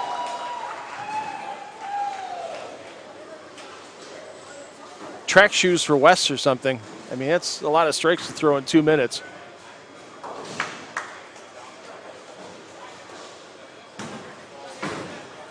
Or to try to throw in 2 minutes.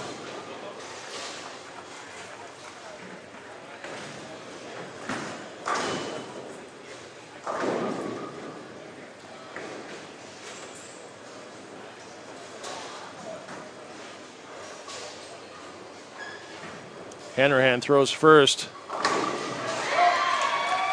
Hanrahan gets it to go. He's Dutch through 4. Chapman in front of the ball return.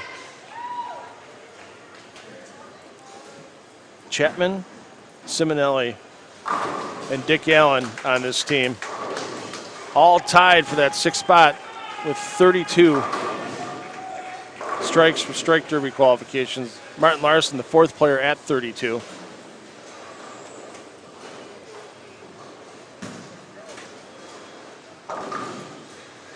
Anthony Lavry Spar for the Pounders, not too far behind at 31. Same with Stu Williams and Jake Butler for the LAX. Siminelli with the fire. Wow. Unbelievable pinfall. He had that happen on lane 11, too. It's like the 6 and the 4 just go vertical to the side off the pin deck. It's like watching a pair of doors open on the Star Trek Enterprise.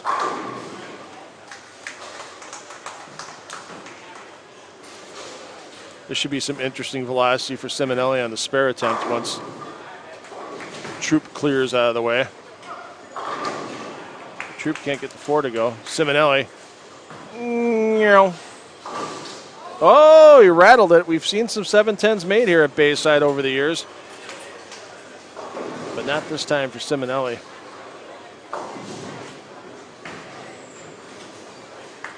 We mentioned the LAX. They're quite a ways back. And this shot here for Stu, not going to help much at all.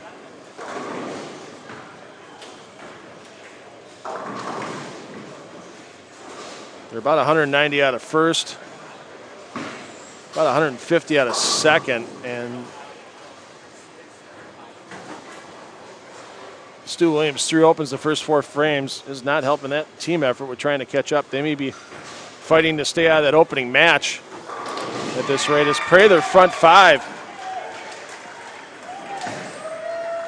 as the New York City Kingpins only 34 pins behind the LAX in 4th.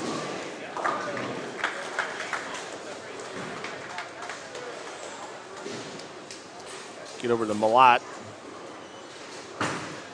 Malott not happy with how that felt. Getting into the downswing and backswing.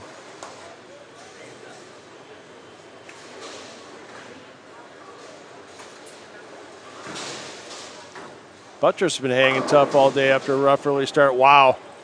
How did nothing hit that 8-pin? Lavry Spar keeping it clean. First strike of the game.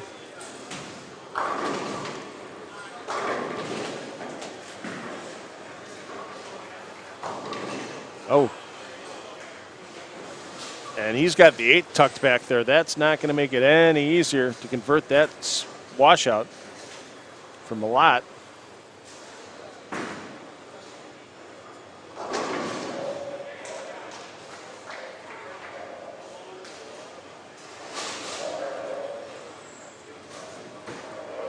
Chapman looking to double to get back to even on the game. That's quick. And that's 210. And there you see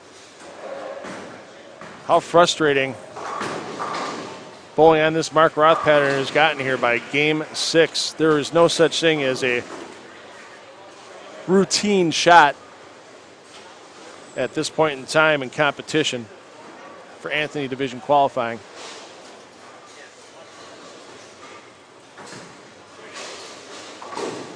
Wraps the 2 around the 10. Terrible break for Chapman. Martin Larson, he's been trying to fight to get into the strike derby.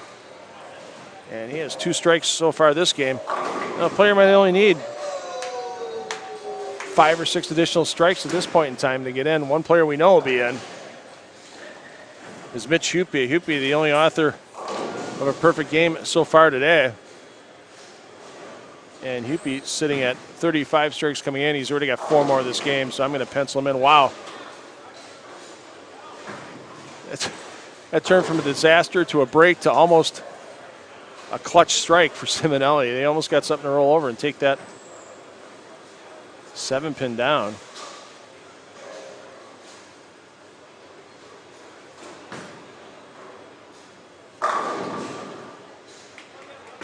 Should be a routine spare for Siminelli. We'll give you the radio call on that as we get over to Stu Williams. Stu looking to stop the bleeding. 3 opens, first 4 frames. Siminelli did pick up that 7-pin. Stu with a big move deep. Doesn't look happy with it. Now he's really not going to be happy with it. Thought it was good, and hey, let's wrap a 10.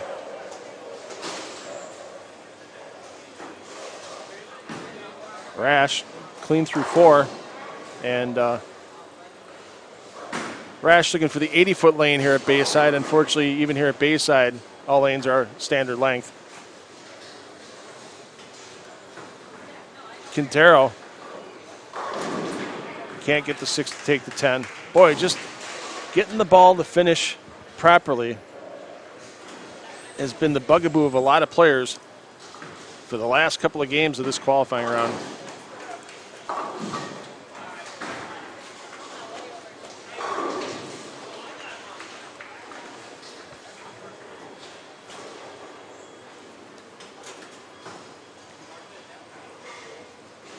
Well, Quintero's going, at least it's not 6 or less, as he's seen the previous 2 frames. Hold on. Makes the spare happen. Dick Allen, 10 back.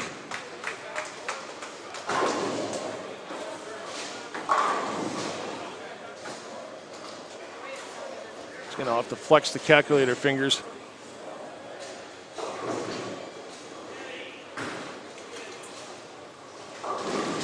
And wow, it doesn't take much.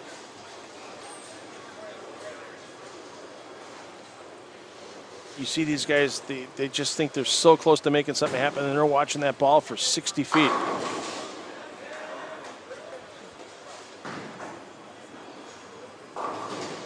Not 100% sure if a ball is going to make it to the pocket or not. ALS staring it down, goes to the well. Hey, they all count. Marshall Ullman says, take it, big boy, take it. And Troop with a blemish on the scorecard.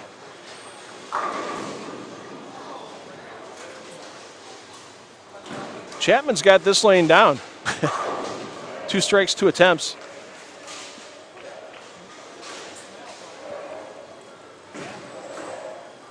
If I was a betting man, I'd say he's going to strike on this one. Of course, I am a betting man, and that's why my record is a lot of money lost over the years being a betting man. As Chapman goes through the face, 3-6-10. Talk about throwing a game at the right time right now. Pray they're doing that for his team with the Lumberjacks. Looking for the front 6. Too slow, almost wiggles him down. Routine 10-pin left for a conversion.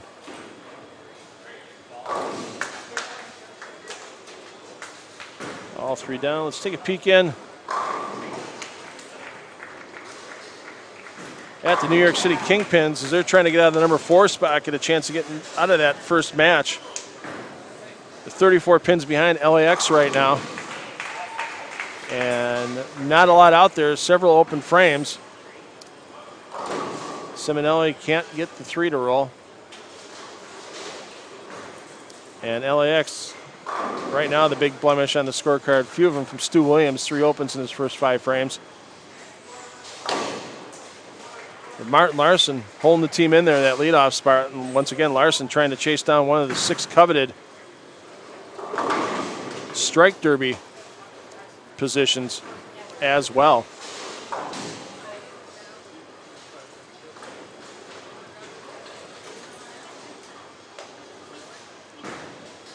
Stu looking for his second strike of the game. Caves in the 4-6.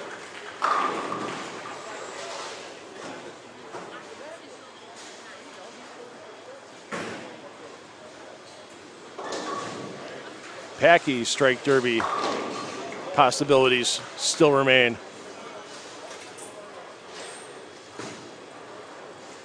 Rash looking to keep his team in the 1 spot. Can't get the 10 to fall.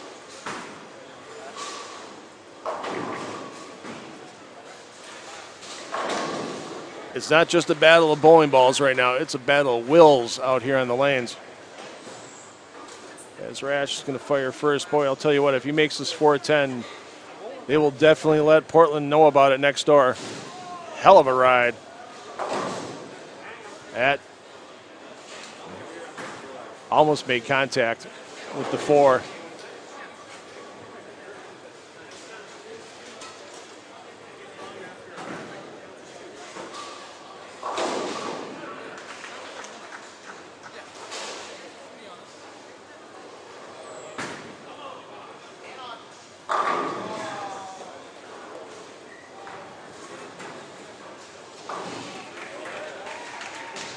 Quality cover by Hanrahan.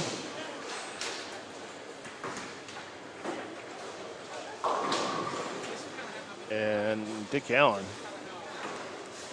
Lucky to take the 9 out. Not like the 3-6-10 is that much easier, but that's what I'd rather see right now at the end of the lane. Get rid of any sleeper.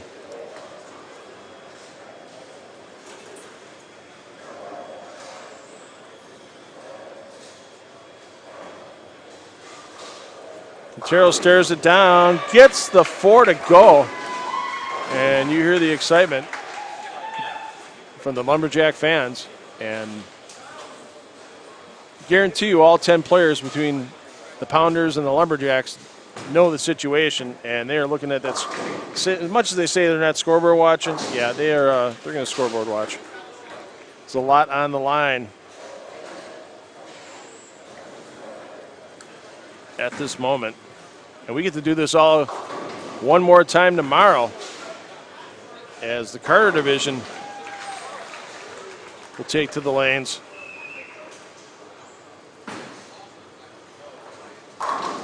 10 a.m. Eastern time. Great shot there by Lavry Spar. Try to keep the Pounders fired up. There you see Troop covering.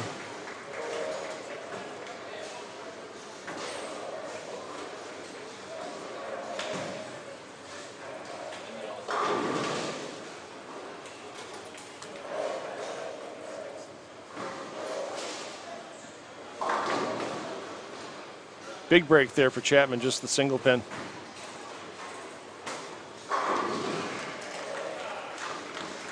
Prather looking to get hot again.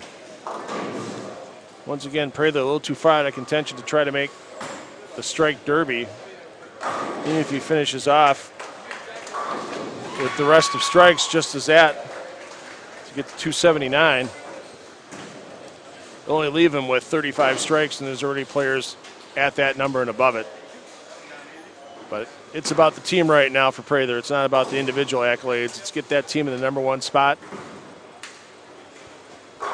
and take the short road to try to make Sunday's Fox Sports 1 Elias Cup Finals. Once again, the Elias Cup Finals on Sunday, you'll see 5 Baker game best of competition. First to 3 points will win.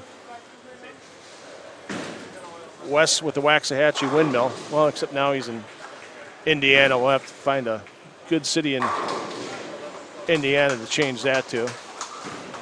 Well, Fort Wayne windmill. That's where he's at now. So Wayne and windmill. There's our alliteration. Another alliteration is Malott mauling. That doesn't happen on the pins that time. Sean Rash got to talk to him a little bit at Bowl Expo. He's been fighting through some back issues. Had an application of the old massage gun this morning I saw happen. Oh, the soul-sucking 8. That will make your lunch taste bad. If that's the difference getting out of here. Heaven forbid if there is a tie, it would be settled by a full team game roll-off.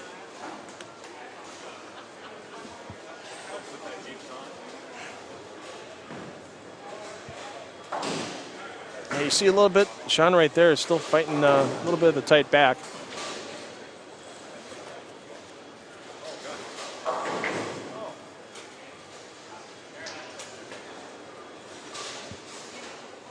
Dick Allen defers to Packy Hanrahan.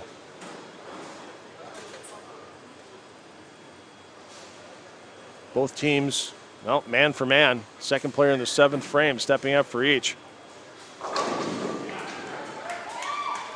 The light scrambler gets Hanrahan. Another strike, stays clean. Dick Allen. Clean as well. The difference right now is the big string earlier, the big early 5-bagger from Chris Prather, the hot hand on both pairs. Quintero looking to get a double here in the 7th frame. 2 opens earlier. And needs some help. Wow, and that's a lot of help. I thought that was 4-9 easily, if not worse. Lavry Spar looking for the four-bagger. There it is. Prize fight worthy. Not quite a UFC octagon right now, but it is back and forth. No momentum taken, no momentum given between these two teams. And Troop with the loop at the 3-6 stands. You see Stu Williams, more trouble for that team. So it's, yeah, definitely a two-team shootout here for first place.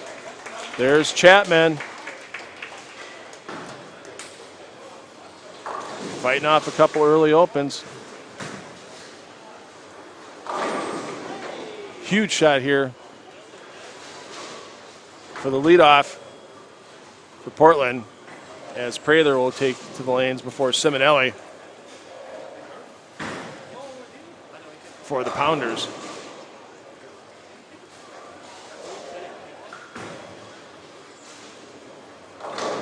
Prather keeping the 279 dream alive.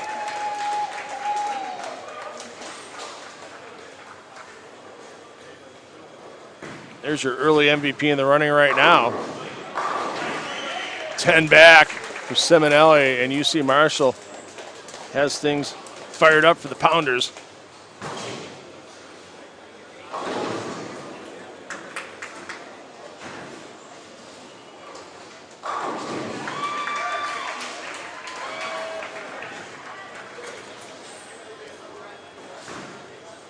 West gets 10 back. Arash looking to match.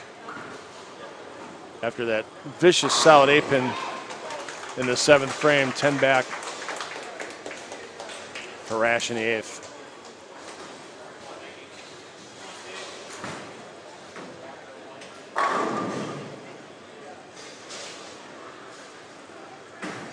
Hanrahan open up the day with a 243. Fired a 265 in game 4. Can't get there this game, but he's going to keep tossing strikes to try to get his Lumberjacks in the #1 seed for tonight. Dick Allen comes way high. And I'm not sure if Dick got fooled on ball reaction on a previous shot and made an adjustment, or it just wasn't a quality effort.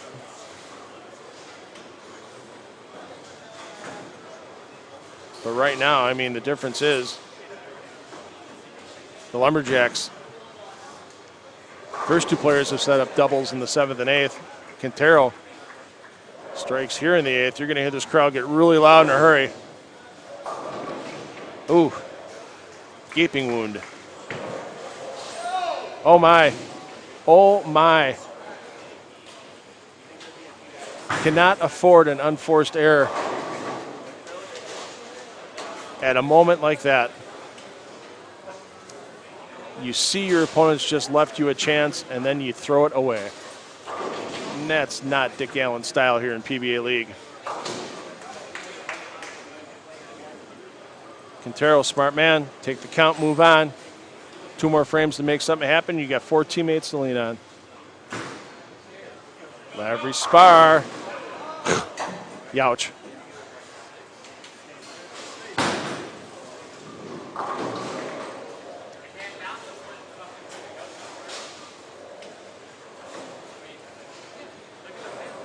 Troop. Only man with a spare in the 7th frame on his team. Tries for redemption, doesn't happen. Still right now, early advantage in this final game for the top seed going towards Portland Lumberjacks. Lavry Spar, yeah, he's upset with that first ball. He thought it was not 9-pin worthy.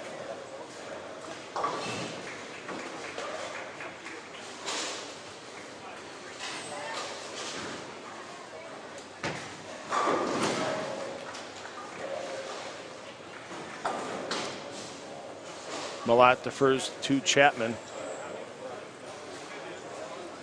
Double here for the Pounders would be huge.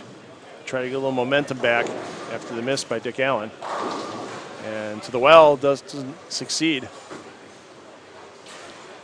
You are going to hear Bayside light up like an airport full of planes taking off. Prather strikes here in the 9th.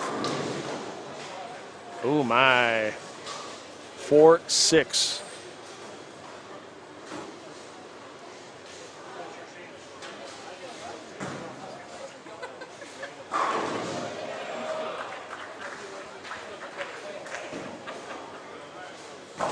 You know, the one thing that's going to be interesting tonight, I mean, these guys are athletes, no doubt about it.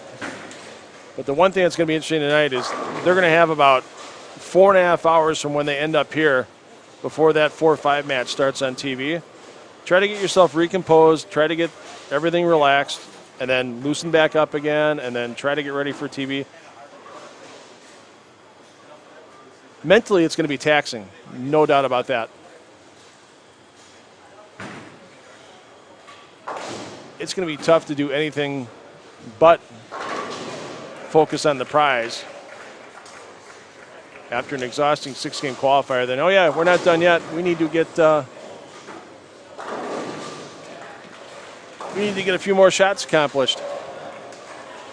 It's going to be interesting to see what routines these teams take during this next 4.5 hours or so to try to save energy, to try to keep it together mentally, and try to charge their way into the TV show tonight and try to get into the Elias Cup Finals on Sunday.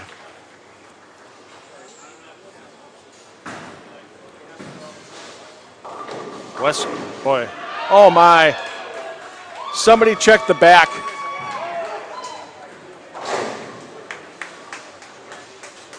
No way that 3-6-10 should have fell for any mere mortal, but we are talking about West Malott in Bayside Bowl.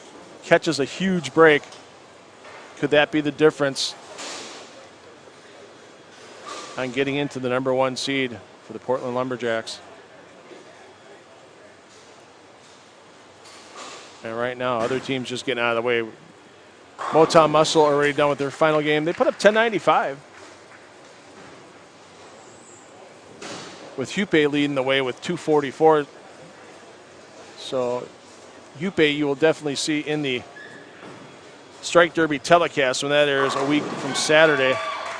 Hand quality 3-bagger in the foundation frame. Rash can't get the 4 to go. Boy, that pocket is just so tight right now with these angles. You see him get there, and it's tough getting 10 down. Only man that's really had success this game, other than Mitch Hupe, is Kyle Prather. Chris Prather, as Quintero mixes things up.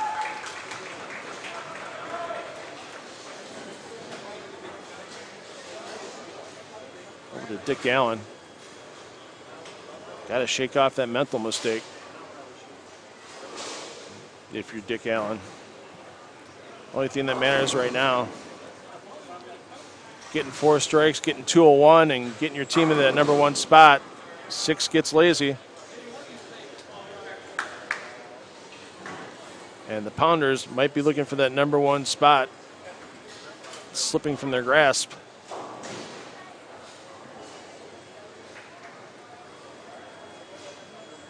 Boy, if the Lumberjacks can get 4 of their players with strikes in the foundation frame, and as soon as that happens, I don't believe in a commentator curse. I just believe that Kyle Troop made an errant shot.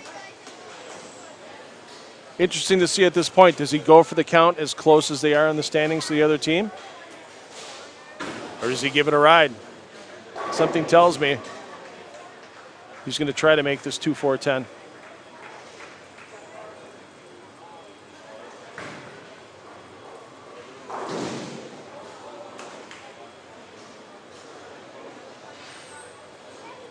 Anthony Lavry Spar.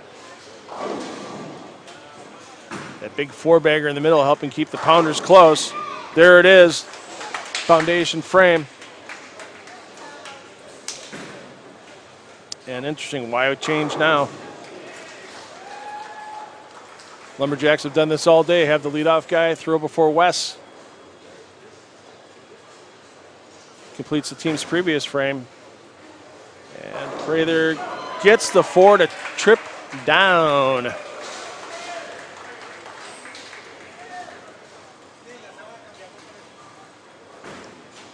Chapman crossed over last frame, and it's always a little bit tougher to get things going when you're in front of that ball return. 3 steps, goes high, can't get the 7 to fall. Oh, you talk about a huge shot as the Lumberjacks try to get the 1 seed. This is it right now. 2-time MVP. Ooh.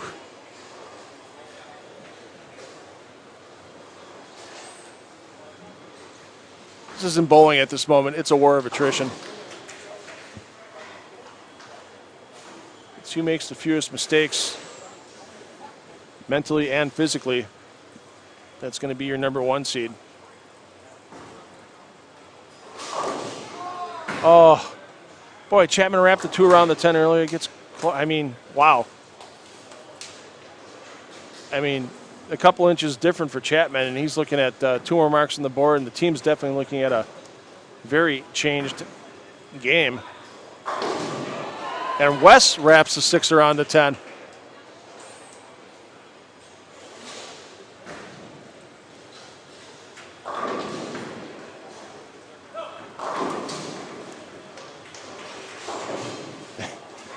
That seems to be a common reaction right now for a lot of people. What Siminelli just did on the way back from the foul line.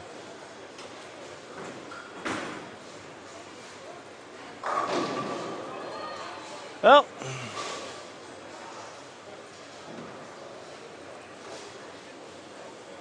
what are you going to say about a 7-10? Huge shot there for Rash.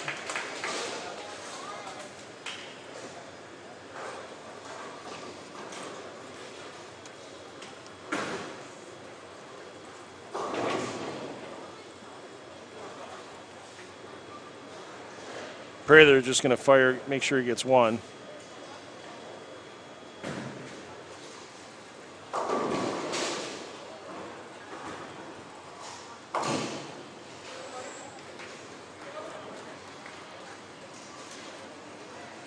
So 234 for Prather. Siminelli picked up his 7-pin. And Rash already with the first strike in the 10th. Rash goes back to the rosin bag. He's going to let Packy.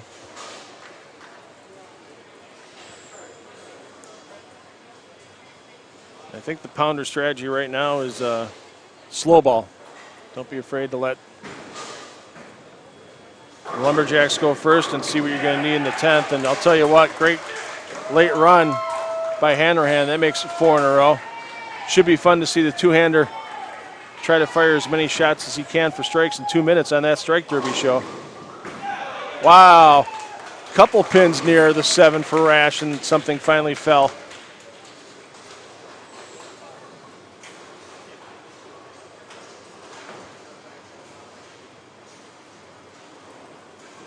So Rash looking to get the 196.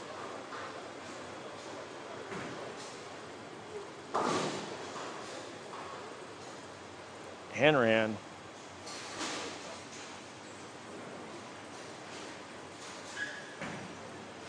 Still looking to get in the 220s. Quality toss by the two-handed lefty. And 239 now the max. Prather handled it early. Hanrahan handling things late for Portland. Rash 196.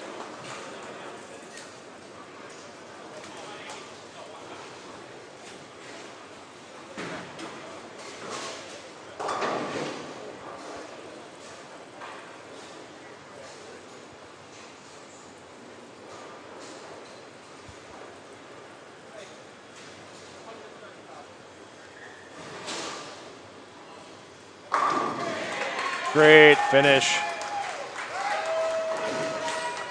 And 239 for the man you'll see in the Strike Derby telecast. One of the 6 you'll see from this Anthony division. And 6 more you'll see that'll qualify tomorrow in the Carter division.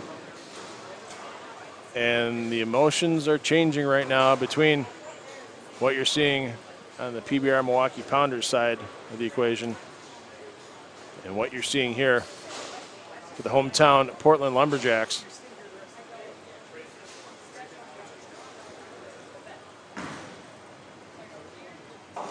Quintero, rough early start, can still get to 185 with a full ride here in the 10th. 7 stands.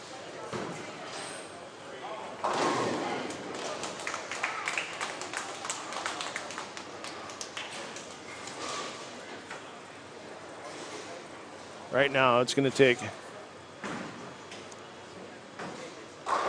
a lot of 3-baggers in the 10th for the last 3 for the Pounders, and a little help from the Lumberjacks for the Pounders to hold on to that number 1 spot. Just enough of the lane left for Quintero on that 7-pin.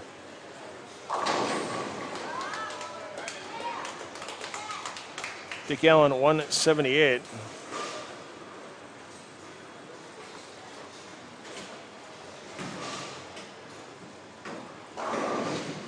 So right now, Portland definitely in the lead. And their first 2 guys were 73 over. Now we're looking at 100 under for, not 100, or 26 under. I mean, it's a 100-pin swing.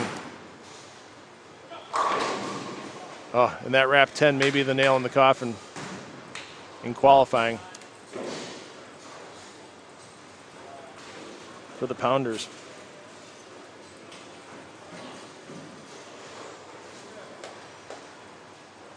A strike here by Troop, and you're going to hear the Lumberjack faithful erupt like Mount Bopo.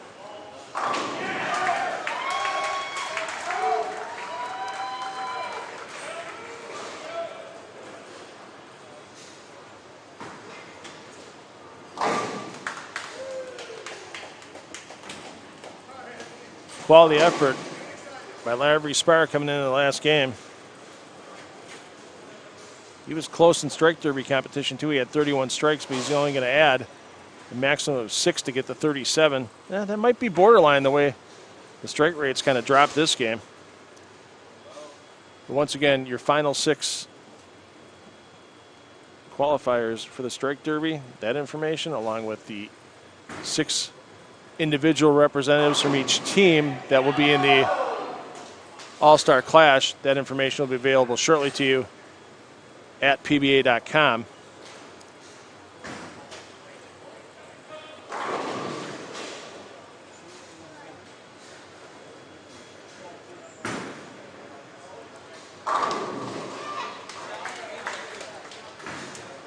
.227 for ALS.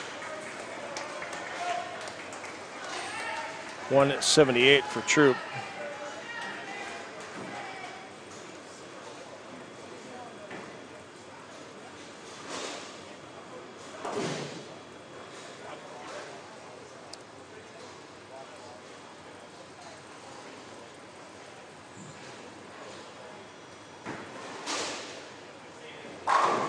Chapman gets the first one. Never say die.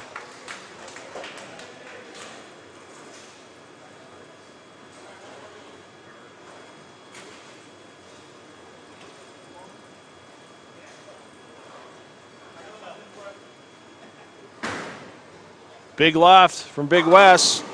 Wrap 10.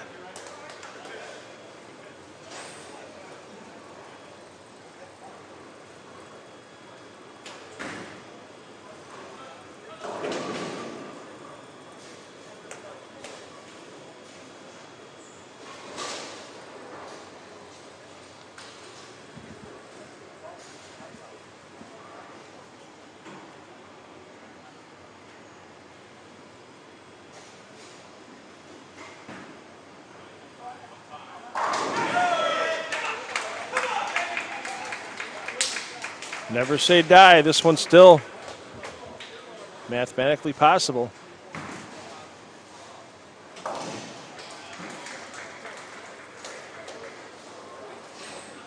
For the Pounders to make something happen.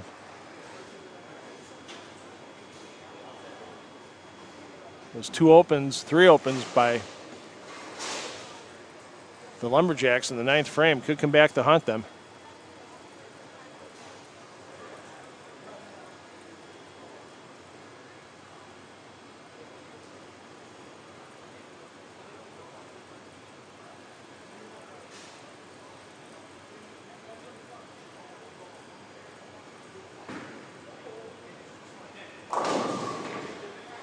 And Chapman with 8 on the final shot.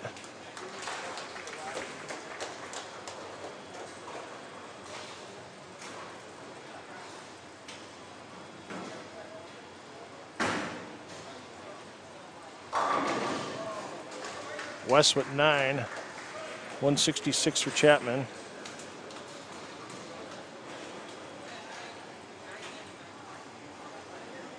$184 for Wes.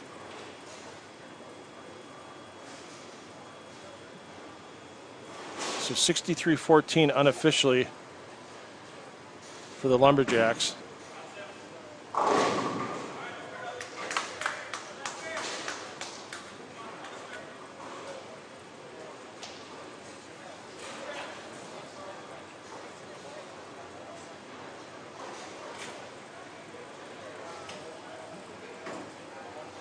Siminelli needs to make this.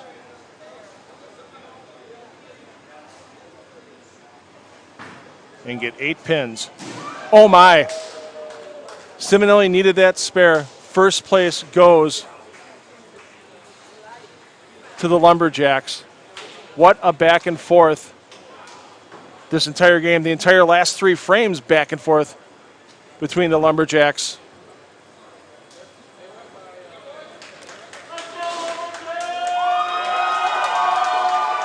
And the Pounders.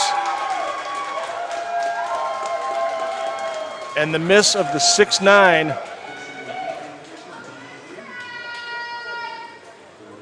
by Ryan Siminelli lets the Portland Lumberjacks get the #1 seed for tonight's Fox Sports 1 show by less than a mark. 6 team games, 30 games individually in total, came down to less than a mark. Kids, make your spares. And on that note, we are wrapped up with Anthony Division qualifying. We will see you here tomorrow morning, 10 a.m. Eastern, for the PBA League presented by Pabst Blue Ribbon Carter Division qualifying round. If you're not at home tonight at 8 p.m. Eastern to watch PBA League presented by Pabst Blue Ribbon, set that DVR for Fox Sports 1. It is going to be a stepladder battle for the ages. And that crowd is going to be well lubricated for their hometown Portland Lumberjacks to try to take home their 3rd consecutive Elias Cup title. We'll see you tomorrow here at Bayside Bowl for the live stream at 10 a.m. Watch Fox Sports 1 tonight, 8 p.m. Eastern Time.